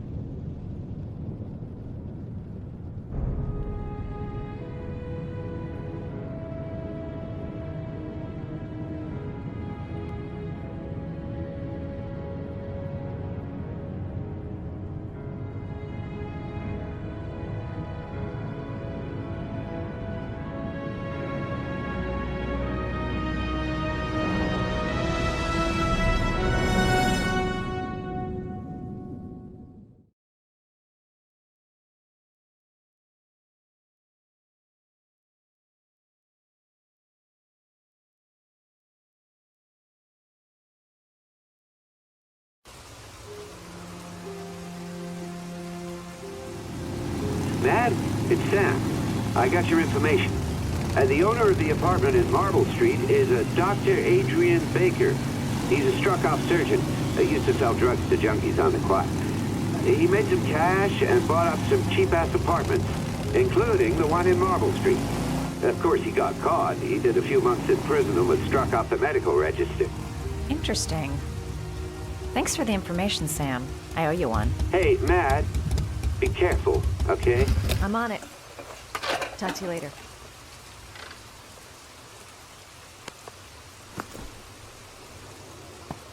The owner of the apartment where Ethan cut off his finger lives here. It's not much of a lead, but it's all I've got.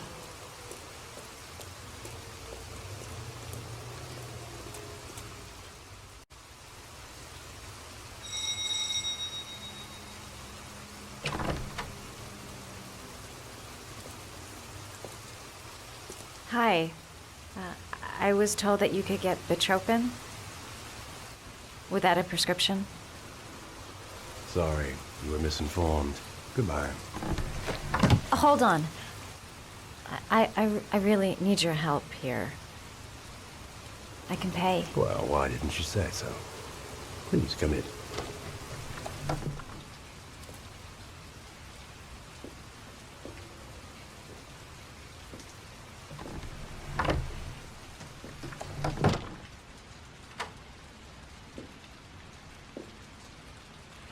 So, you're looking for Bitropin, my dear?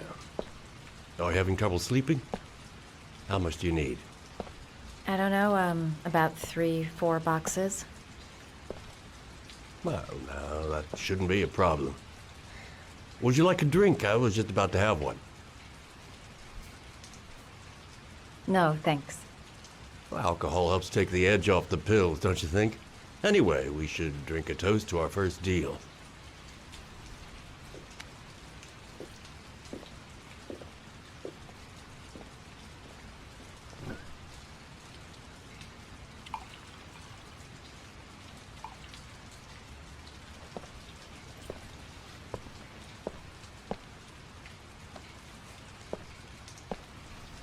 I haven't seen you around here before. Who told you about me?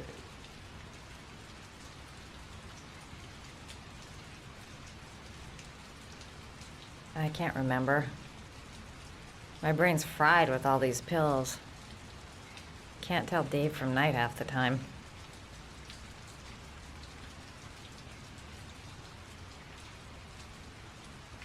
I heard you had some apartments for rent. I'm looking. Sorry, darling. Those are all booked up. Shame. I was looking for something around Marble Street.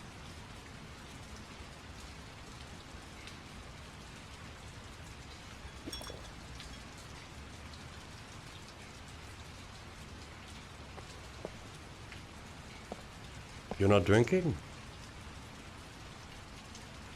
Yeah, sure I am.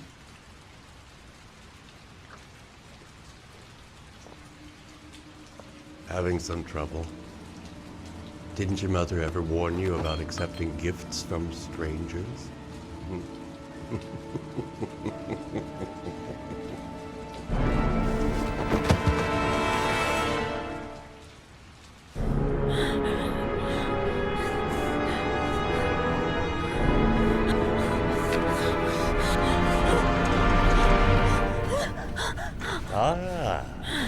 Say hello to Matthew. He claimed he had come for the census. Another one of those goddamn government spies. So, you're interested in my Marble Street apartment. I rented to my friend Paco, if you must know. I have no idea what he does there. Maybe that's where he fornicates with his dancers from the Blue Lagoon. To be honest, I don't give a damn. Just as long as he pays his rent, he can do whatever he likes. But enough with the chit-chat. I missed surgery, you see, so I take every opportunity to practice. I don't have any instruments here, so I use whatever comes to hand. I hope you won't hold that against me.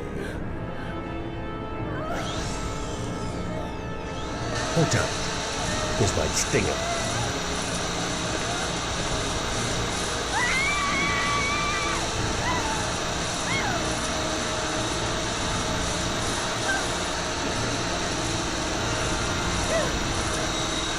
Have you ever noticed, as soon as you start to do a little housework, someone always comes calling? I'll get rid of our visitor and be right back. Don't move. I won't be long.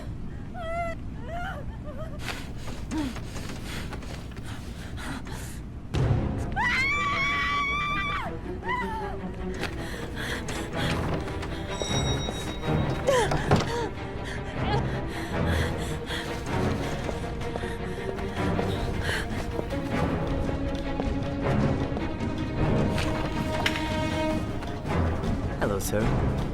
I've come to bring you the word of the Lord in return for your innocent Bible, which I will gladly leave with you in return for a contribution of only $5. No thanks, Emma. Come now, brother. I cannot believe the word of the Lord is of no interest.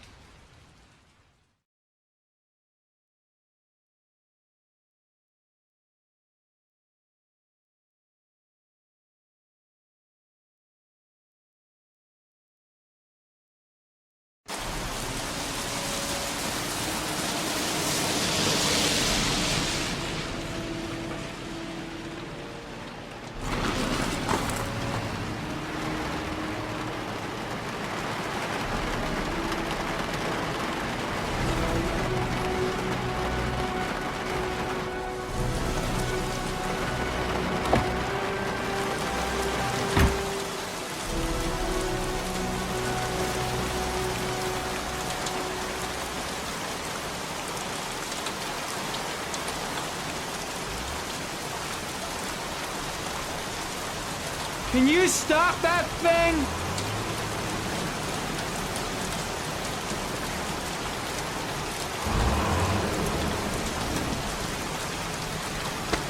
Norman Jayden, FBI. Can we talk for a minute? I'm listening. Can we go inside?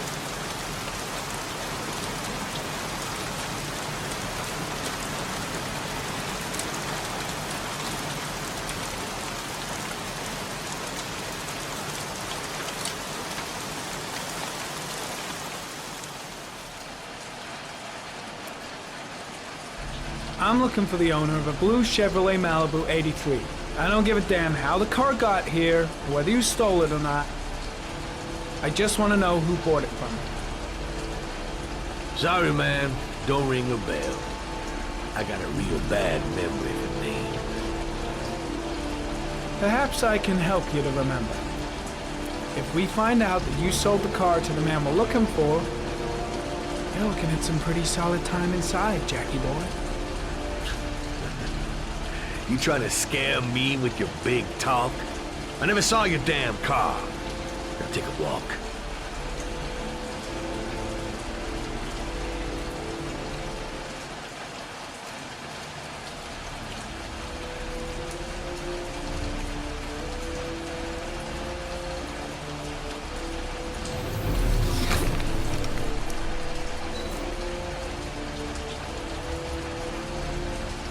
Blood. Now why is there blood here?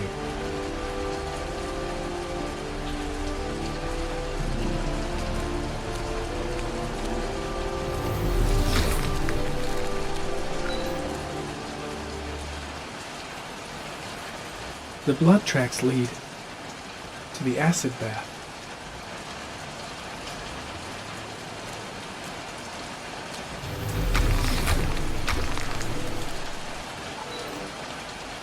Size 10. Most likely a visitor. Fingerprints. Probably Mad Jack's.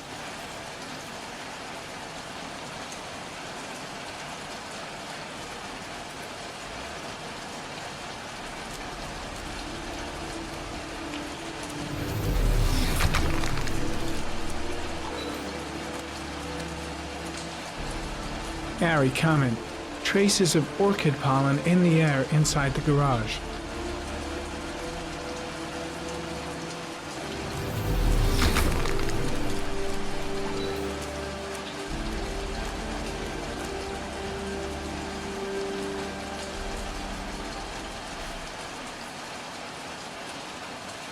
Same brand of tire as the car I'm looking for.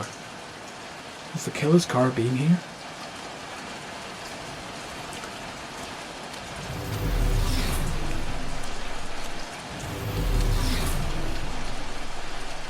Few traces of blue paint, same tire tracks, no doubt about it.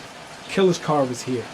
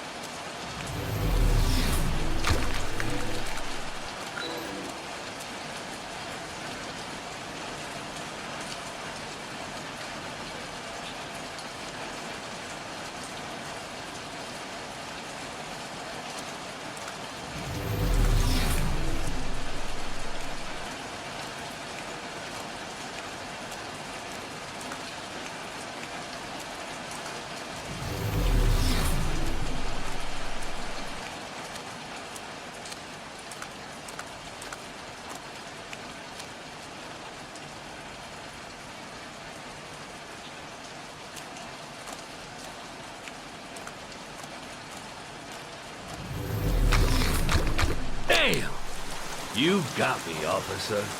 I'll come clean. Now that car, she buff up real good. I painted her dangerous blue, in honor of the dangerous motherfucker that was driving her. Hands on your head, pig. I ain't got time to be playing around with you. Let's just get you out of sight and finish you off.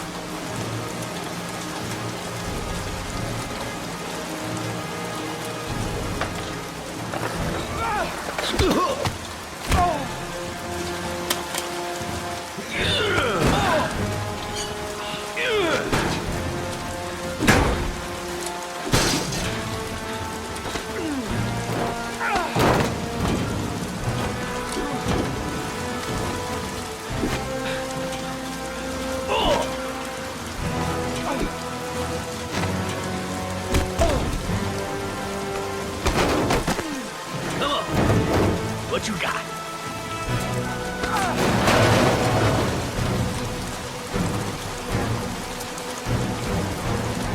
Enough fucking around. You're gonna tell me about the man with the blue car. Go fuck yourself in the ass. Broke my fucking nose, pig. Next, I'm gonna blow a hole in your face. Spill all of it. Scare me with the CSI. You ain't got it in you. I've no time to lose, Jack. I want to know who that car belongs to. But what you want don't mean shit to me. I ain't no snitch. You better just lock me up now, boy. You like fireworks, Jack? Because I bet them gas tanks are gonna blow up real nice. Shit, man, don't mess with the gasoline. Well, just say it was an accident. Or rather, I'll say it was an accident because you won't really be able to talk, will you, Jack? You crazy motherfucker, you out of your mind, man. No, I don't know nothing about the guy. He wanted me to get rid of his dirty car, get him a new one with false plates. He paid cash, and I ain't the questioning kind. Said I was supposed to drop the word to a guy named Paco down at the Blue Lagoon when the car was done. Now that's all I know. We'll continue this discussion down at the station. You're under arrest. You have the right to remain silent. Anything... Shit, not now. Anything you say can and will be... Hey, you look like you got a problem, man.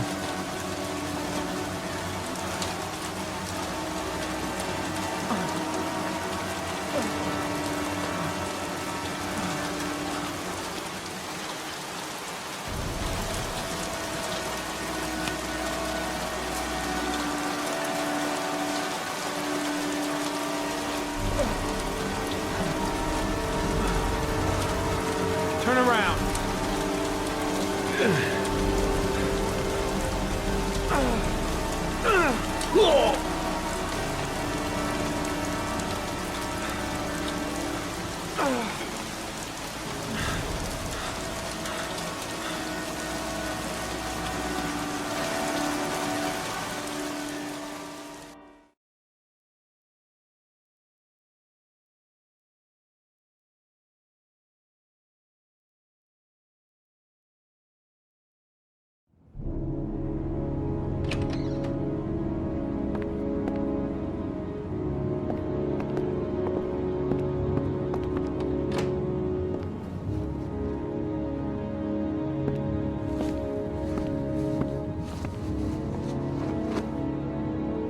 So, you think the origami killer killed Manfred?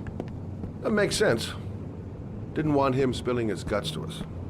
And you suspect Gordy Kramer, right? Oh, him or one of his men. Gordy has the time and the means, not to mention the fucked up attitude to go along with it. He's only a suspect, but he's a pretty guilty looking one. Are these your files on the case?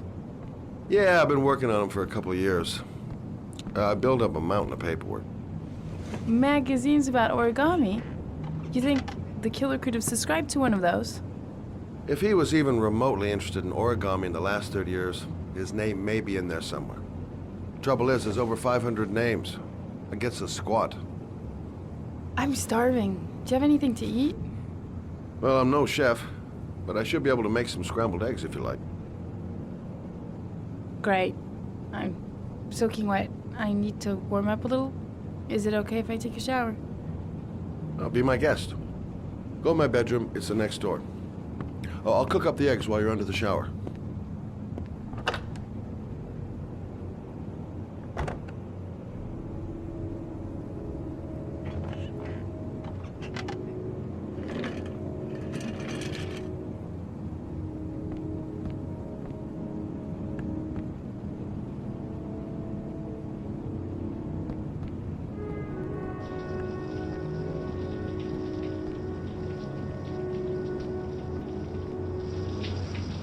I should prep those scrambled eggs.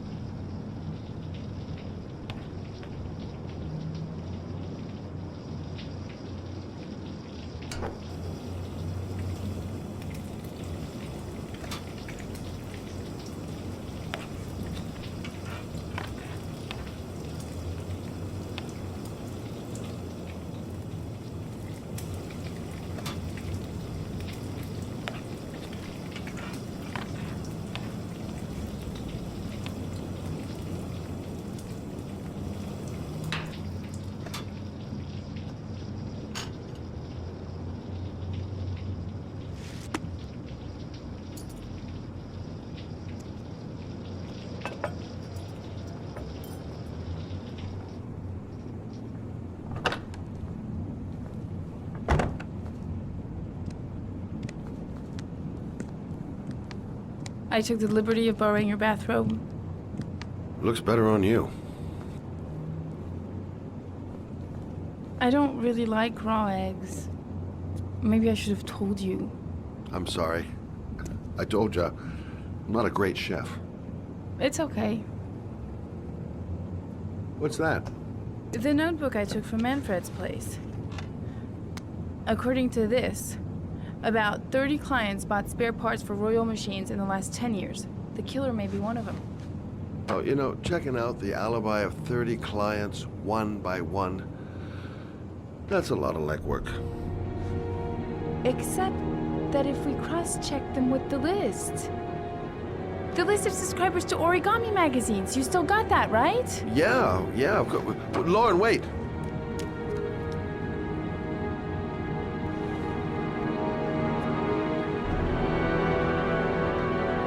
If the killer really used a Royal typewriter and if he subscribed to an origami magazine, his name should be on both lists. Well, Lauren, I mean, that's just an assumption, but yeah, I suppose. His name is here somewhere. Help me. We're gonna find him.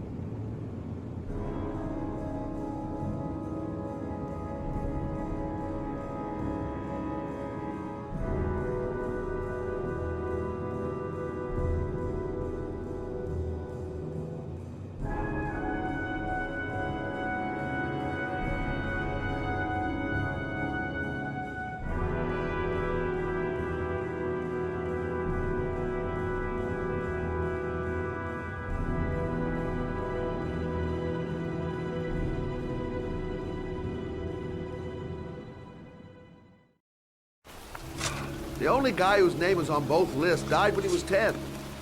What are you gonna do now? Dig up his coffin, make sure he's dead? I know it doesn't make any sense.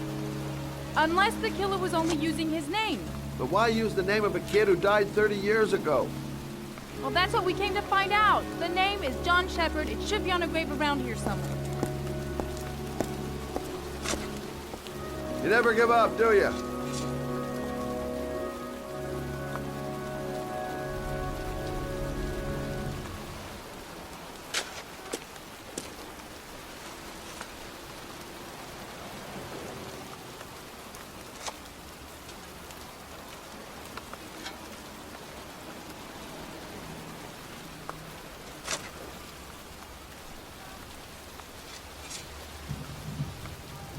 Excuse me. I'm looking for the grave of a boy named John Shephard. Straight ahead, a little further on. Thanks.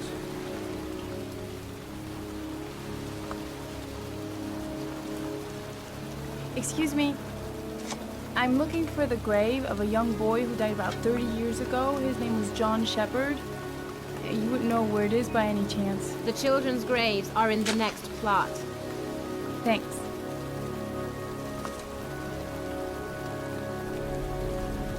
Hey, Lauren. I found it.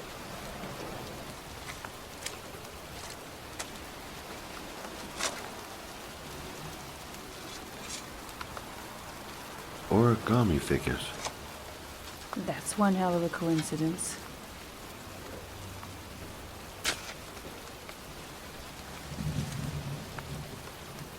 These flowers are fresh.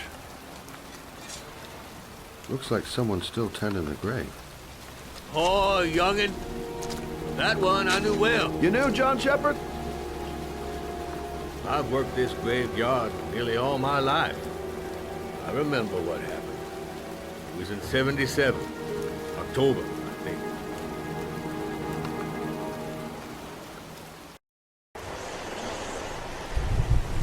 Yeah, good for nothing hoodlums. Get the hell out of here! God! Beat it! You lousy, no good brats!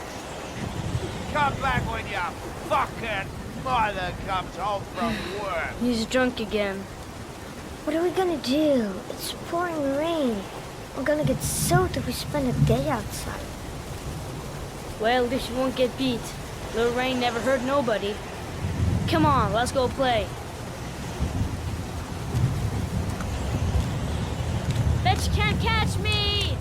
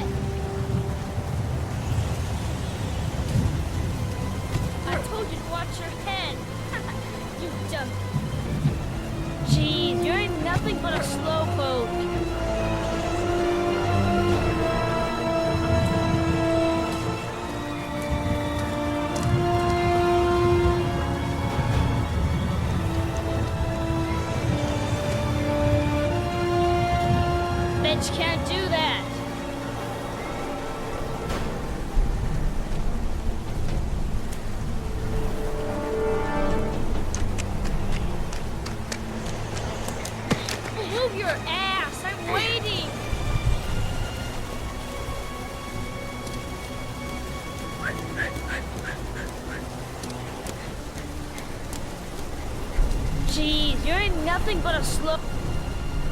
Jeez, you're nothing but a slowpoke. Come on, loser.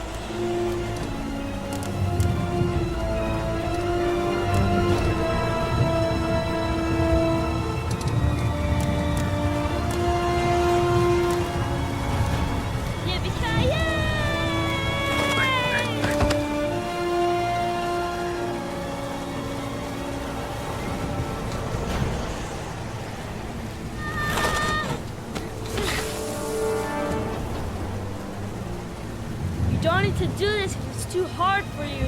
No chance, I can do it all right. Just watch.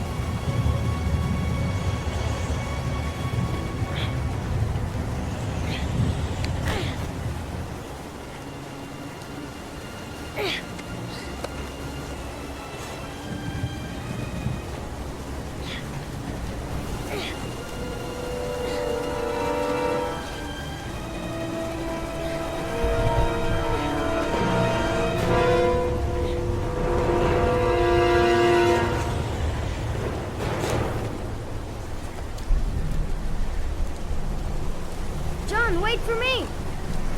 Get a move on!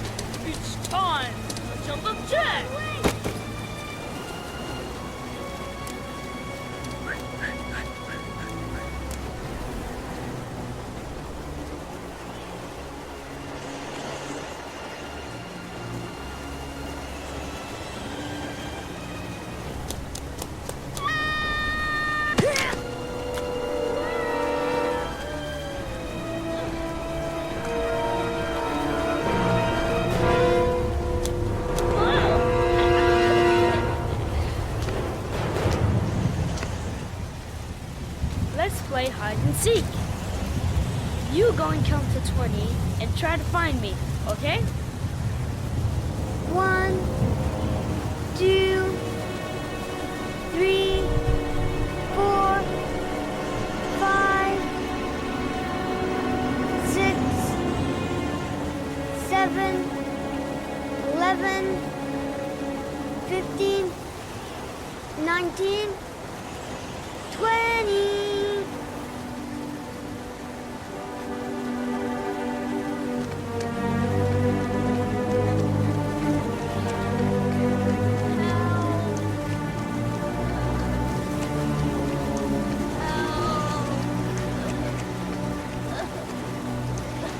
Those cries, that's John's voice.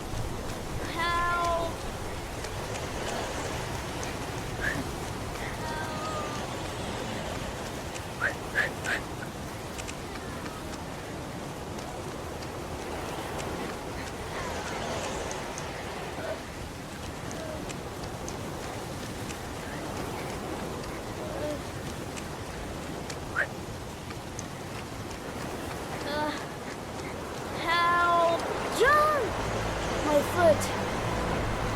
My foot is stuck. Grandpa, I'll put it over there.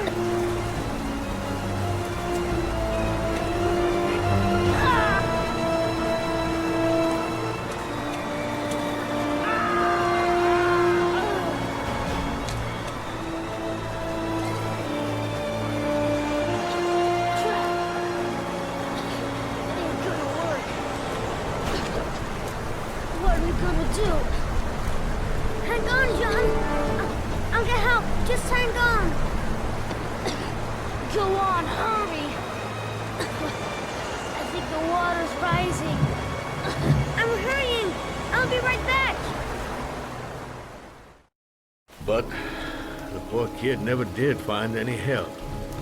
And his brother drowned in a pipe full of rainwater. The boy that lived, what happened to him? Well, all I know is he got separated from his parents. I think he got adopted. Well, looks like a storm's coming. I guess I better be getting home.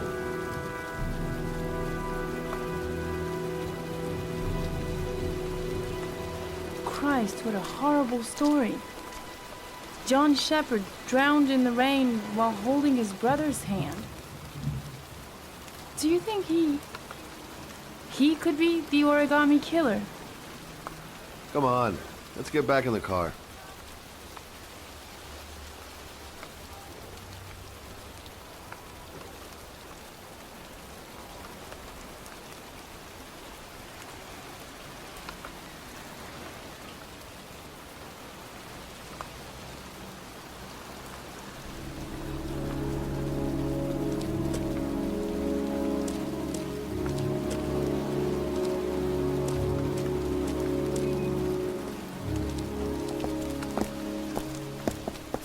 Wait.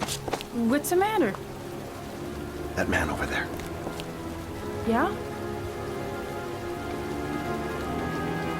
It's Charles Kramer. Gordy's father? What's he doing here?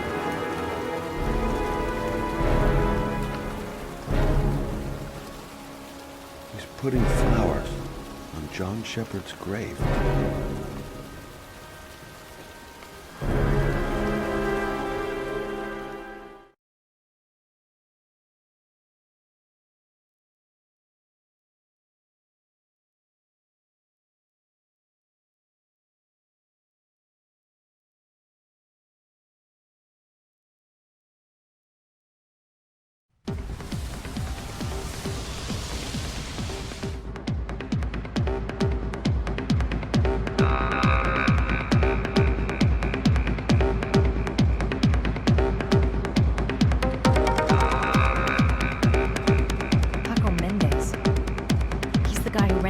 Apartment on Marble Street. Better be careful. He might be the killer.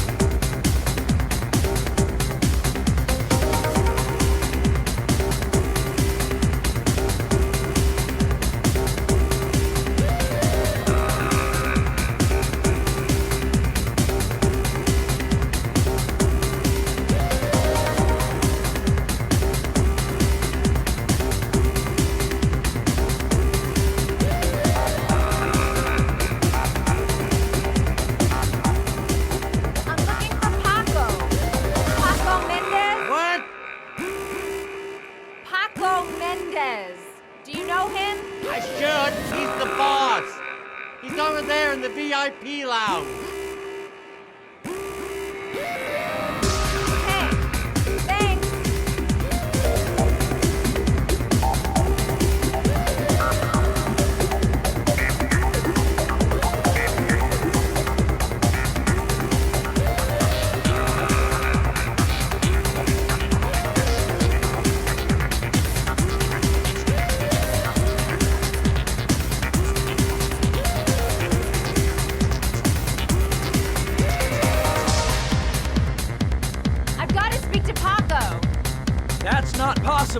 Mr. Mendez has asked not to be disturbed.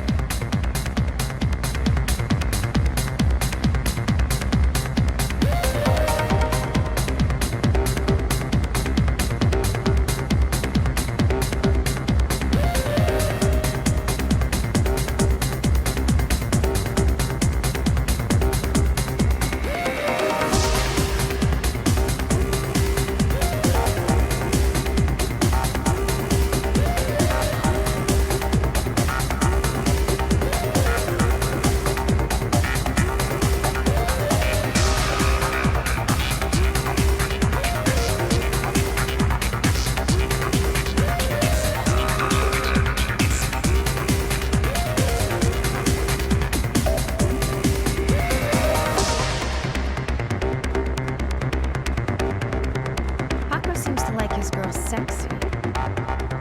Sexy in a kind of dumb way.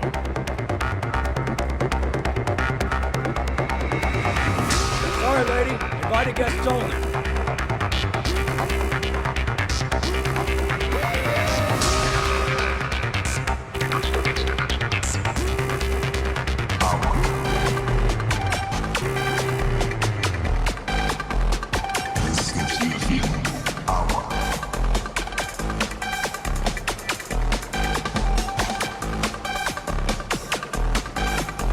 Oh, looks like I flunked flirt class. He hasn't even looked my way.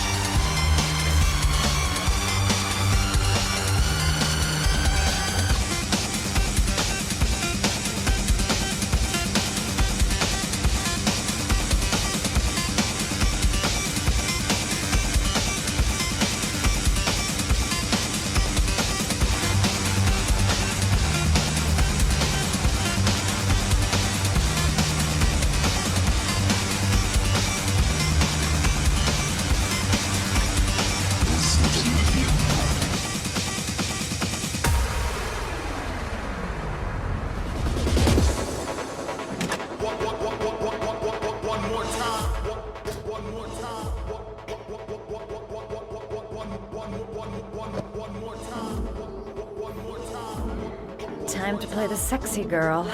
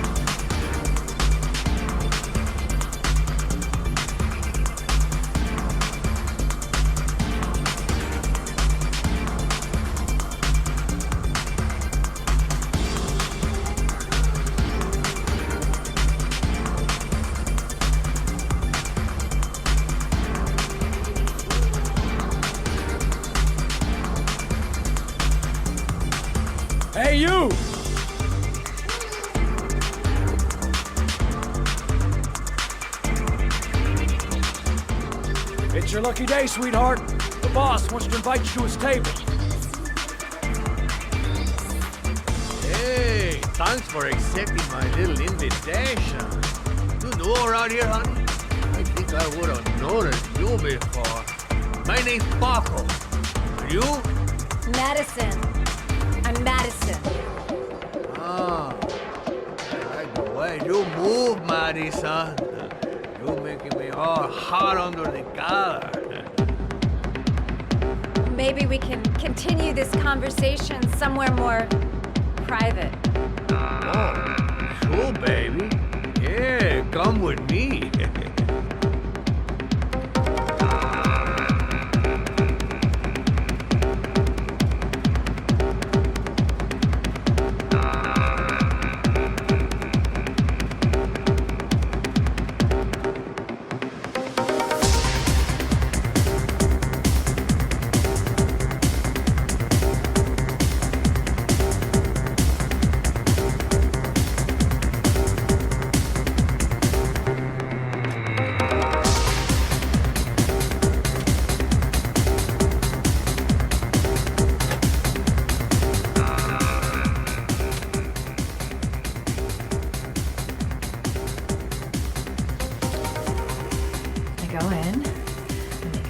gun, and I get out of there before I get into big trouble.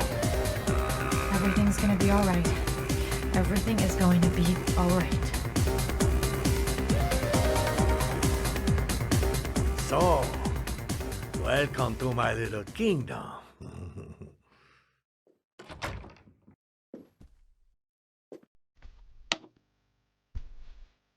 I'll take. Just get in the way of good things, sweet cheeks. So, show me what you can do. Take it all. Slowly. Take it all.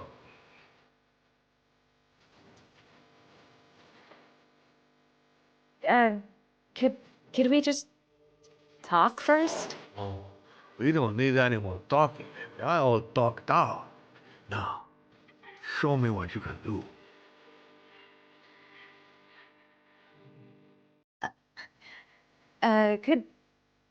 Could I have a drink? You know, just a little drink to break the ice. Oh, we already broke the ice. Let's get wet. Come on. Do your thing, girl. I'm sorry. I think there's been a little misunderstanding. Look, I'll just go. No harm done. Another time. I think it is you who have misunderstood, honey. I'm tired of wasting my time. It's now or never. I never said never for an answer.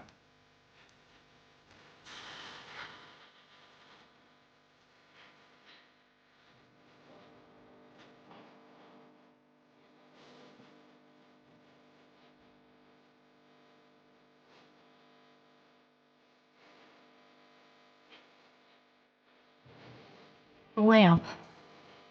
If only I could find some way to grab it. Oh, I know.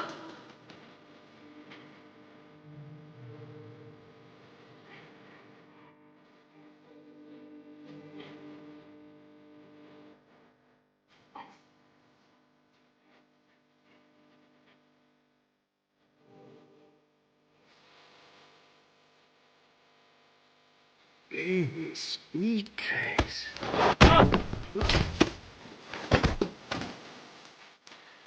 That's what I call kicking butt. You go, girl.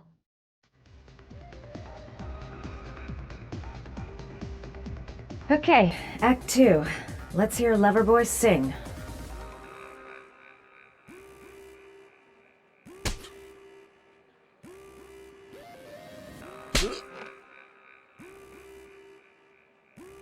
Ah!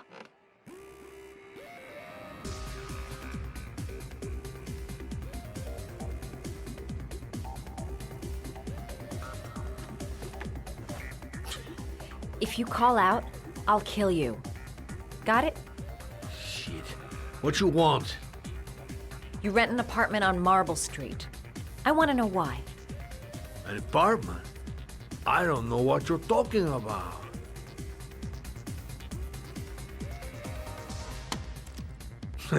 You haven't got the balls, lady. But you're gonna know balls when I catch up with you.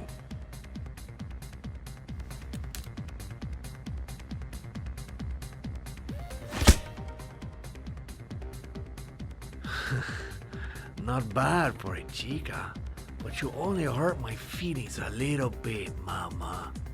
Boss? Is everything all right?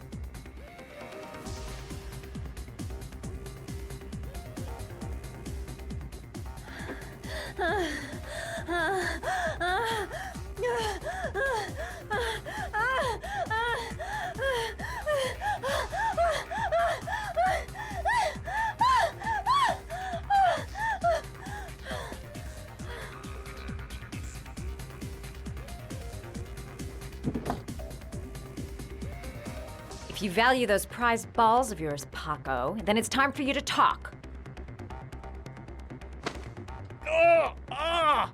What you doing? Stop it! Stop it! I'm only getting started. How about some more? I never set foot in that apartment. Gave the keys to some guy. He said he needed a place. He had money. What was that guy's name? I don't know his name. I swear.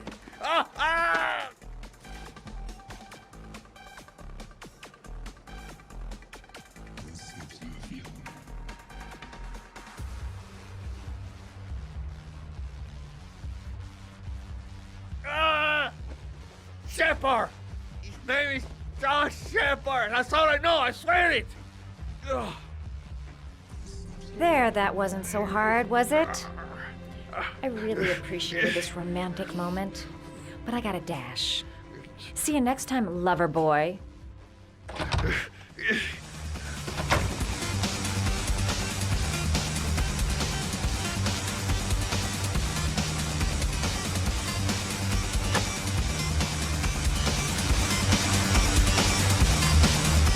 To get out of here. I've got a massive headache.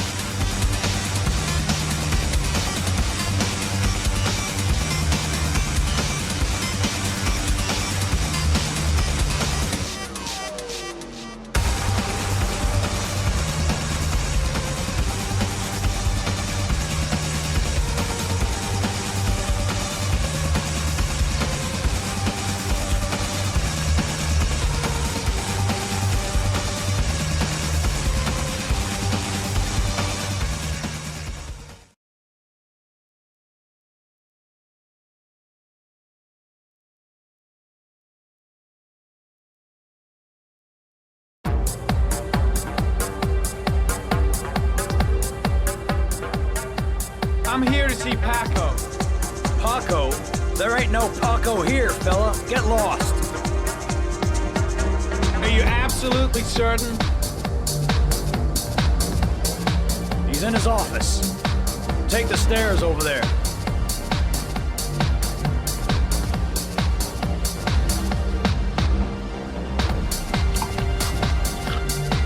Oh, you. Scared me. I didn't hear you come in. A crazy bitch came around here asking questions about the apartment on Marble Street. I don't know what you're doing down there, and I don't want to know. But whatever that shit is, it's beginning to draw attention. Look, man, I know you kept me out of prison, but that fucking bitch nearly killed me. Everything you ask. I think my debt to you is paid.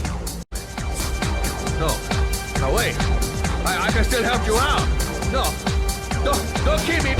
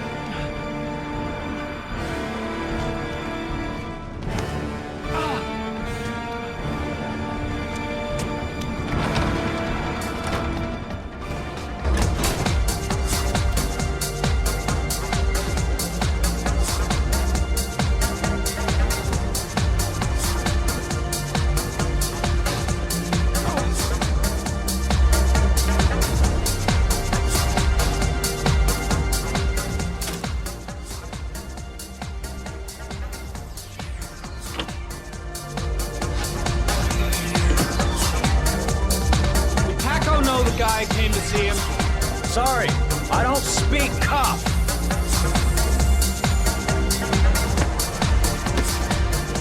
Watch my lips, asshole, cause I got no time to translate. Did Paco know the guy? Yes or no? John. He said his name was John. Friend of Paco's. Always let him straight up.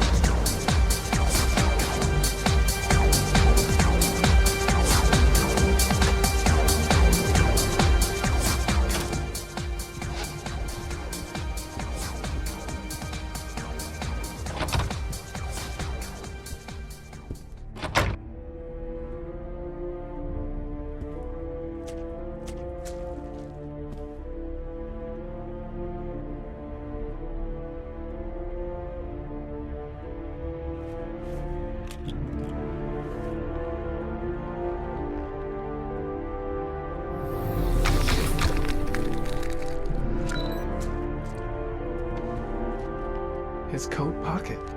I tore it off during the fight. 2 receipts from the same gas station. Interesting.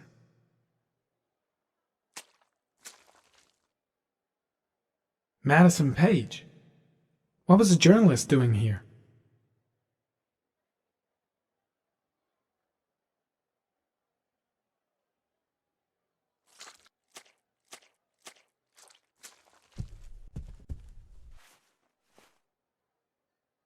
Paco Mendez was no saint. His rap sheet reads like the telephone book.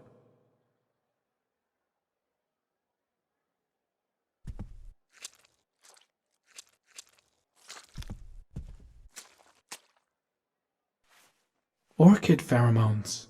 The fucking origami killer.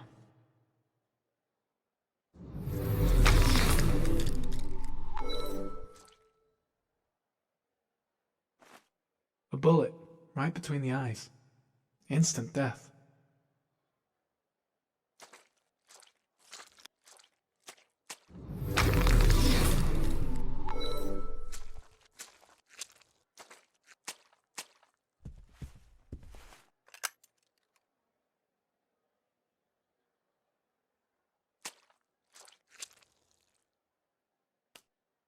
Madison Page?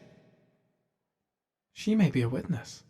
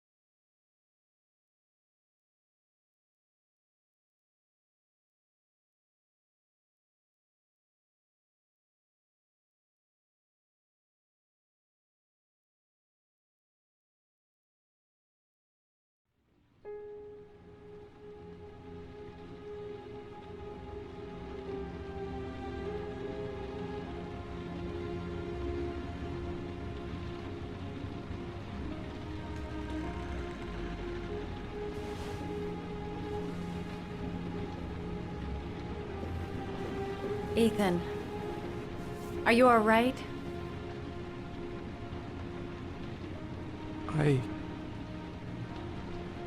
I killed a man.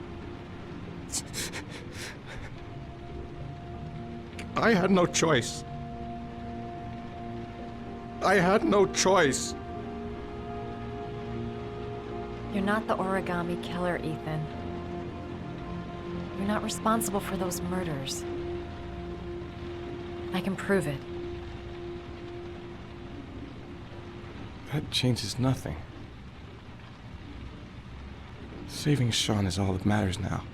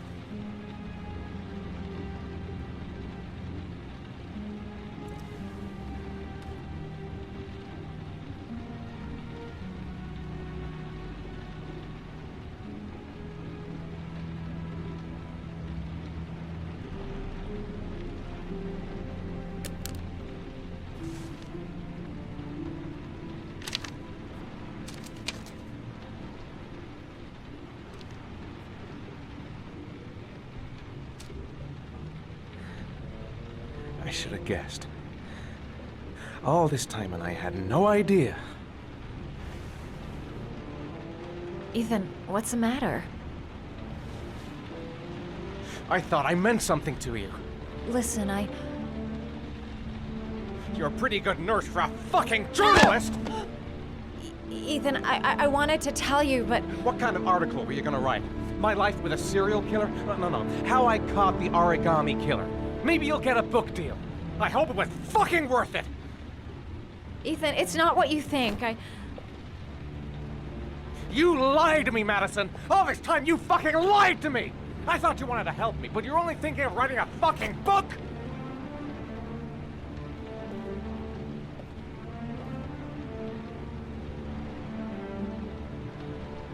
It's true.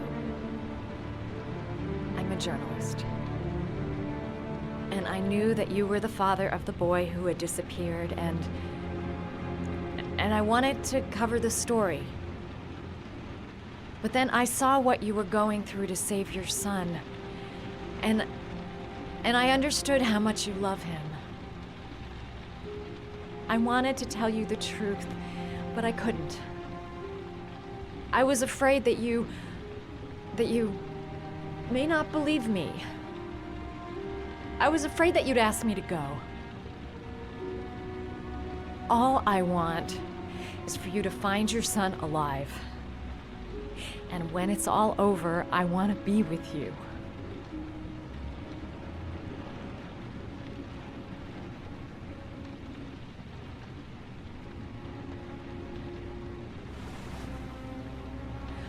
I'm sorry, Ethan.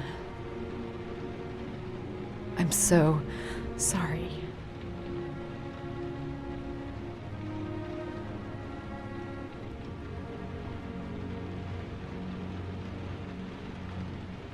You're leaving, aren't you? It's the last origami figure. The last letters, then I'll know where Sean is. Take care, Ethan. I can't lose you now.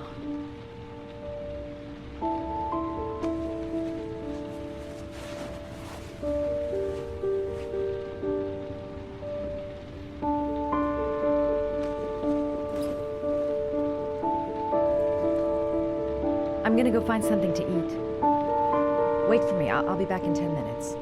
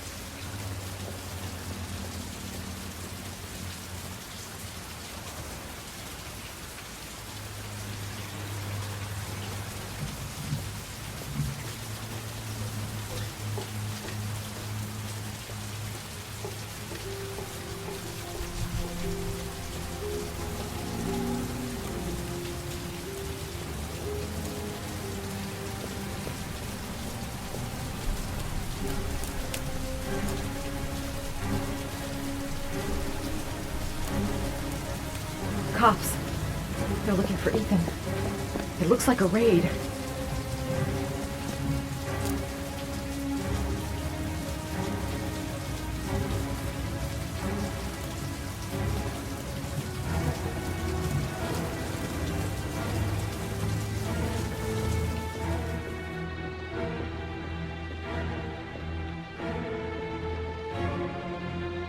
Come on, what was the damn number?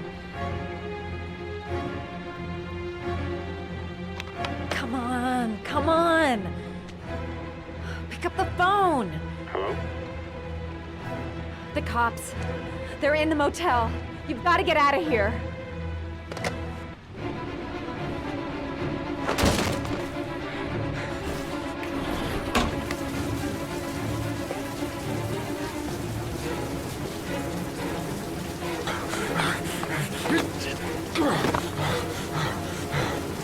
Still on the move! Get him! He's making a run for it! He's on the balcony!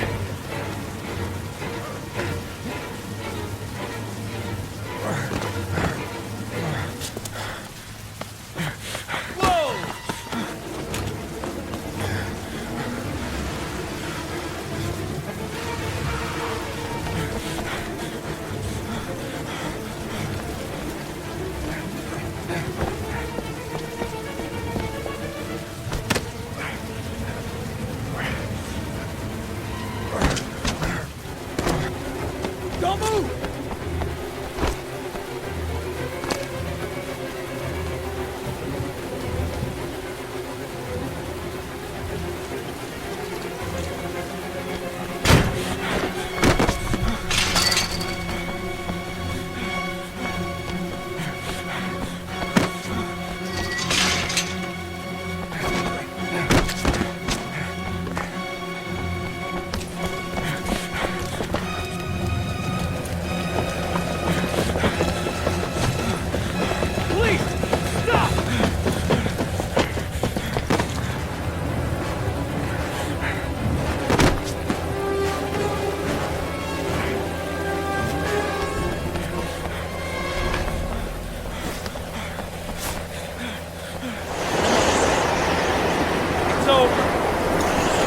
On your knees, hands behind your head. Easy, pal. Nowhere to go. You're surrounded. Holy fuck!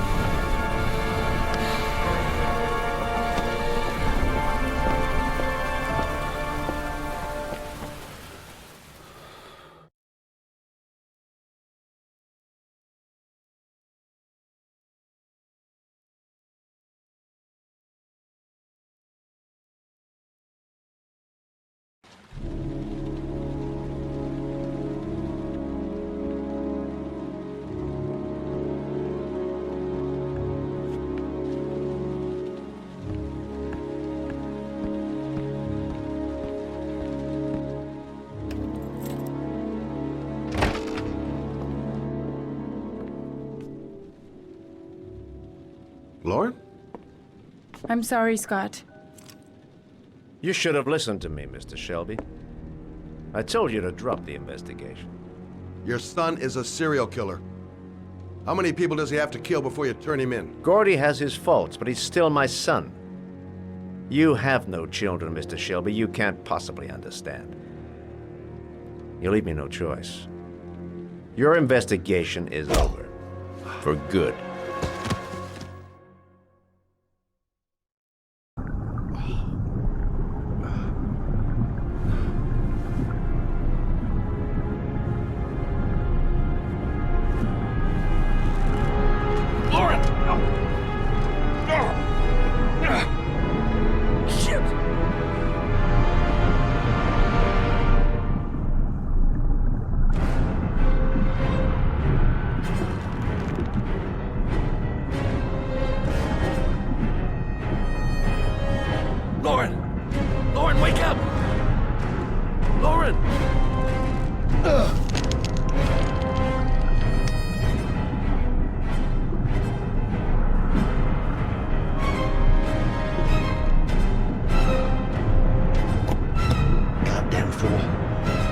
gonna work if I don't switch on that ignition.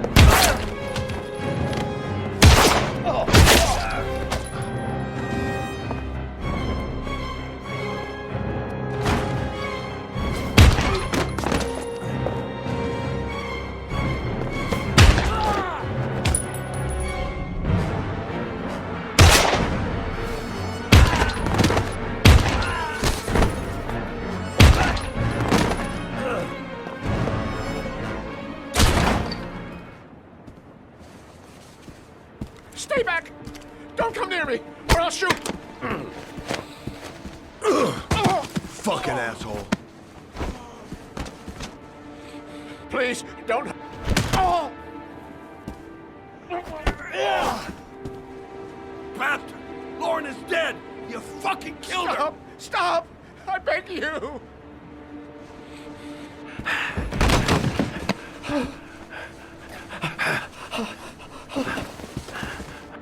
Your idiot son killed all those kids, didn't he? He's the origami killer. No! No! He's innocent! He's not a killer! Not a killer!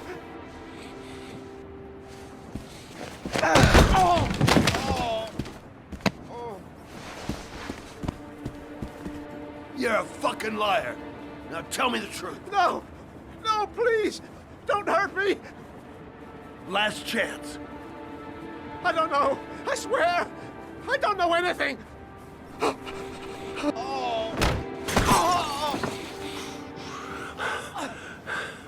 Stop. Stop. I beg you. I'll tell you. I'll tell you everything.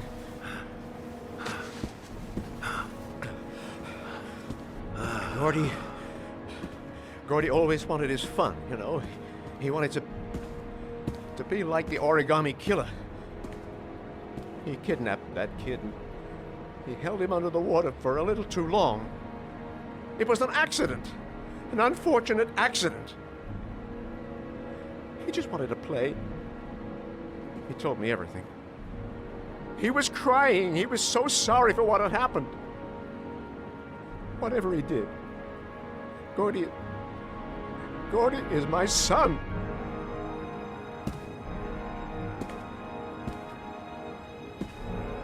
No one will miss him. What? That boy, Gordy killed. No one will miss him. Just street trash, like so many others. Oh, you disgusting pile of shit.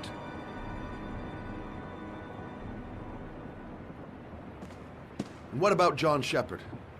Why did you put flowers on his grave? I own the construction site where he died. I never forgot. I've been putting flowers on his grave for 30 years. John had a twin brother. What happened to him? I don't know. He was adopted, I think. His mother should know. Her name is Anne. Anne Shephard.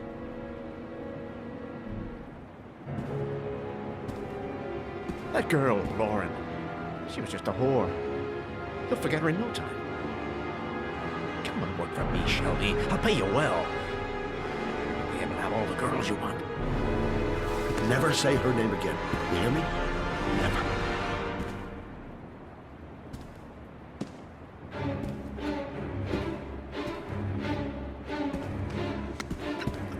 My heart! My heart! Quickly! I need my pills. In that drawer, there.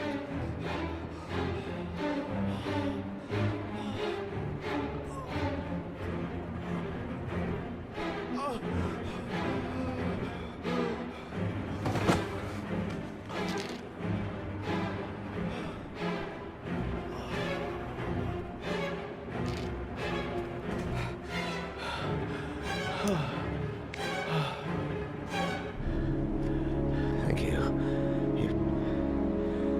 You saved my life. I already regret it.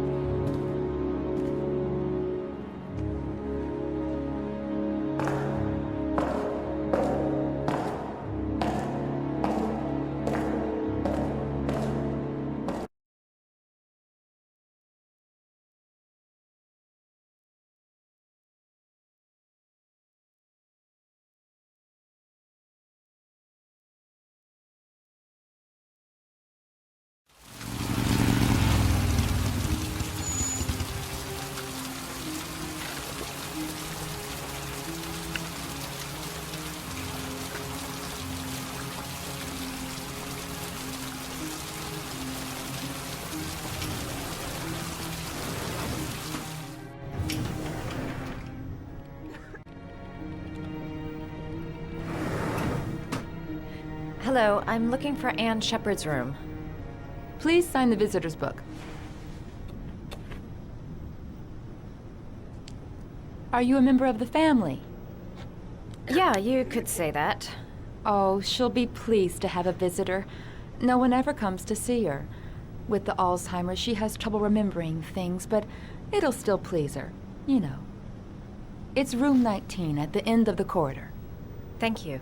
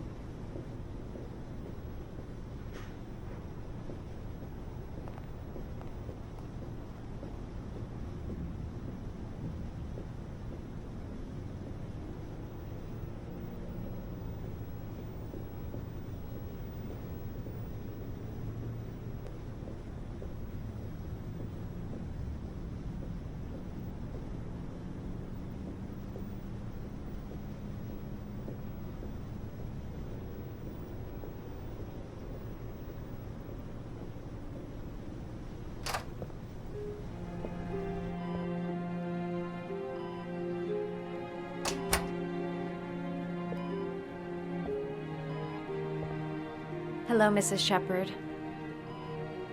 Is it time for my pills already?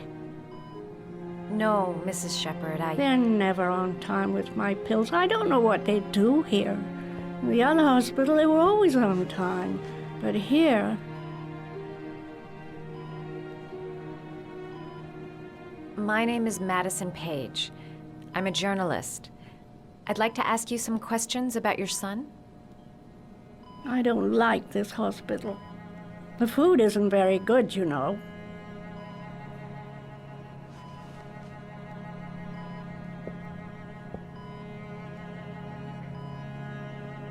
Your other son, Mrs. Shephard, John's twin brother. What was his name? What other son? I have no other son. I never had any children. Do you remember John? My Johnny. He is a good little boy, you know. You had a son named John, and John had a twin brother. Do you have my pills? It's time for my pills. Mrs. Shephard, your son may be linked to a series of murders. Perhaps you have some information that could help the investigation. Are you a new nurse? Where are my pills? I think your son is in trouble, Mrs. Shephard. He's done some terrible things. I need to find him. Do you understand? Terrible things you're telling me. He never came to see me, can you believe it? In 10 years, never. No one forgets their mother, do they? I know what happened at Carnaby Square. Do you remember? Carnaby Square. I think I used to live there a long time ago. We didn't have much money at the time, you know. We had to make do with very little. Try to remember, Mrs. Shephard. John's twin brother was placed with a foster family after the accident. What was the name of the foster family? I asked them for a television, you know. They said I didn't have enough money.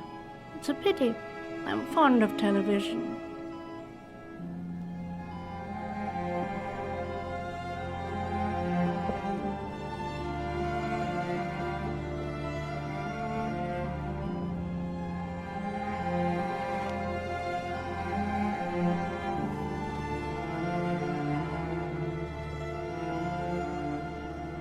Did you make these origami figures? My little paper animals. They played with them for hours. I showed my boys how to make them, you know. Yes, your boys, Mrs. Shephard. John and...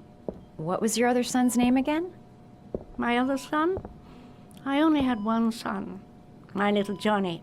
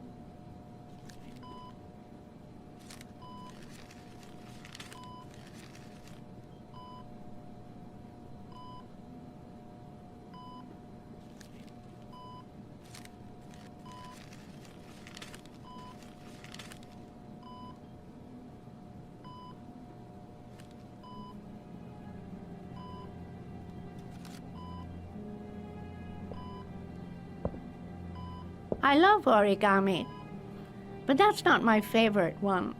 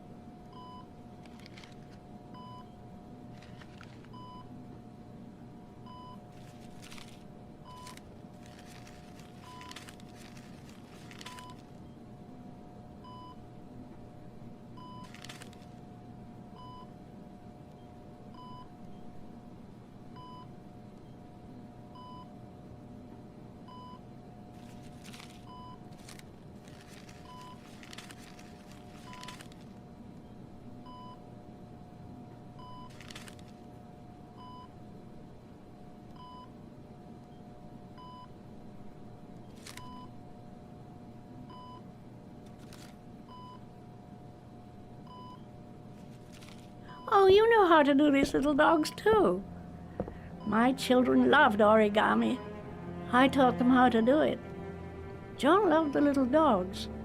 He always wanted to call them Max. Max, Max, Max. All dogs with the same name. I was wasting my time telling him they couldn't all have the same name. But he always wanted his paper dogs Max. It's funny, isn't it?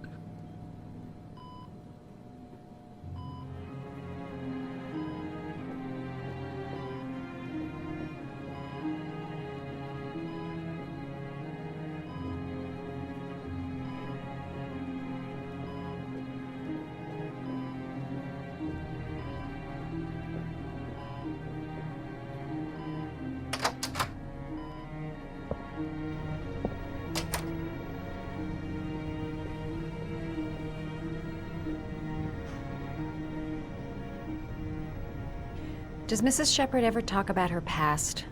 It's not all very clear to her now. Sometimes she'll remember the oddest things, though. I suppose if she sees something that reminds her of her past. Did she ever mention her sons? Sons? Well, she often mentions John. I think he drowned. Does she ever talk about her other son? I didn't know she had another one. I've never heard her mention it. Does she get many visitors? She's been here for 10 years and you're the first. Sometimes, if you show her things, it seems to trigger a memory from her past. You might get it to remember. Thanks for the advice.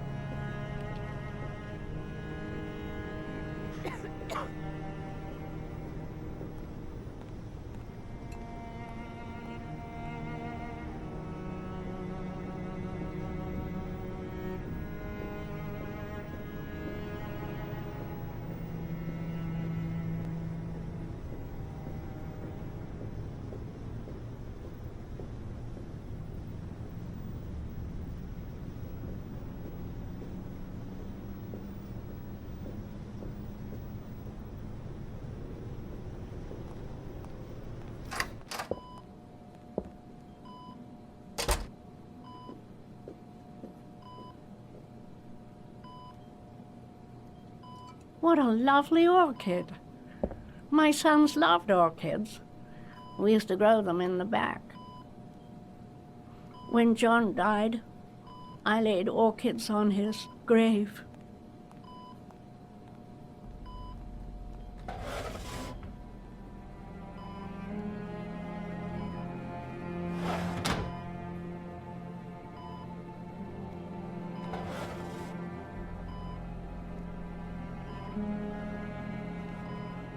Are these your children, Mrs. Shephard? John and his brother? Is that them? They're good little boys. Their father never looked after them, always drinking. They didn't have an easy life, you know.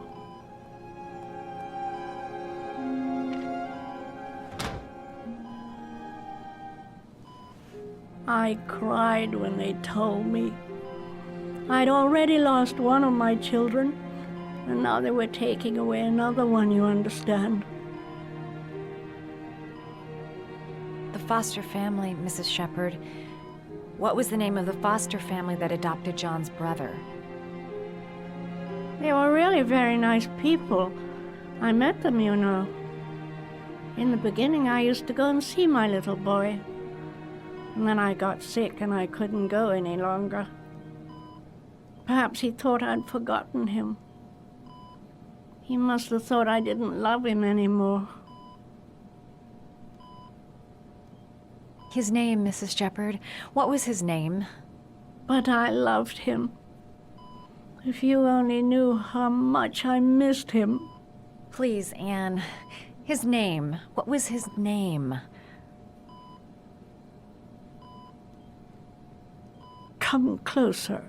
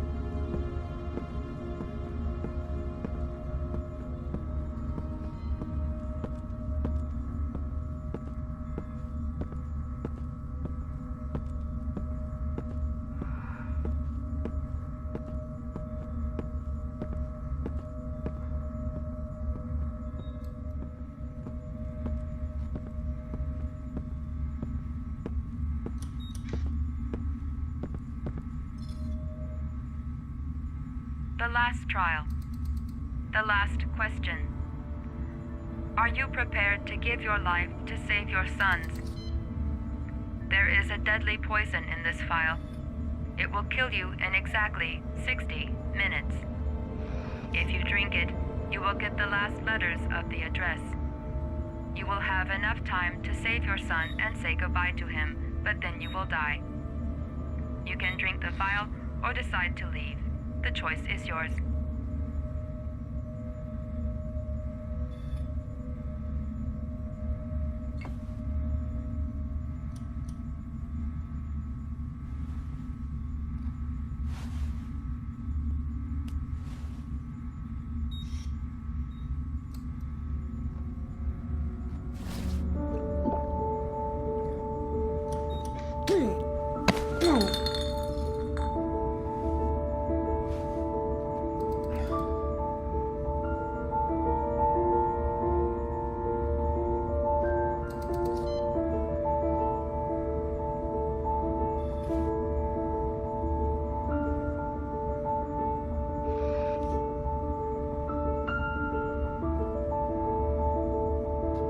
The last letters have been sent to your phone.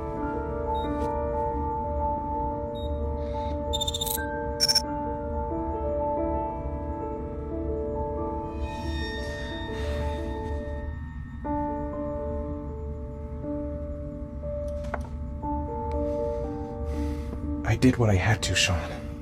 Your dad's coming to save you.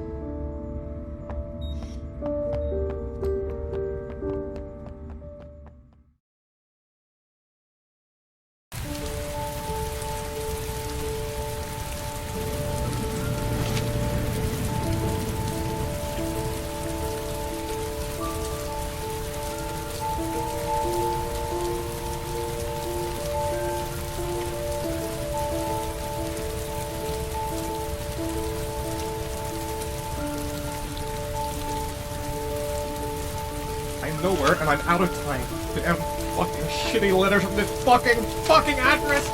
Come on! There's gotta be a way to do this!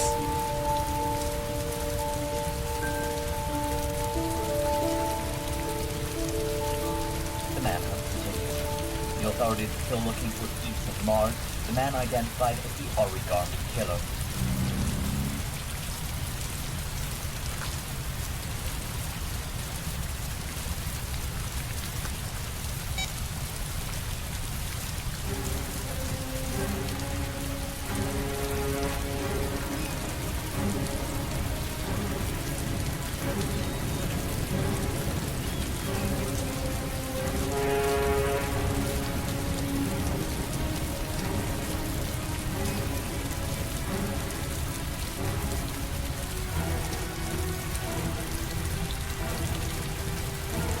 Several different addresses fit these letters. God, they're scattered all over the city. I don't have time to check them all.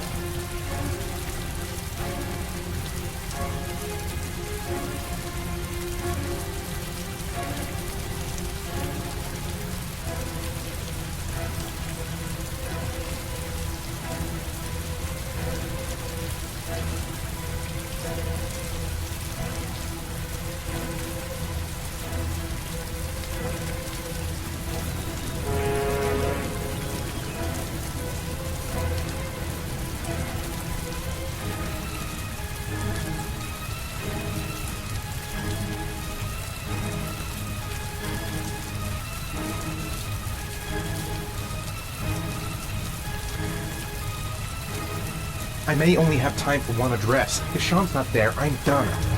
It's a crapshoot.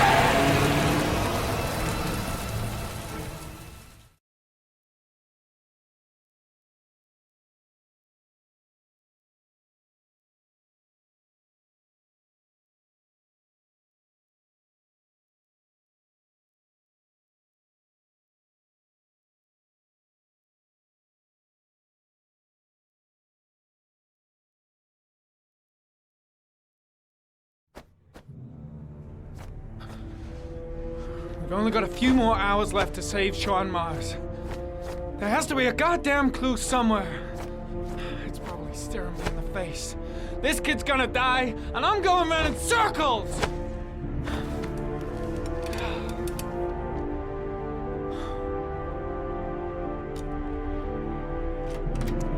All packed up and ready to go? What are you talking about? The investigation's over. We know who did it. We no longer need your services anymore, Norman. So you can ride your files all the way back to Washington. I'd be lying if I said I was gonna miss you. The investigation isn't over. You have absolutely nothing on Mars. Mars is guilty. Case closed. Anyway, it's no concern of yours now. You're off the case. So pack up and fuck off. Blake, you are an unbalanced, psychopathic asshole! I'll take that as a compliment. Honestly, I don't give a shit what you think. I found the origami killer. Everyone's happy. End of story. Have a nice trip back, Norman.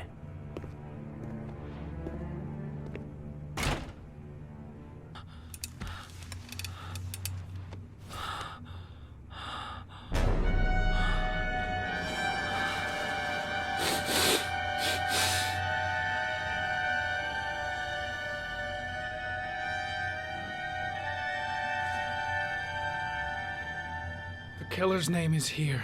Somewhere in this data. I just have to find it. Find it before it's too late. Oh, one last thing, sir.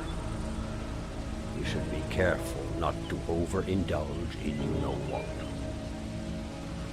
It can be dangerous. Very dangerous. It'll end up killing you if you're not careful. That would be most unfortunate, sir.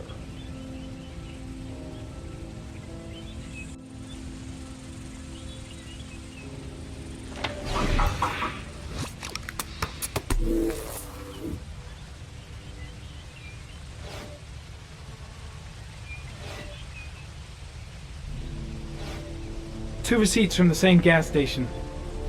Might be near the killer's home.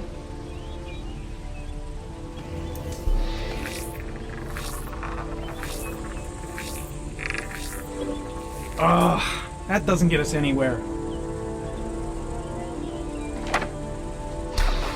The killer lives in this zone. 342 people live around there. Not good enough. Gotta find a means of identifying the killer more precisely.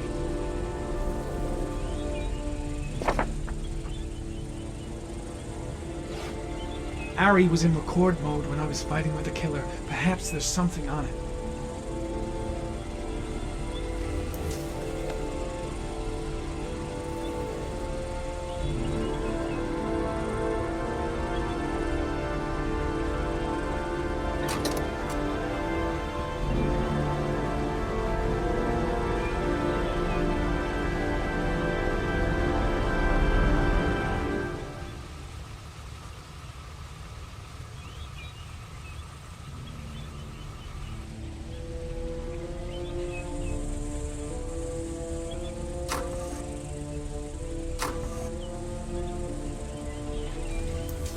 The sword was already in Paco's office. It's got nothing to do with the killer.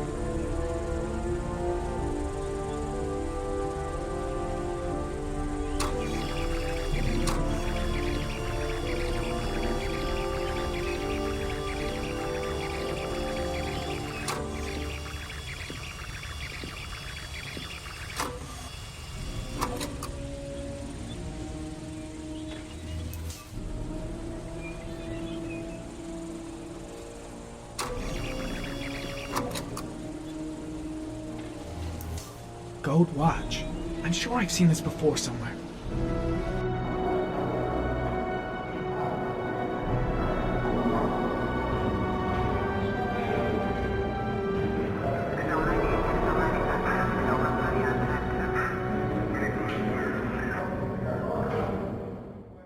The watch they give for promotions to lieutenant. The killer is a cop.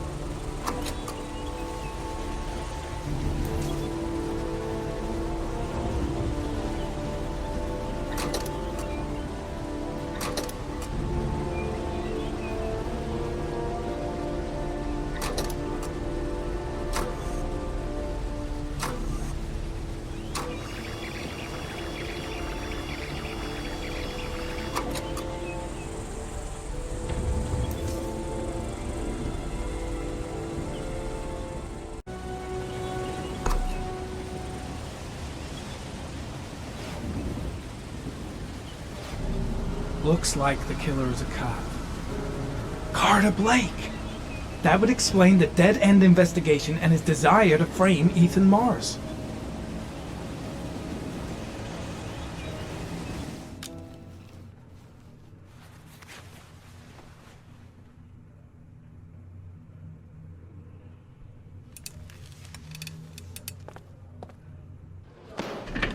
Show me your left breast.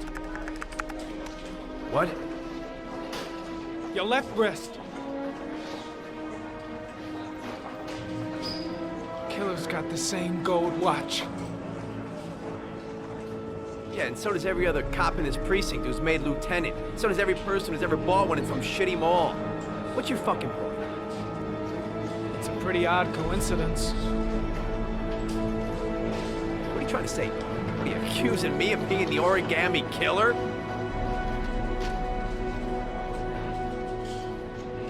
Yeah, I think you're the killer, Carter. Watch your fucking mouth, Norman. You're about to make the biggest mistake of your life. Lieutenant Carter Blake, you're under arrest. You have the right to remain silent. Anything you say can and will be used as evidence against you in a court of law. Norman, you should be locked up. You're a fucking lunatic. Jesus Christ, Jayden, you completely off your head? Accusing Lieutenant Blake of being the origami killer? I have proof, Captain. Your proof is a load of bull, Norman. All you have is a load of crackpot theories. I'm taking you off the case. Pack your bags and go back to Washington. Your superiors will hear about all this, believe me.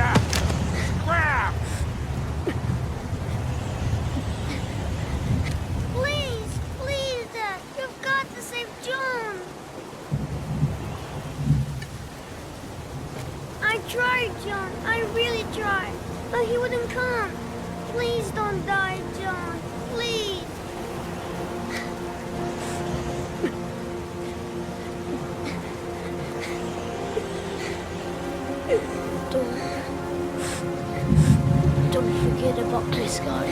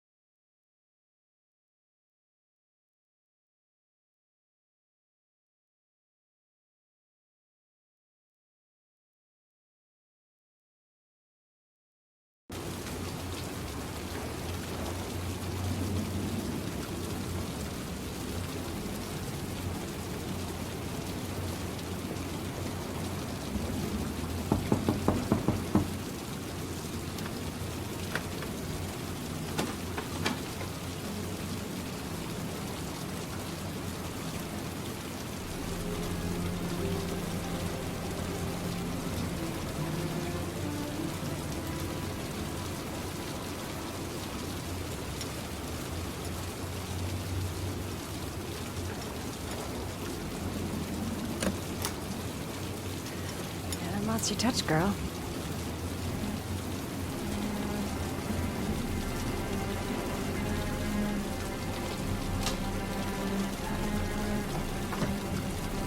The Origami Killer's apartment.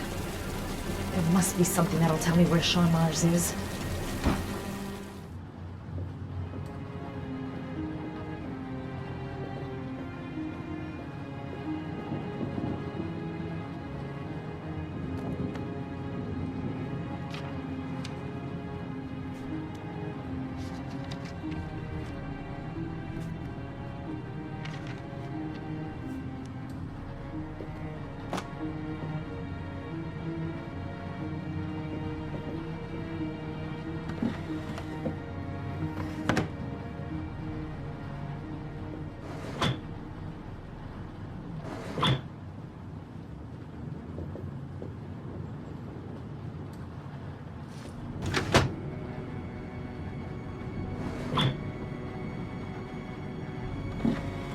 He used to be a cop. Probably knew exactly how an investigation would be carried out. A cop's uniform. Always trust a cop. That's why children went with him. He was dressed as a cop.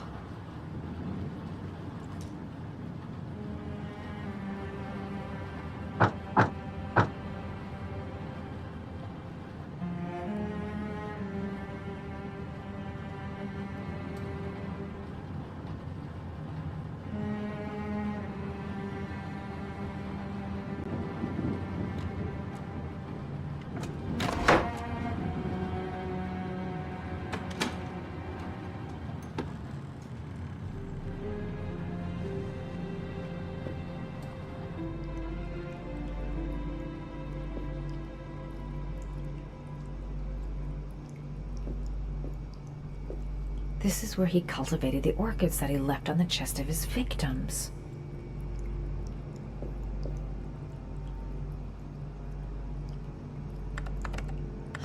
Shit, it needs a password.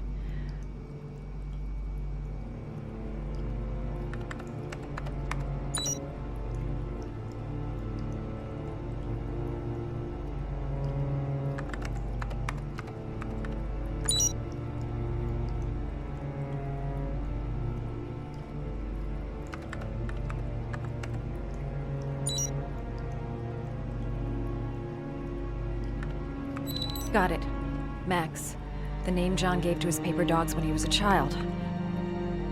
What the hell is that? An address. It's gotta be where Sean Mars is. Hurry. There's no time to lose.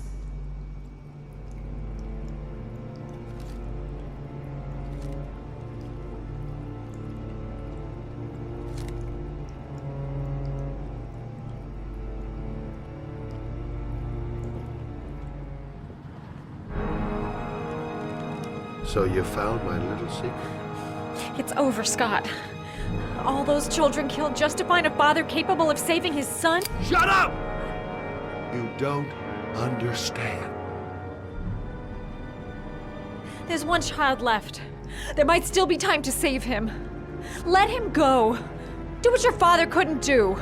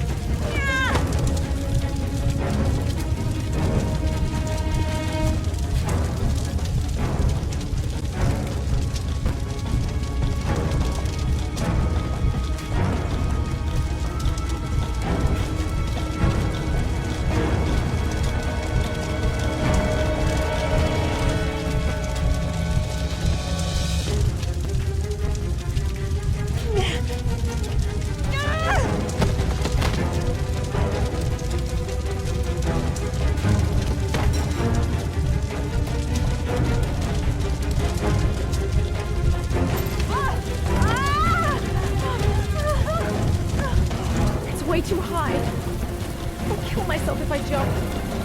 Gotta find something else.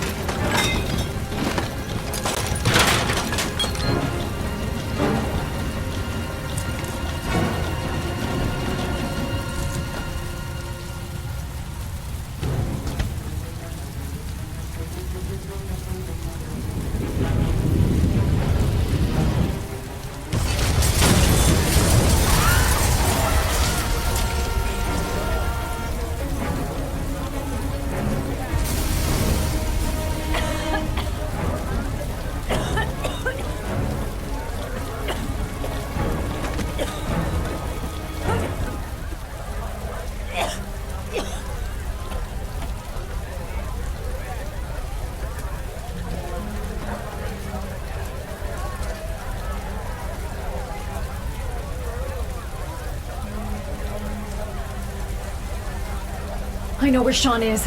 I've got to tell Ethan.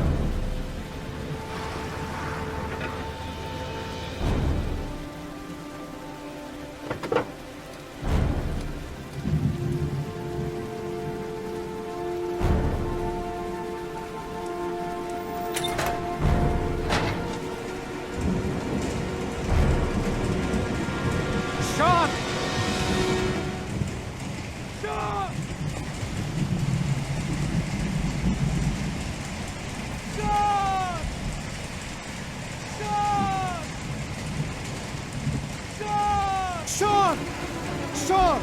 Can you hear me? Daddy's here. I'm gonna get you out of there.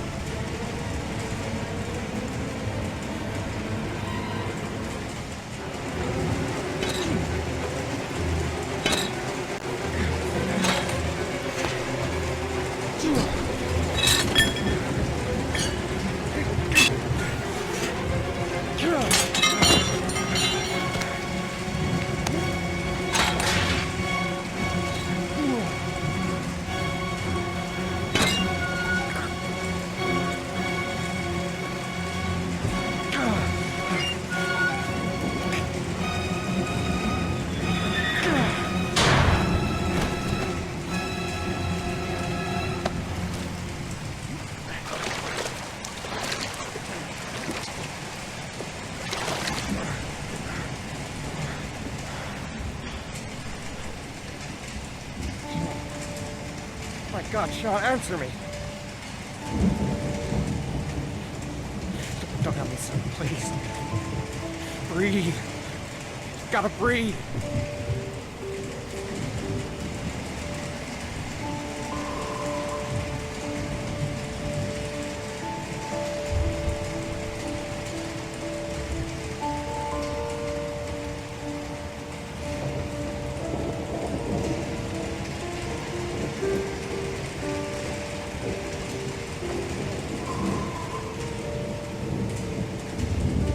Don't leave me. Sean, don't leave me.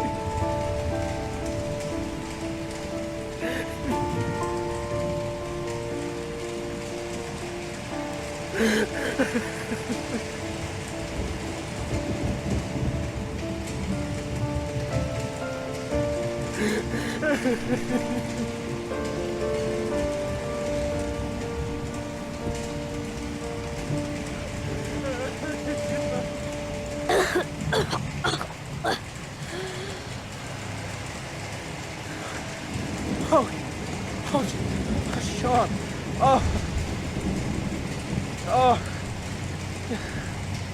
I thought you were gone. Dad, I knew you'd come and save me.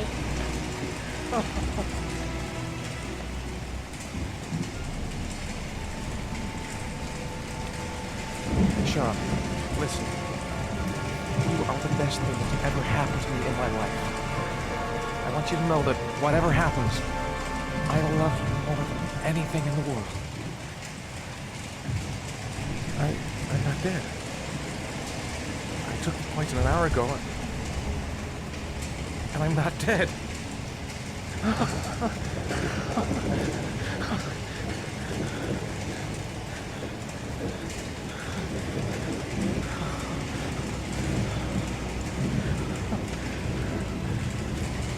Ethan!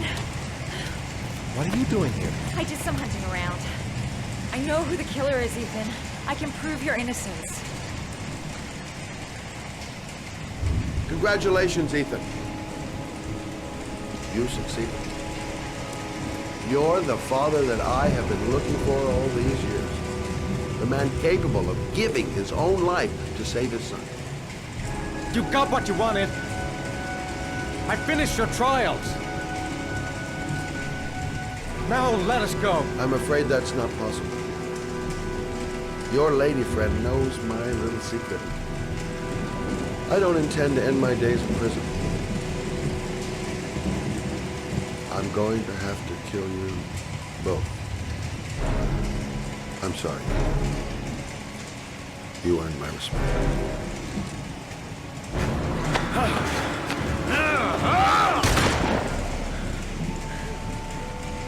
Ethan!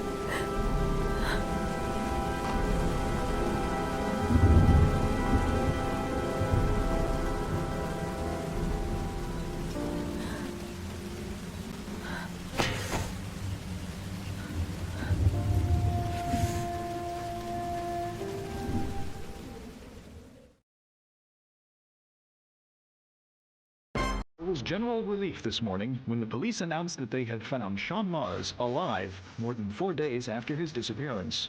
Mars had been imprisoned in a well by the man known as the Organic Killer. The successful resolution of this case was made possible only by the bravery of Ethan Mars, who the police believed at one point to be the killer. It is no doubt due to his great courage and tenacity that he succeeded in foiling the plans of the Organic Killer. The police commissioner presented him with an official apology today. Our main headline today: it is reported that the police have identified the man thought to be the Origami Killer. Scott Shelby, 48, is a former police lieutenant who claimed to be a private eye hired by the families of the killer's victims. Shelby was killed during a massive police operation, but further details have not yet been released to the public.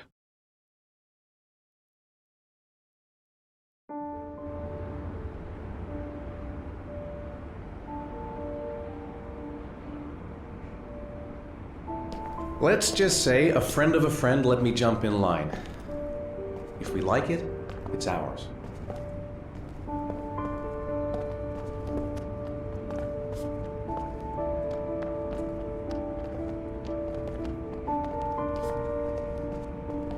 Hey, Dad! I think I found my room! Well, what do you think? It's perfect, Ethan. We'll be able to forget what happened. We'll lead a normal life. And one day, it'll all just seem like a bad dream. We've earned the right to be happy now, Ethan. All three of us.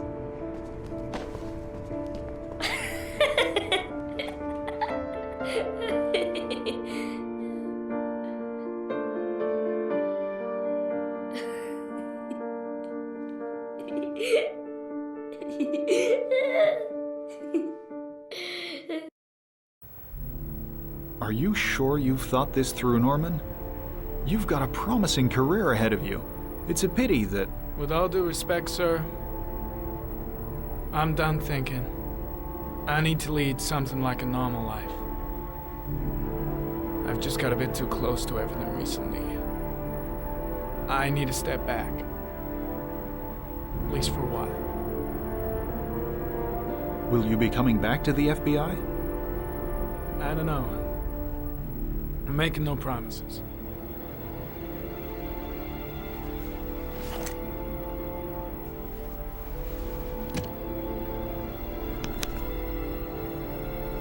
You can keep your Ari if you like. This one's going offline. There's a new model due next month.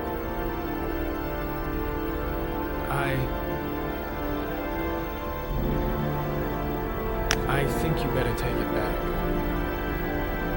It's just a little too compelling and, well, it won't help me where I'm going. The real world.